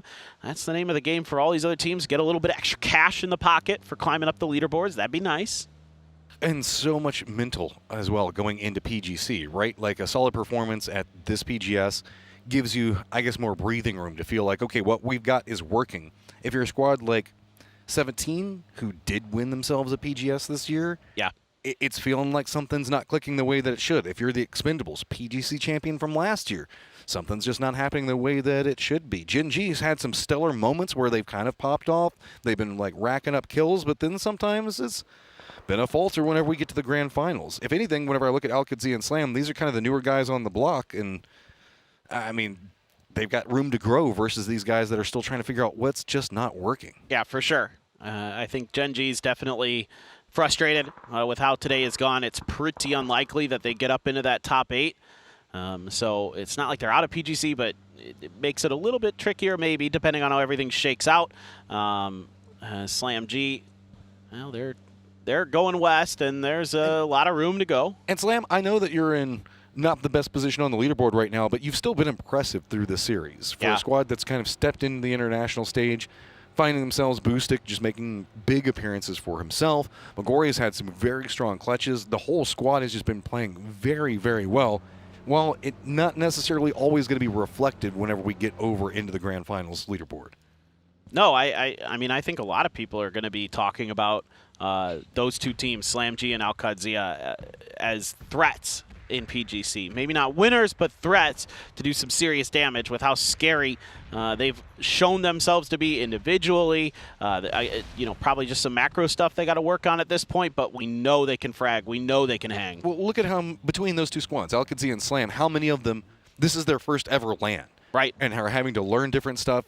Then their next one is going to be the potentials for PGC. That's a lot to really be eyeing out. Full sense, also, you got to have some eyes pretty close. Boostic close. Tigger, though, does spout out Boostic and gets the better side of that. You can see Tigger a little bit frustrated, thought maybe he could get that knock, but because he doesn't, he's given Slam G the opportunity to respond a lot quicker, given time for Boostic to get the first aid through, and now they're going to respond and do some serious damage. Full Sense has decisions to make. This has gotten dicier by the moment. Split positioning coming up down to the south. Lurex seeing if he can contain what's happening with the other members for Full Sense. Full Sense realizing, okay, Antenna Tower, it's not working out for us. Let's just go ahead and get out of here. This might not even be an in-game position. Anyway, there's still all of Gatka that's open behind us. Let's not throw away a life for no reason. Opposite side of that, E-Arena, you've got some issues. So Said, though, Lyrics pops off at the big moment. So Said going down. Oh, this is trouble for Navi. They're doing a lot of damage there. And even finding the knock is Opans. A little bit of help from that M249. And that's 2 players gone early for Navi. They got kind of thwarted in their attempt to take some space near Pachinki, and they tried a plan B, and it did not go good. They managed to finish that fast enough that Al-Qadsiya, who was creeping up back behind them, could have opted in for a backstab. Instead, they're comfortable in position and can set up a defensive wall. Outside of the safe zone, really, it's just FN Pochan. Everybody else playing center just to the north of the river, though, like we were talking about. We got a couple of members for VP. We've got two that are right on the, I guess, the quad that's at the bridge just to the east of Georgia Pole, and then FaZe is also up there. And Slam went over to the mountain instead. JDG already on top, so going to be a little bit tricky maybe. And you can see that JDG knows that they're down there, wants to find some kind of reaction with the stun, looking to then follow up with a frag if they get something. Meanwhile, the last two members of Na'Vi here, they are going to be pounced on by 17. Oh, and Ferris takes a ton of damage. 7-7, do you get an idea on where it went to? Does connect at least with the door. Opens up potential for something else. Looks like they might actually smoke it off and just go for the foot push. Yeah, they know they've got the advantage. They've got a Panzer. They saw in the kill feed 2 players Na'Vi down. We know exactly who this is. Going to try to finish the job. Oh, and this is just going to be a brutal. Ferris going to go down. Panzerfaust on the outside. At least Hakatori gets down 1, but 7-7 just charges up and says, nah.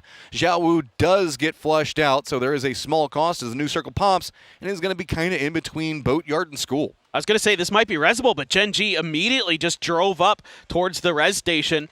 So the revive might be tricky for 17 now. Gen G says, well, okay, we saw you guys lost one. We know exactly what you're going to be eyeing next. Al-Qadzia driving near School. A lot of open real estate for them to take. Just what do they want to claim?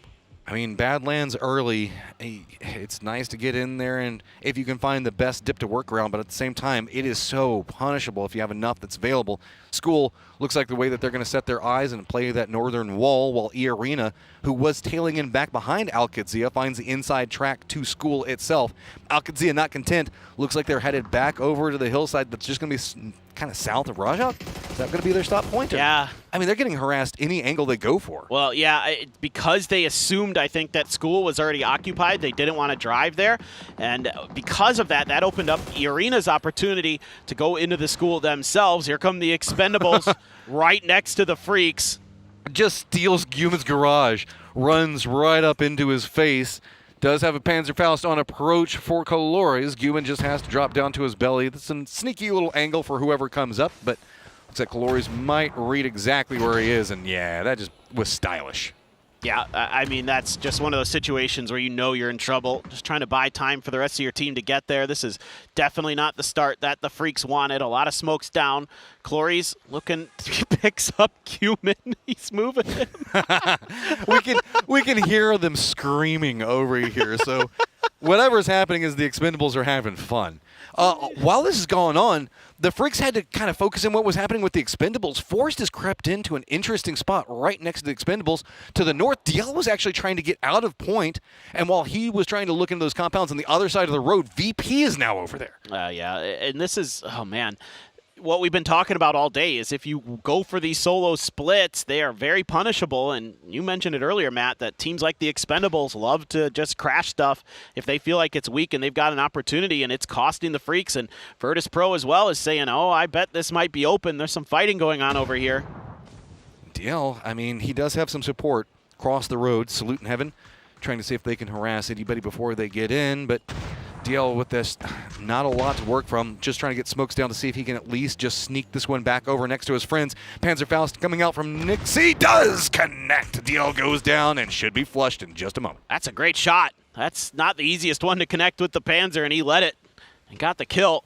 Poor DL was trying to escape any way he could, but things just not quite going the Freaks' way here on Erangel to start. Salute in Heaven on the other end of the street, seeing what the heck VP wants to do off the back of that. I was kind of hoping that DL might have had a C4 there because he could have just thrown it against the wall and like drove out and maybe, try to catch VP just, backing off of that or something, but maybe just didn't have one. It doesn't matter. They had a Panzer. He was in trouble. Yep. Looking now towards what could be happening in the later stages. Red zone being a bit scary for Slam, but not the worst right now. Well, yeah, just continue to stay bold. Arctics is just going to go ahead and ride it through. He doesn't care. He's airborne now. Should be fine. Circle does stay right alongside the river. So VP, who's been pretty aggressive for positioning off of the Freaks a moment ago, going to be very rewarded for this. This is quite the hard shift. I mean, Phase 3 is going to have to remove a lot of water, so likely to go southeast, but could still go north. Who knows? Maybe Bermuda Triangle finished. Don't get to see those every day. Yeah. As Gen G is just slamming in. Yeah, Al-Qadzia is just going to be chasing right into Razak itself. It's going to be the two members for VP not firmly capable of defending. Slam just runs through the meat grinder back there. Just look at all that stacked up on top of each other. Beamy does spot out Cowboy and gets the knock, but this is the mess. Look at this. Evan, Pochon, Twisted, all just stacked up in the Badlands. Gen G, I think, also taking some shots. Slam just spelled their doom, trying to make their approach through this as well. Twisted just trying to right the ship fast enough because they still want to stay in this for as long as possible. And there you go. Evan Pochon is eliminated. Yeah, this actually is nice for Twisted Minds. They should be able to get these reses unless Lil Ghost does something absolutely bananas. You never know. Like Batulin's mentioned, sometimes teams kind of might be gunning for him a little bit more than usual because of how much they win. But we'll have to wait and see as the Freaks, I think they did find a knock off screen, but no points in the bag yet. So haven't been able to get any further up that leaderboard as this is so scary. I mean, you have a 4-man push from Forest. Like, good luck. I mean, Boatyard belonged to the Freaks, and it has just been slowly dismantled. They at least have a crossfire, but looks like Forrest knows.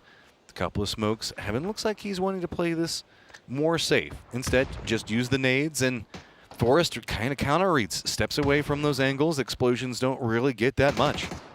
Yeah, Forrest now can just wait these smokes out. I mean, this is still in the circle, so there's no real rush just yet to get this fight going, especially knowing that there's going to be one of those 3-story buildings, but they guessed correctly in terms of where Salute might have been. Get some decent damage. Clories just wipes out the rest of Slam by himself off screen. I don't know what happened over there, but, you know, just expendable things. Yeah, just remember the Expendables started the Freaks' problems by crashing Boatyard, and then we're like, nah, we don't even really want it. You guys can just go ahead and fight around it. And they're now making their way into the Badlands, and maybe Gen G might be the next target. Salute just getting a ton of explosions around him, staying alive. Heaven still holding the lower section, waiting for somebody to peek through that doorway. Doesn't look like Forrest is taking the bait, though. No, they're being really cautious. Okay, Heaven, did he see that player run out? Well, now he knows. He got shot in the back. That's tough. Salute throwing some stuns to buy some time here. Maybe Heaven can get the heal to come through, but Kiss isn't going to give him the opportunity. He's right behind him, and he's got the sawed off.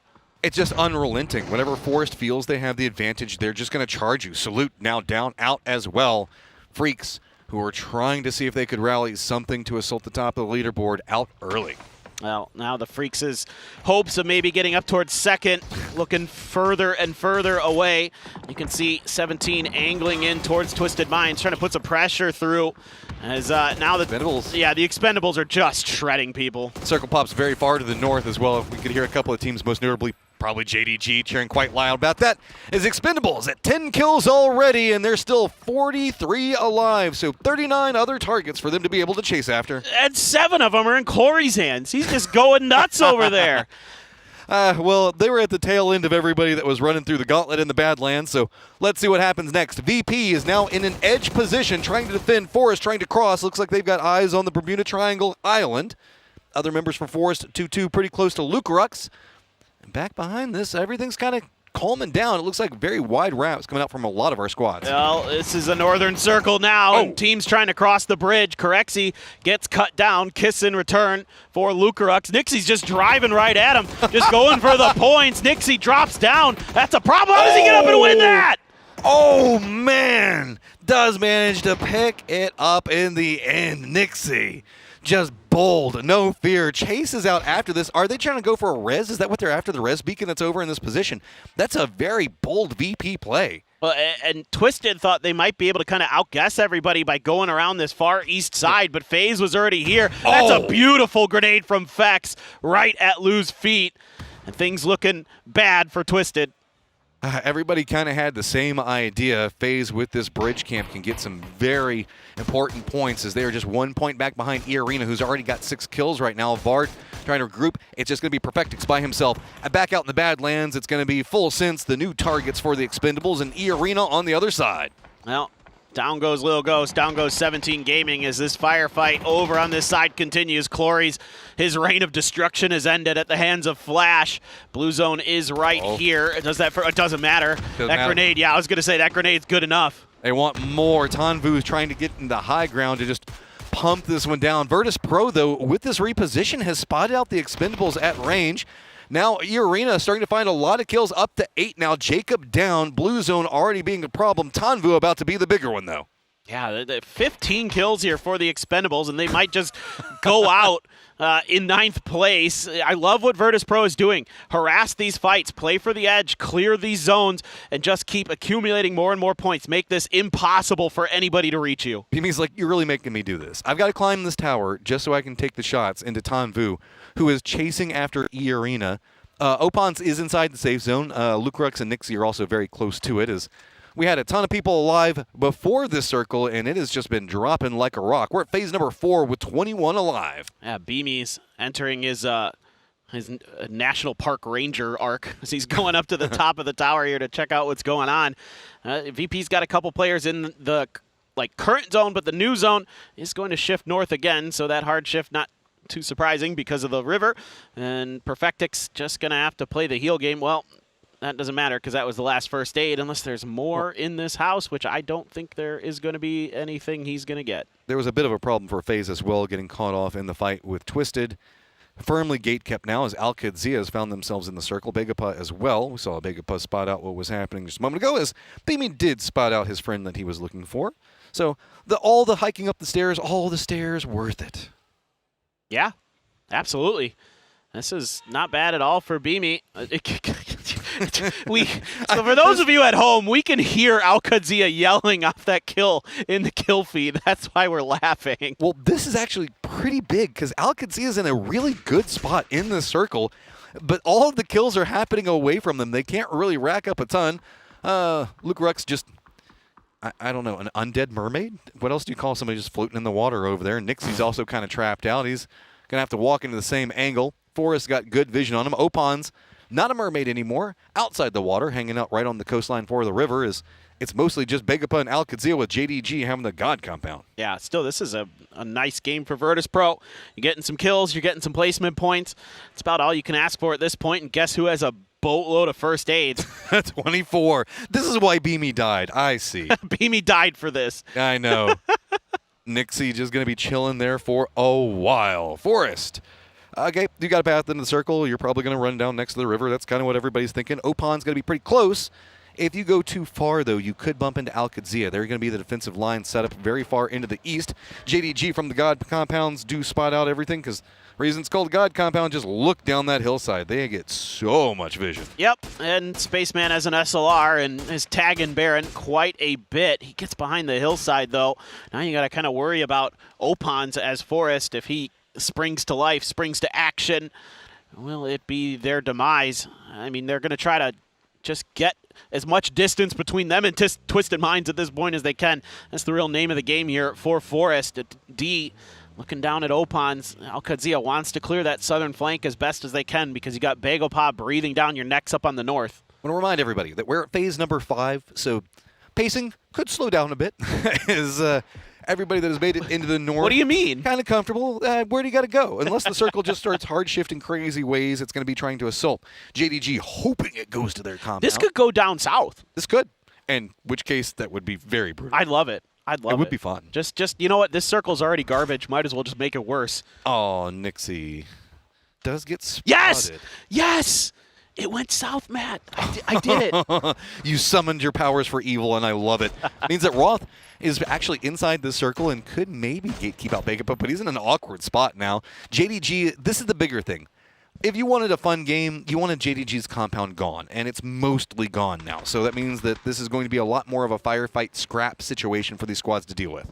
Yeah, I think the toughest choice to make right now is actually for Al-Qadsia. Do you try to cut down to Forest's position to clear out that hillside, have it as a defense for these next couple of circles, kind of have a safety position to play for? Or do you just try to go center and lock it down? Because with 3 members of Bagopop up there, that's actually a pretty big threat potentially where they could do some real damage to you, wreck your chances of going back-to-back here.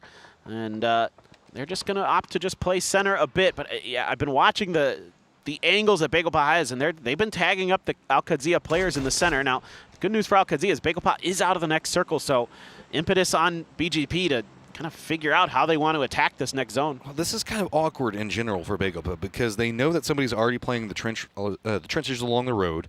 But at the same time, Alcadzia doesn't want to go too boldly into those trenches because they are vulnerable for nades, stuff like that, and Begapa's positioning will be a bit higher in ground. JDG looks like they've got eyes on the forest positioning. No surprise, but don't forget Opans is still down there. Opans can really wreck somebody's day if he decides to. I hope he does. That's what I like to see, as Cole is using some stuns and some smokes to make his way forward. Akan somehow, that's over in the compound where December the 12th was. Not sure if he was trying to make a maneuver in a vehicle and got caught or something, or just was taking a peek and paid the price. That really screws up JDG's timing, though, and opens up way more spacing for Begapa to go with. Alcadzia reads that and is also now playing the other side. Goes, okay, this has now made the road way more dangerous. Everybody's just converging right on top of Forest, and I mean, at least they've got something to work with. This crate dropping down being a blessing from heaven, but they're about to get a whole bunch of other things dropping down on top of them. D on one side goes for a more gamble play. Does spot out and get the knock on the Baron. Yeah, and Olympus, he gets that level 3 gear, and it's immediately gone. But still, Forest Natural Gaming going to maintain their second place position, 7 points ahead of Twisted Minds. And here comes Opans. Do you expect this, as Alcadzia? D doesn't drive in his direction, so he's not going to be finding out the hard way just yet. He's so close, but it doesn't seem like he's going to drive all the way down. Spaceman on top, gets some damage in, but the response is decent. Hello? Whoa! Hello? The deadly Doritos coming in at the worst time. That is a massive problem for JDG. Begapa doesn't want to get too involved in this yet. They want these squads to kind of weaken each other and see if they can be the third party. Looks like they're going to hop in vehicles. They're wrapping to the east. That's going to be the Alcadzia side. Alcadzia feels like they have an idea that this is going to be coming. It's going to be scouted out by Cowboy. Tries to defend this new angle, and with the way that the circle is set, Opans has to make a move and could backstab Alcadzia. Oh, he's going to have to. The circle's going to force the issue here pretty soon, and he's got a golden opportunity to just play the biggest spoiler we've seen here on this last day. And Suzette going to go for a change of trajectory. He will wrap in behind December the 12th, who's got a UAZ there to cut off some of those angles that Begapa and Alcadzia might try to create. The grenades are out. Doesn't catch on to Cold 119. He's chilling behind the Dorito. A replay here of the unfortunate incident. Oh, I bet you it rolled down the hill on him. What do you want to call? Yep. Oh no, that was just the heavens saying, "Nah, you sit down, son." Usually, heaven gives you gifts. This time, not so much. The angels were not smiling down upon him. Opan's the only big moving factor that we have to keep our eyes on. Songjong as well, but he can just regroup with the other members of Begapa. Begapa, with this road, has a lot of different options on how they can navigate any firefight that breaks out between Alcadzia and JDG. Alcadzia and JDG both know that. They've got this hill between them, and they don't really want a firefight. It's just Alcadzia going for a peek or two here onto Begapa, and just, man, Opans. I feel so bad. Alcadzia, whenever they went around this angle for Forest, they had to assume that nobody was there. Just let it happen. No, nothing. No, surely somebody would have shot at Forest. There's got to be nobody to the south, and Opans' patience is about to pay off. Oh, yeah. This sucks for Alcadzia, is all I can say. Meanwhile, Begapa, by the way, has 12 frag grenades. That is a very scary thing for the rest of these teams in this final couple circles. Well, the thing is, how many kills can Opans get? Alcadzia is the 4-man squad. Begapa is sitting at 3, JDG at 3. If he can get 2, that puts Alcadzia in the negative position. Or if he just gets spot before anything, D! Big eyes on him. That really saved them. That does. That's so massive for Alcadzia. Now they have a great opportunity to win. Khan and others going fishing by the tree, but a quick reposition from Cowboy means that those grenades do not find the mark. That's a lot of investment there from Begapa on absolutely nothing. Still going to have the advantage in terms of total number of frags left. Of course, the P90 there is a difference maker for sure, but everybody's just going to wait this out. Want to see what the next circle does. Don't want to overcommit just yet. Just going to center up, though. Yep. Okay, that means that we're pretty much looking at the way that the curve on the road happens for center dot, just a bit south of that. Alcadzia, Begapa, 1 point between them right now, but Alcadzia much closer to JDG in positioning. Begapa realizing the fact that this could be some problems over here. They want to try to stretch in, get a hold of these like little dips that are in front of them, but JDG's December 12th is trying to control that angle.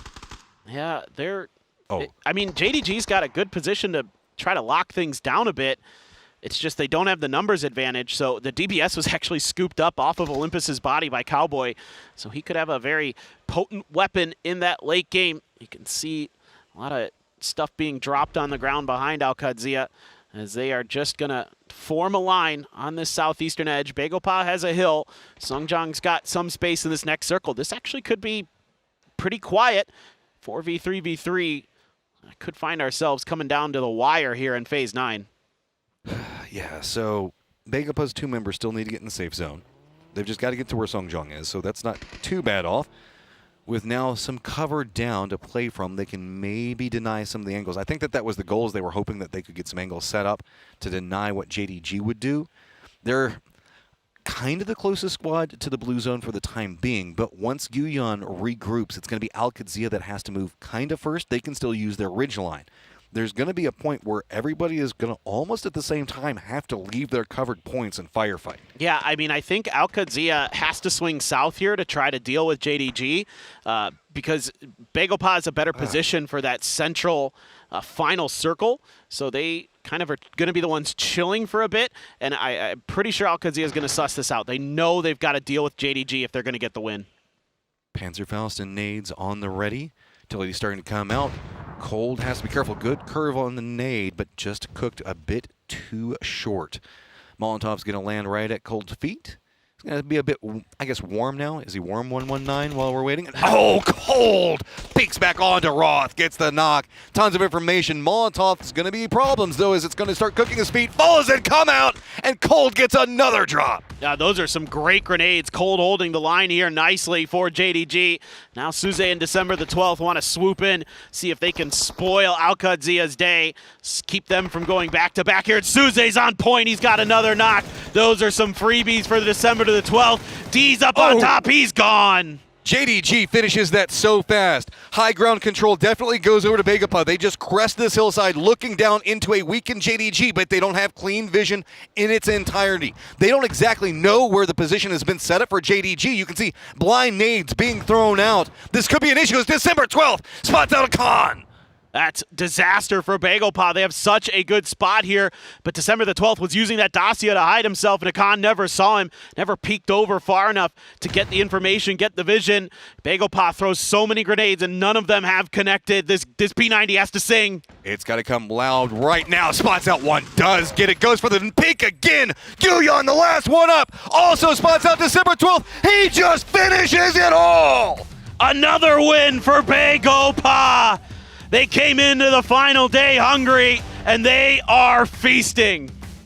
Oh, that even gives them some space now away from Al-Qadsia that was chasing them. JDG in the later stages showing up for China when it matters. And, of course, America's our only team in here making in the later stages. They felt like they could have gotten a back-to-back, but get denied. That's a great lesson to learn, though, for that team. Like, so one of those moments that you feel like you have the win in your hands and you can't close it out. Something to look forward to in PGC to adjust. One more game left.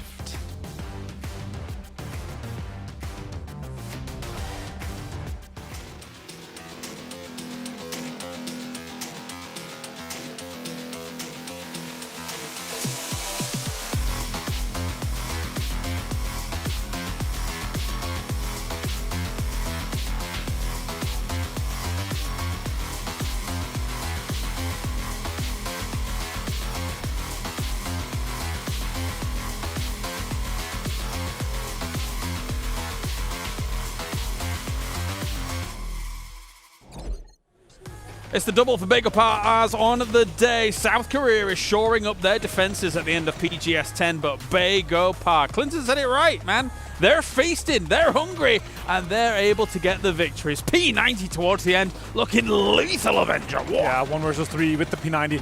And again, the P90 is just such a strong gun, Rod, but he's peeking over Ridge.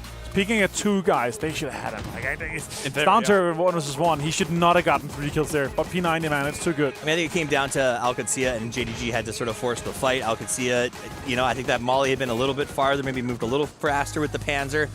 They might have won that, but either way, JDG had used a bunch of utility that they had saved up, and they had to limp uphill towards Begopa. So that was a tough fight for them to get the win afterwards. One of the more problematic endings towards this game, of course, as we have the circle shift north of the river, and there's barely anybody up there. I think it was only JDG for the longest time, and then everybody else joined, but that meant that in Circle 5, we had 15 players left alive. Extremely difficult game. That's also one of the reasons why we saw Expendables go out before placement points, but still getting 15 kills.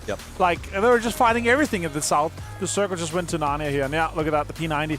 Too strong even for the 1v3. I mean, I think a very difficult circle like that is just good news for Virtus Pro. Even though they go out and they get caught on the rotation, when they see that, when they see a weird shift like that, they go, all right, well, no one's going to have a blow-up match that's going to catch us. So I think that's right. Yeah, I mean, the circle prior had Virtus Pro kind of almost dead center on the north side of Rozhok, but as soon as it shifts away, then all bets are off the table. Well, and that's where they're in their head, they're like, hey, if we get the shift, we win. If we don't get the shift, we kind of still win, because nobody else is going to be over there. So great news for VP as they continue their dominance. It was good to see Bagopa come up. And again, I will give a little bit of love. QAD, I said they did well in the last one. They're going to move to the top 12. This gets them maybe to the top 10. And when every dollar counts and every practice counts, that's good. Yeah, I definitely thought they could have got even a little bit more, but I think they're going to be content with this performance here, Avenger. I think so too. We also have to remember Nixiax managed to get a placement point here. He had 24 first aids, did more healing than a Thurian. It's just insane here. But Bagopa with the 5 kills managed to get the most points in this lobby, but Expendables. Why are they like this? 15 I don't kills. know.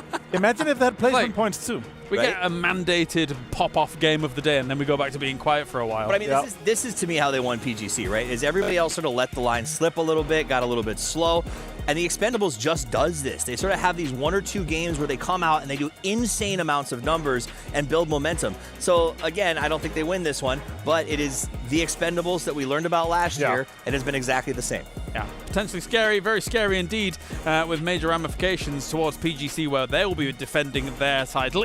Arena and JDG, though, do manage to top things out. Chloe's had 9 kills. He has 9. I didn't realize he had 9 during that game. I thought it would have been spread out a little bit. 9. That's and usually it's Tanwu, and had he had 1 more kill, guys, he would have joined as the 3rd player only ever in the PGS series to get double digits in a single game.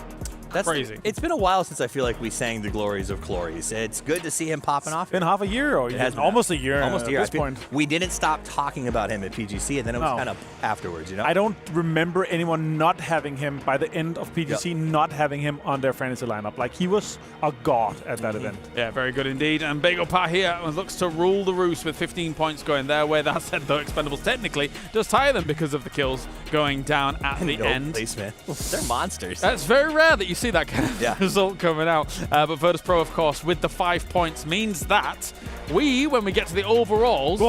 Bum, bum, bum. Okay. Dun, dun, dun. All right, guys. I will say this, though. There's a chance that Bagopa now inserts themselves in between Full Sense, DN Freaked, and if FN Potion also have a decent game, there's going to be a 3 Korean defense to make sure Gen G goes to PGC. They are trying their hardest, and I sort of in the opposite way. Full Sense is trying their hardest not to get that spot, it feels like a little bit. Like, they have been playing some aggressive early fights. They're not really playing sort of, let's find 5 points per game, which I find pretty interesting. Also, again, commendable, right? As Martin is saying, commendable that we're having the rest of South Korea shore up the defense as well. Gen G's trying their hardest to throw.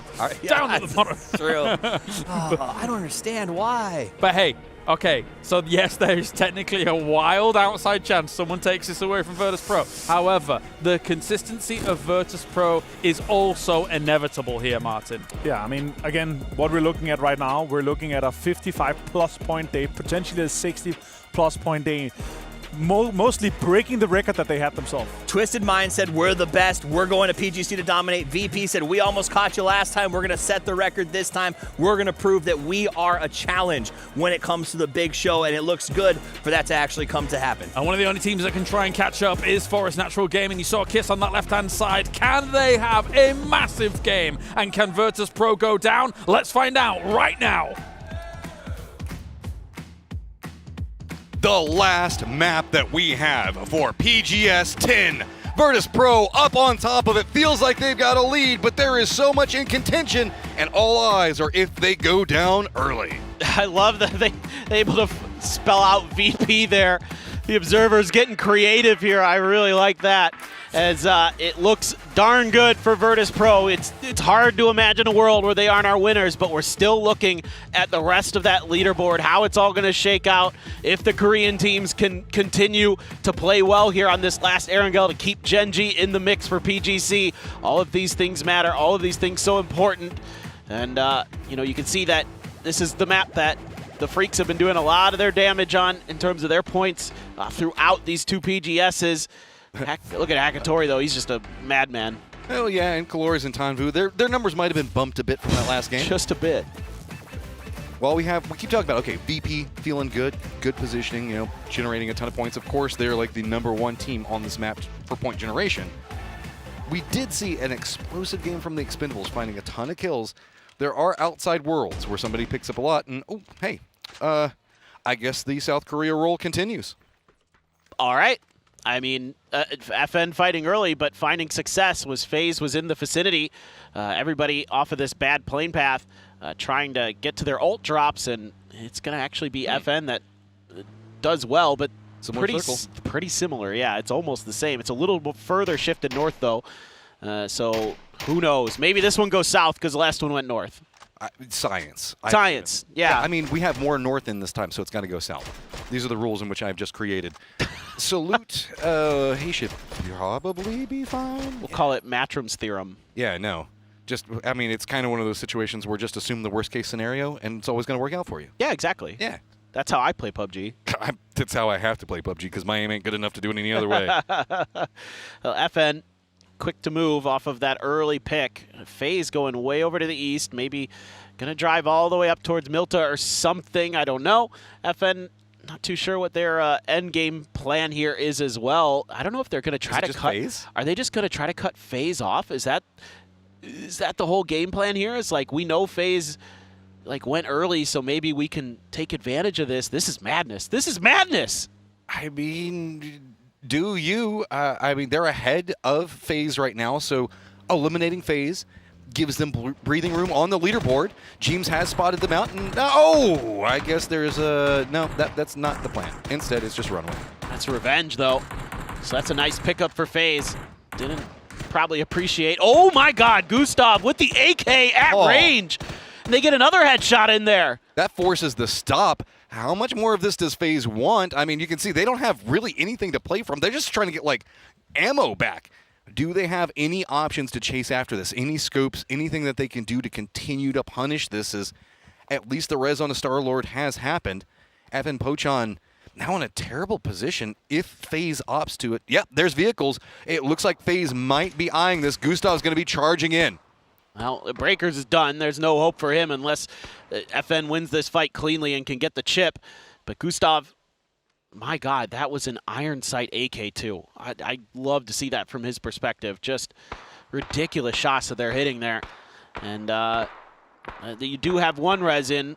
You're looking for something here as FN, but now FaZe kind of has the advantage in the fight. At least they feel like they do. Rex with an MP5 there, getting poked at. But Gustav not connecting this time. Finally going to go ahead and finish off Breakers and say, okay, the bait's done. How much more of this do you guys want? Are you going to retreat? Star-Lord playing very far to the north away from everybody else. Because remember, this is a super low economy firefight. We saw kind of them driving and jockeying up against each other and then trying to get some loot. I mean, this is Rex's life. Look, you're looting the bridge. Yeah, and he doesn't have a helmet. That's so scary, especially when that AK is in play and can one-tap you. You're looking down below. Gustav. Well, Gustav definitely sees Rex through the grates. A little bit of damage, but kind of hard to get bullets to go through there. But Rex says, whatever, dude. Yeah, that's gave away position, was kind of caught out. Now FaZe, it's all kind of come awry. Jeems on one side, just eyes up, last one. He wants to see if he can at least get somebody off of this one. Going to at least take down a Zenith. Can he get over to Vard and provide some support? But it feels like that's bait. He reads it as well. He's got some angles to play with for defense, but no! It is going to be Rex and FN Pochon that take down FaZe and secure a decent position. This is huge. This means you can get the revive onto Breakers. This is like this could have gone a lot worse for FN, and they're actually going to come out of this with 4 points and 1 point ahead of Bagopah, up to 7th on the leaderboard. Every one of these points is so crucial. And now just 1 point behind JDG in 5th. That is absolutely nuts. Dude, the rich just keep getting richer here. What? Show me. The FAMAS, a great find. A great find for VP. That's what you want, man. That gun is very, very good. And Forest, there's a very odd universe where Forest ends up winning this, but I don't think it's likely. It's just Virtus Pro is center circle. They're getting crates. This is kind of the worst-case scenario for Forest, right? If they wanted to, they would be trying to get as many kills as possible to secure position, but they're afraid of Twisted Minds that's looming back behind them. They're playing the north part of the river, so there's nobody really up there except for VP. The only benefit is maybe they bump into each other. Meanwhile, outside, Gatka down in the southwest, we've got, it's going to be Full Sense as well as Gen G. Tosi does spot out a nice little position from a flash, and the rest of Full Sense now just full sending it away. Of course Gen G's fighting early. Why am I even questioning it? I just should learn that this is what they're going to do anyway, even with their terrible day, terrible weekend. They're still at least finding Full Sense, and that's, that's something, and it's given Bagopah and FN some hope here to get further in this game and get ahead of them. Don't worry. This time, guys, the plan will work. We just need to get another 10 kills, and we can get there. Full Sense now also going to have some trouble. They're getting pretty close to the Expendables. Slam, that's also kind of low on the leaderboard right now, is going to be wrapping on the other side of Gen G. The arena is going to be on the eastern side of Na'Vi. Whenever we look at positioning, Twisted's going to be on the western side. So, interesting. Kind of curious about Al-Qadsia. They're coming to that bridge where FaZe and FN were just having a fight, but hold on. Extends up close and personal. Lyric, that's not the gun you want. He gets in the car, though. The timing, awful. Oh, that could have gone a lot worse for Na'Vi. So said defense strong right there to keep Extends alive. He doesn't extend anymore, and he's now regrouped with his friends, feeling far safer. Still, just the southern area of the river going to be the contention point. Bagopah running a full, almost 4-man split up to the north. They got nobody that's even within spitting distance of them. They're very safe. Rex went all the way up to, is that, who's up in Lipovka? That is, no, that's Breakers. Oh, he came off of the revive up there, I guess? I mean, sure, why not? Wow. So this is kind of how all of this weirdness started that we saw just a second ago. Look at this. There was the kill that was back before the effects, and that is ridiculous. That is so hard to do. I'm just going to let it happen. Oh my God, that's hard to do too. A hollow mutant? That's not as hard. Man. Madness. Absolute madness here. So, weird thing that's now going on. FN Pochon has called an emergency pickup. But remember Al-Qadsia, who's been trying to figure out what is even happening over here? If they go up that hillside, they might actually spot out an emergency pickup. But I don't know. Not everybody for FN Pochon is grouped together. Maybe it's just one scout that they're sending in. Maybe they're just calling it to call it. I don't know. Yeah, I mean, maybe. I think they're going to regret not taking that. Well, they got one player on it, but are they going to see Al-Qadsia underneath that bridge? That's the big question in my mind. Is Artix is driving right in the middle of JDG, and he's done. He should be dead, I would think. Thanadol actually hitting cold 119 a bit. Magore's on the other side of this. Arctix doesn't even care, man. Goes for a peek back onto this. Now can we see Magore? You've got some angles to play from. The only issue with it is there's so many JDG members that are over here. I think that, well, Boostix, Lurix, they all feel like, okay, if we're going to commit in, let's commit in. Arctix is going to go down and get flushed, but there's a lot of information Magore has to work with. Yeah, that's extending JDG's slim lead over those teams that are in the triple-digit mark next to them on the leaderboard. So that's a pretty nice pickup in that regard. Would obviously like to get further in the game, but with only, well, they've got all 4 players, so they are feeling okay-ish, but this is pretty far on the edge of the current circle. Where are we doing here? South, north, middle? The map is just all geometry right now. There's a red zone in the middle of it all. There's emergency pickups all over the place. Firefighting that's bound to happen as the circle has gone north to the east just a bit. That means that these crates area no longer in play. FS that's going to be maybe gatekeeping out has already called an emergency pickup for us, is already making their send in. So VP, Forest, and Begapa, who played the north, are going to feel really good about their choices. Look at everything that's going on the map. So many emergency pickups and other things being called in. It's just a crisscross all across, and the Freaks are going to chill. They're over by Razak, and they're just going to have to wait out that red zone a bit. This fight's still kind of dragging out between Slam and JDG, and it's going to have to come to a conclusion because the circle will be eventually forcing the issue a bit. VP, chilling. This is a bigger problem for JDG than anybody else, right? Because if JDG does not get out of this position, they can't continue to generate points, and they have so many squads that are like tailing in after them. Sure, you can maybe wipe out the squad and Slam if you win the firefight, but you've lost almost any idea what's happening in the circle. You're going to be coming in blind, and there's a ton of teams that are just waiting for you to falter just a bit and could pounce. Yeah. And there's a lot of teams that haven't gone north of the river just yet either. So let's say you come out of that fight and you try to wrap around the south. There's going to be teams that are going to be hungry to pick off you in rotation. This Duck Juice going to be settling in, has the grandma's house all to himself. No one anywhere around him. Still lands to shoot. True Duck Juice way. This man's got the most pinchable cheeks too, you know. Any grandma would love him. Well, Full Sense, you've chosen an option that isn't quite as safe for your landing, but looks like you might be able to squeak it by. The lower section for Begapa not going to provide the sightlines to catch them in their roll for landing.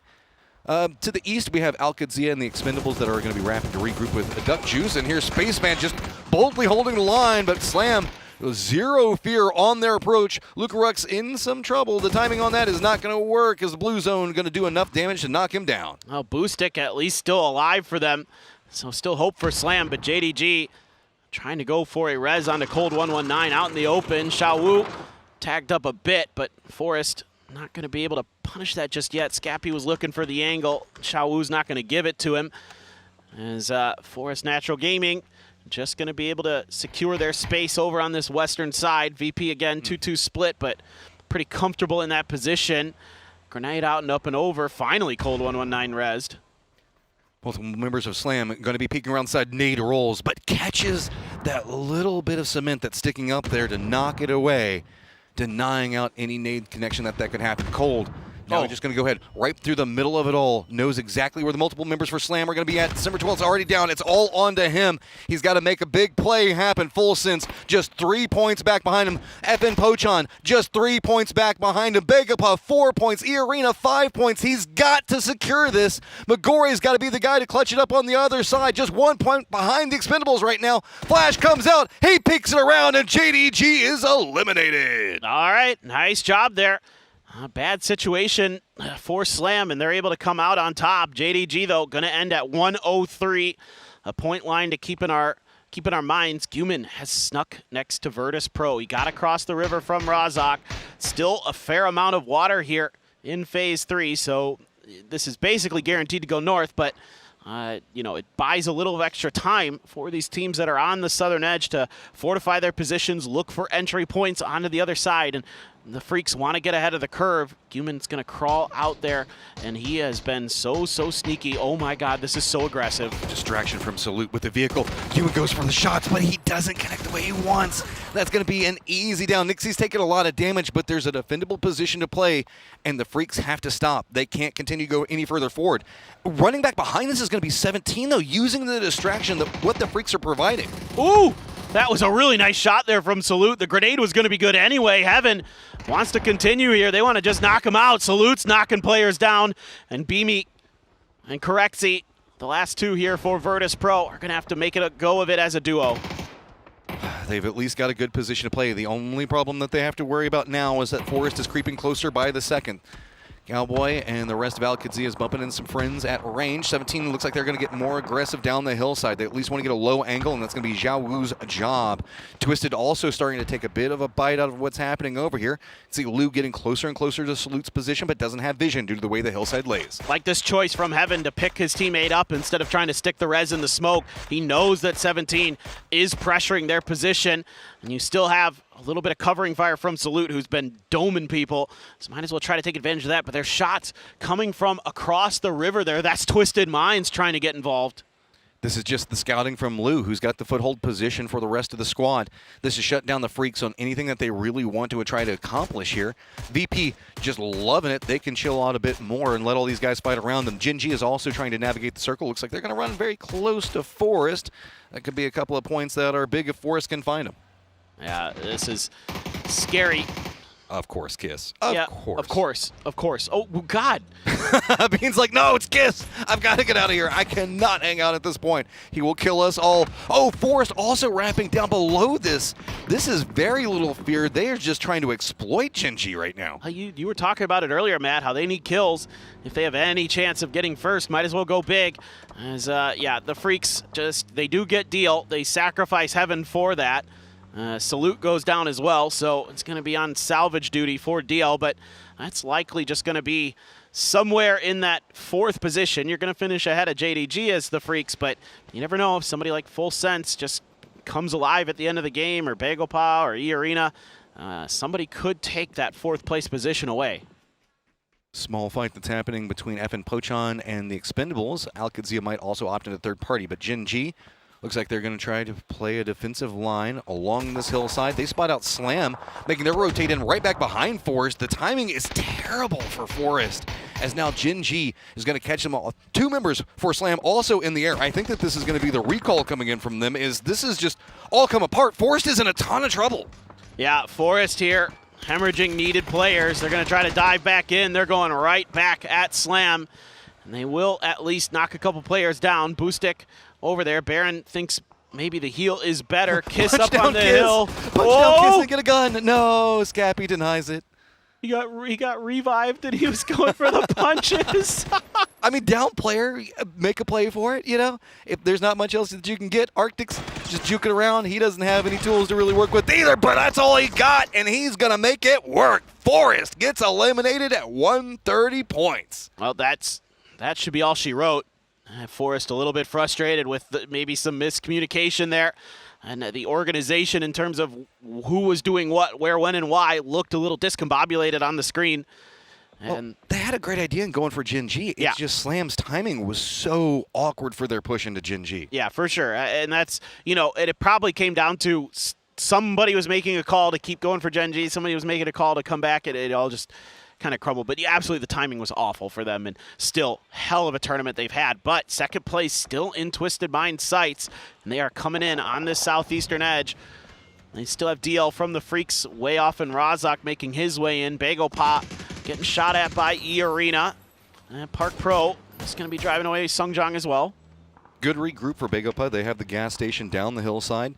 Pretty centered as well. Full Sense going to be up the hill with a lot of vision on what's happening in the lower sections to the north and to the east of them. Really can harass a lot of what's going to be happening. E-Arena does have the compound that they can play from, but it doesn't feel too good given how close to the edge it's going to be played. Twisted Minds, who knows? Forest is now down and only needs 9 points right along the edge of the zone here, is trying to see if they can stretch out, spot out any squads, find something that they can vulture up, but nothing really showing itself. Well, I guess just make it happen yourself. Why not?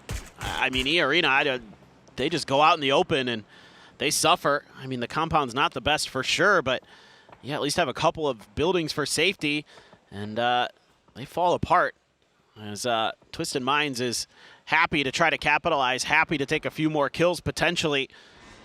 This is a nice little spot for them. Again, more revives, more.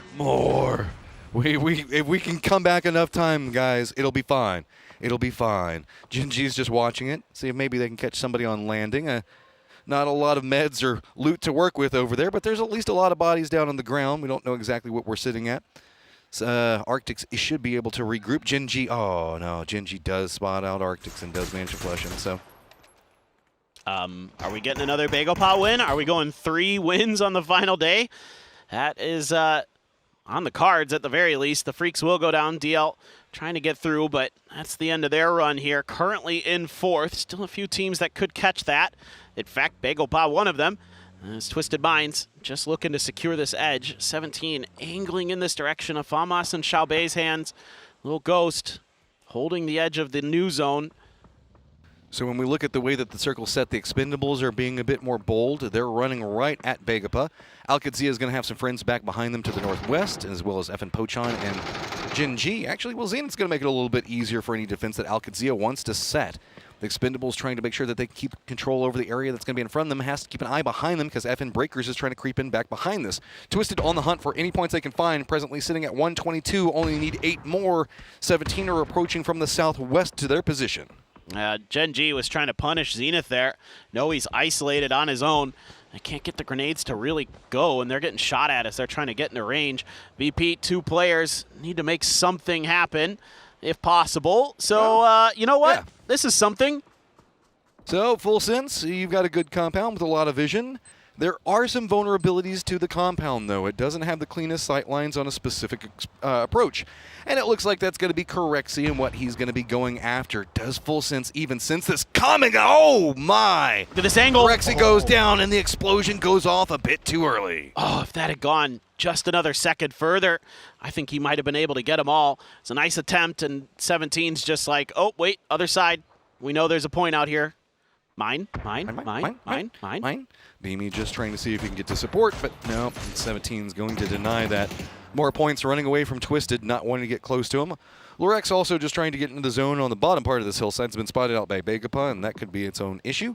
Jinji, no real good paths in. Hey, don't worry, Lurex. You have friends, and they have nothing. But we know that they're not afraid. They will punch, and there is a crate. So just dive to the crate. That's right. It's better than nothing, I suppose.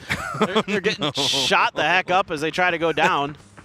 Everybody is shooting at them. These poor guys. All right, Boostic's gone.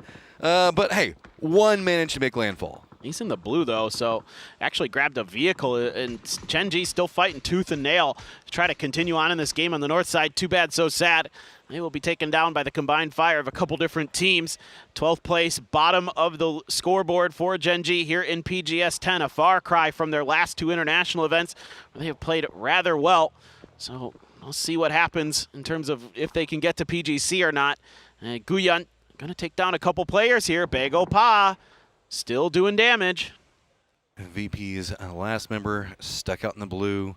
Only 7 meds. Beamy, what are you even doing? Only 7 meds. That's just not. Those are rookie numbers, man. He'll be there for a bit, it looks like. I mean, you can see 17 checking, but nobody revealing their position just yet. Full sense has to think about how they're getting into this next circle. They're on the outside. Twisted as the southeastern edge. I mean, again, Forest Natural Gaming might be losing that second place spot here as Twisted just makes this slow march forward further and further into this game. Nobody really threatening their direction. They already took out 2 players of E-Arena, so they don't have a chance. The big movers are going to be the Expendables and Alcadzia, and Alcadzia is pretty trapped right now. Hakatori does spot a little ghost, while a 17 runs right down into the face of Na'Vi. Kind of juking around a lot of what's going to be going on over here. Little Ghost, though, going down at range has caused this to be a bit more complicated. Favors trying to pick both sides. That's going to be Tigger spotting out Beamy. He's now gone, and VP, it's at the top of the leaderboard with 27 points of breathing room. Well, gotta feel good as VP. So just waiting for this one to end. And Xiao Wu inside. Grenades? No, Xiaobei! Did he pull the pin on that? That could be dangerous here. Great defense from Na'Vi. Hakatori, the last one up, but Twisted chasing down after points. Full Sense doing the same thing on the other side. It's a catalyst set of plays that are happening right here on top of it all. Alcadzia goes down up to the north. The Expendables also going to get caught. This is just everybody falling apart. 17 Gaming out. Hakatori continues to stay alive, but for how long is Twisted Minds and Full Sense both want a piece of him? Well, he at least kept Na'Vi ahead of 17 Gaming on the leaderboard there. A grenade, another great shot from Hakatori. That's 5 for him. Love to see him spring to action. It's late in the series, but here comes Twisted Minds. Batulins rolling on in. Hakatori One kill is big for him. If he can get the kill and the flush, he just needs 1 point to surpass Alcadzia, but no, he gets denied. Twisted now right up next to Full Sense. The fight's going to continue while Begapa and E-Arena finish each other off. It looks pretty good for Twisted Minds here to maybe even get a win in this last one. A good grenade takes down Belmont. Tanadol able to respond onto example from the roof. Lou looking for the peak, but Tanadol making sure that he at least gets the point, takes a player out of the equation. He gets another there. Lou is trying to go up on the fence. Perfectix has to roam around the other side. He does spot out and also going to go down. Begapa on one side, Twisted on the other. Twisted now in second place. Bought enough, but Begapa 1 point back behind Full Sense. If they can secure anything, it will feel great. Well, they're ahead of the Freaks now. Begapa has taken the place as the best Korean team in the lobby. What a last couple of maps they've had here today to get themselves into this position. They're trying to cut off Twisted Minds as much as they can, but Akan has to be so careful here. This is not, oh, you gotta be joking. Oh, I mean, they're just going to try to make this as easy as possible for themselves. Songjong, is he going to be roaming it in? Yep, he's just going to send it right into the building. Batulin should probably get a sense of this, but doesn't have a lot of vision due to the way the smokes are set. Good shots are going to come out, but is the C4 going to go off in time? Lou does go down as well. Oh, but on the side here, Perfectix looking for those points. You only have a couple players up for Begapa and Perfectix for Twisted. Well, at least secure that. Can Begapa hold on? Perfectix not even in the circle. Park Pro in a car. He's going to be chasing after this point. You can see Perfectix just trying to get something for a cover. Park Pro just roaming around on the outside of it. Begapa now firmly in fourth place. Eyes on Twisted. Yuyeon shifting down the other side of the hill, and Perfectix drops down to his belly. We are in phase number 8, so it looks like we might see a bit of a slowdown for just 1 second unless Perfectix spots this out. This rat from Yuan could be a problem. What a glow up for Begapa here. Just an unbelievable last day. No matter how this shakes out, they have got to be so proud. Pio's got to be watching from home, just being thrilled with the way these guys are playing. Yuyeon's going to make his way uphill towards the tree. Perfectix on the ground. Who's going to see who first? Oh, Perfectix on the ground. If he spots anybody from Yuyeon, there's not going to be any support that Park Pro can provide. And you can kind of get this idea that Yuyeon doesn't want to push this too much more because he doesn't want to give any open angle. Perfectix got the nade set. Looks like he knows exactly where Yuyeon is. Doesn't get the knock, but does get some damage. Picks around the lower side. The explosion enough to force Yuyeon out of position. And that's going to be instantly exploited by Perfectix. Now down to a 1v1, but Park Pro has a plan. He's going to go for the push towards the edge. Might be using that car as a bit of a distraction. Should know he's right by the tree if the grenade is good. Oh, gets some damage. Perfectix now down to about half. Follow-up nade. How cooked is it going to be? This is kind of down the hillside. Cooked it well enough. Begapa yet again. 3 wins for them on the day. A very nice performance. But look at this. The kings of consistency in Malaysia. Your PGS 10 champions, Virtus Pro. Played it so consistent, so clean, always finding points, constantly trying to evolve their meta, their play, their gunplay time and time again. These guys have been on the cusp of it, finally secured themselves the PGS 10 victory.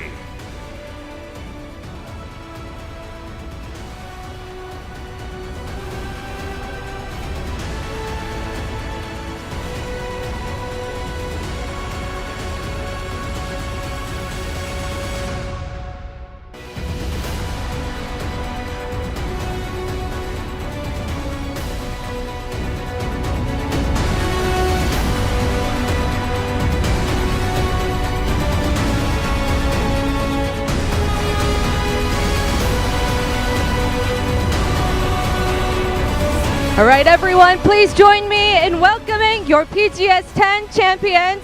It's Virtus Pro! Congratulations, guys. Last time, Virtus Pro, they fell short, but tonight they complete their journey and come out on top. Congratulations. You know what? It's your trophy to lift and only yours tonight. They claim the victory, the trophy that they truly deserve. Looking jolly. They have proven that their strength and consistency are undeniable. And now, it's time to hear from the champions themselves. Hello, guys. Congratulations. Hello. Oh, do you mind? Well. we meet once again. Correct. Yeah. You mentioned yesterday that you worked on the team's communication and solidifying that play style, and the work and the effort that you put into it paid off. How does it feel to finally see that trophy in front of the team? I mean, it feels insane. These 4 guys, they're so talented. We put in a lot of effort. We've been here for like 3-4 weeks. I have no words. I'm really proud. And we grew so much during this event. I love it. I'm so happy. That is really endearing to hear. And Corexi, is that a smile I see on you? Maybe. Maybe. Well, this was your first back-to-back PGS with the team, and your chemistry was amazing. You blended in seamlessly, and previously as a player, you were a runner-up several times. How did you moderate your mentality coming in this time to make sure that it was different? I'm not sure what you said, but it's... Can you repeat? Well, how was the journey with the team, and what mentality did you want to have that, you know, you were a runner-up at PGS 9, you wanted the trophy at PGS 10, what did you do mentally? I mean, we just kept playing the same as we did before, and it's worked out better now. Yeah, thanks. And, right, that was great. I think this was the longest conversation that I had with you. Yeah, thank you for that. And hello, Nixie. Loving that smile on you.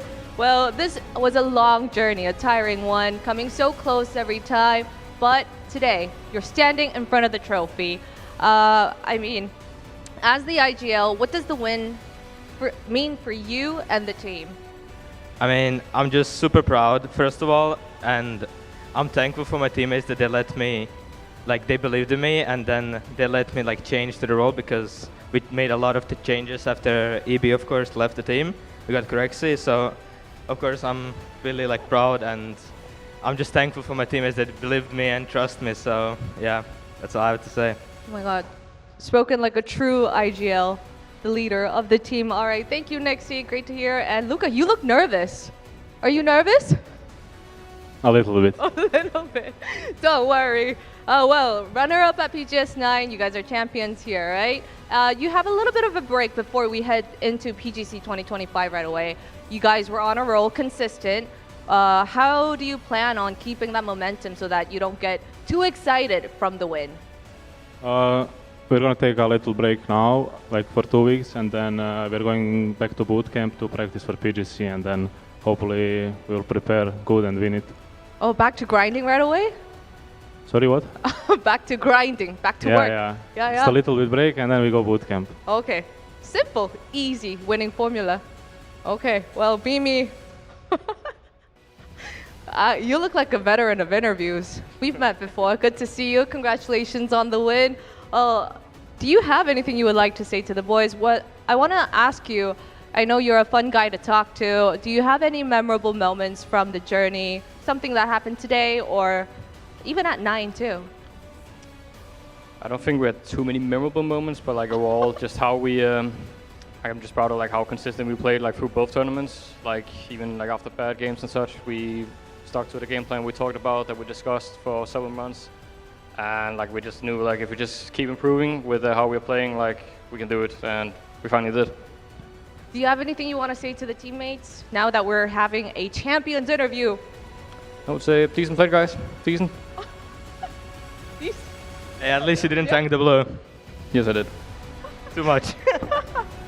I'm loving this energy. Thank you. Congratulations, guys, again. You guys are the PGS 10 champions. And to everyone watching from home, thank you for joining us here, and we'll see you at PGC 2025.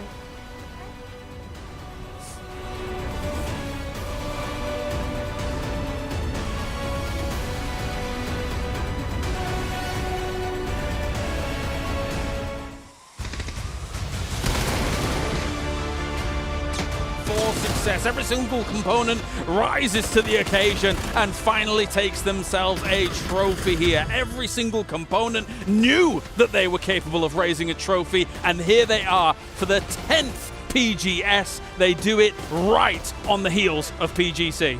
It was only a matter of time until they lifted the trophy. They made some adjustments at EWC. They brought on the gun Corexi, who is dominated in this grand final. They moved one of the most iconic players in PUBG history to the coaching staff who understood this system better than anyone. They set the path to victory and they followed it, Martin. Yeah, and Nixie said it was only 80%. If this is 80%, guys, I can't wait to see 100% at PGC. Of course, they said, yeah, in that interview as well, obviously they've changed a lot of things. And to be able to be that flexible in this short period of time to then get yourself to a position where you can become a champion on international soil when the lobby looks this competitive, when you've got Twisted Minds, the greatest of all time, nipping at your heels as well, that is championship quality. To me, that's the most important part. Coming into this event, the world said, who beats Twisted Minds? Who stops the legends on their trudge, on their march to PGC greatness? And VP stood up in one voice, soundly, profoundly said, it's us, we're ready. They didn't win by a little, they won by a lot, and they set the gauntlet down and said, we're ready to dance. There were harbinger moments. If you think about that kind of first day of that EWC Grand Final, Virtus.pro is sitting at #1, and then it's so close then. We look at them on that #1 day and we think to ourselves, okay, there's something special here about this 4-man with the addition of Corexi as well, never mind the strength of the other 3. And with the consistency that we were able to see from them, right? It's back-to-back events with 150 points or more in every single event here. It's just so consistent. Well, here's the final game, of course, as Begopar deserves a special mention. They got themselves 3 wins on the day, defending Gen G as well for PGC. What a blinder from Begopar here today. I mean, it had to be. It was a situation where Full Sense was trying to climb up there. They were trying to knock Gen G out of PGC, and we saw the previous defenders, Freaks, go out early, but it was not to be stopped. Begopar came out and got 3 chicken dinners. And here is the total leaderboard, 157 points for our champions. Virtus.pro looking spectacular, almost 100 kills, and Begopar being able to jump ahead of Full Sense. We just had Genji next to us right now. They realized exactly what this means as well. He did. One of our producers pointed at the 4th place position and they clapped, and we're like, that is the moment, and it should stand the way we expect it to, as Genji, I believe, is joining us at PGC. Yeah, saving the whole roster here, but it is Corexi. MVP of the tournament. A man of few words lets his actions speak for themselves. Not too much of a surprise here, considering how spectacular this was a performance here from Corexi. Of course, Martin, we have followed him since his inception as a pro gamer over in EMEA. We have watched him just non-stop look spectacular his whole career. 2nd place at PGC with Heroic in 2021. Yes. Throughout phase, and then to come here to lift a trophy like this and win $100,000 with Virtus.pro. Fantastic teams here. It's a scary sight for the likes of Twisted Minds, who, again, you look at as one of the big favorites to win PGC, but with Virtus.pro looking this consistent, they could do it too. Again, and that is what it comes down to, is this add to the team. They said we're developing him. Every time that you talked to the guys, they said he's almost fully onboarded. We're almost exactly where we want that. And that does speak to every time we get to PGC, it's about who peaks at the right time. And of course, here is the road to PGC, the PGS points, and that means, and a full confirm, that Gen G slips on by. Those 25 points for that they got for 16th place, mind you. It was a disaster of a final, but the 25 points is just enough to keep them alive. It is indeed, and this means BB team is in on their own accord after getting 4th, after getting 1st at PGS 8, and that was enough. That's gonna be crazy. And also, look at that, Full Sense denied here for the top 8. Begopar getting 10th here is also amazing. The Falcons 3rd on the road to PGC. Hooray! Hey, another 3rd place. That's why I know what that means for PGC. I'll tell you that much. Well, hopefully not for them. Ouch. We have ourselves, of course, as you said, Begopar, what a jump up from them. It does bear repeating. What an insane last day for them. And I really didn't much expectation. I think they almost didn't. They were shocked. But anyway, here is the overall teams that will be participating at PGC 2025. In terms of the knock-on effects that we had from those PGS positions, it does mean what we were expecting. Anyone's legend will be there for APAC. Win or die gets themselves a spot here from EMEA, Martin. Yeah, it's massive to get 5 more spots here for EMEA. With win or die getting this, of course, because of VP, because of BB team, they're able to get so many points. 3 teams from EMEA able to get first, second, and 7th place here. Amazing performance for them this year. I think Americas could do. They got 3rd. Well, 4th. Go Americas! We have some good teams. They let us down a little bit in the lead-ups, but hey, now's the time to mess up. Get ready for PGC. I think something that's interesting as well is calling Full Sense a wild card after what we've seen from them across this. Of course, they will be guaranteed into the grand final. Straight to the final. Straight to the grand final. But I think that they looked pretty darn good here throughout all of it. While there could be arguments about whether or not the grand final thing plays the way that you want it to, you cannot argue that the wild card bid to PGC is unwarranted. They have been playing very, very well. I think one thing to round out as well here, Forest Natural Gaming. Here at PGS 10 Avenger, they looked fantastic, and I know that they're going to go home, grind hard to try and do something at PGC. They have stepped up, man. And if we can see KISS continue to this level of consistency in terms of mechanical and individual power, that would be scary. I'm a little bit worried for Full Sense, though. They're straight to the finals. They don't get to be the group stage warriors that we have seen them be able to be. That's a little bit sad, actually. Yeah. That if they're going to have to... They're not all raid boss. Of course, the PUBG Global Championship 2025 will be going on live from Bangkok, Thailand, and that will be between the 28th of the 11th to the 14th of December, where we crown a world champion for PUBG yet again here for 2025. Whew, it's going to be a good time. You know, and it's what a year so it's far. been a wonderful year, a crazy shift, legendary plays and legendary usurpers with only 3 weeks time to make adjustments. These teams do not have a lot of space to figure out what didn't work and what does, because when you're looking at VP and Twisted Minds and their domination, I don't know how everybody else stops them. It is undeniable that Twisted Minds and Virtus Pro look fantastic going in, but again, we said it halfway through the finals, every region has potential competitors to take that world championship. I will say it's to the benefit of the teams have been doing well here at PGS 9 and PGS 10 that there's a short break before PGC. There's a short 1 week, 10 days off, then back to the grind, then you travel once again. Final thoughts, Toffee, before we round it down. I think it was a great event. I'm excited about PGC. We've set the stage, and it's going to be the biggest show of the year. The whole weekend, the orange was descended upon us here, and their orange was able to take it as well. Virtus Pro is our PGS 10 champions here live from Of everyone here at PGS 10 in Malaysia, thank you for being part of this incredible journey. Get ready, because we'll see you again at PGC 2025 coming your way from November 28th to December 14th. See you at the grand finale of the year, the ultimate showdown of champions.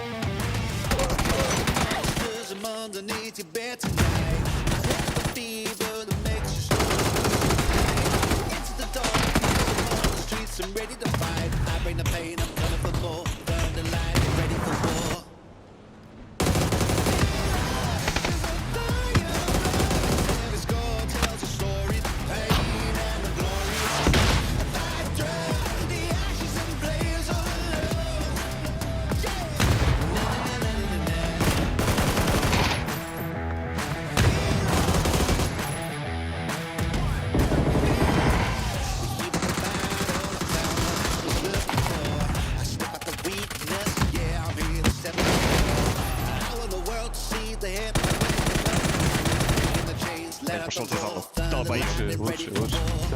Хорош. Красавчик, Твой публика.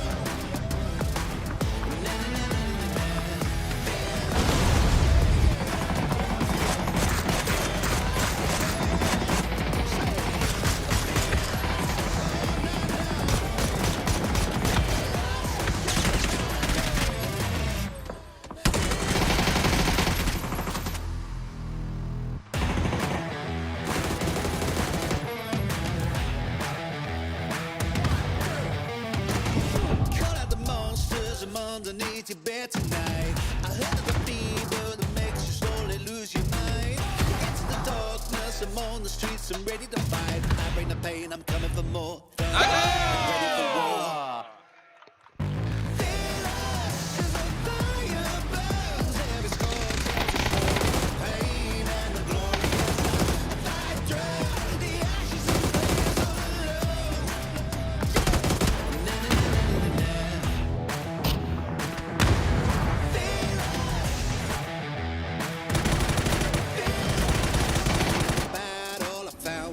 Looking for, I stopped the weakness, yeah, I'm here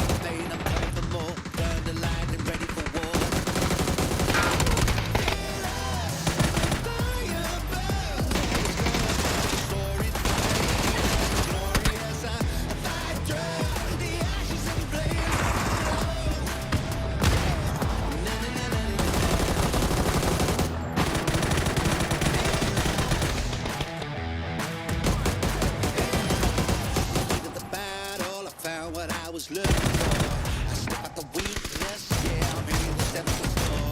I need the world to see the head. Set up the roar, thunder, lightning, ready for war.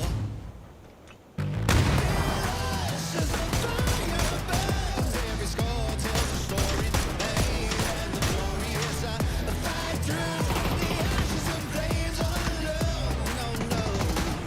No,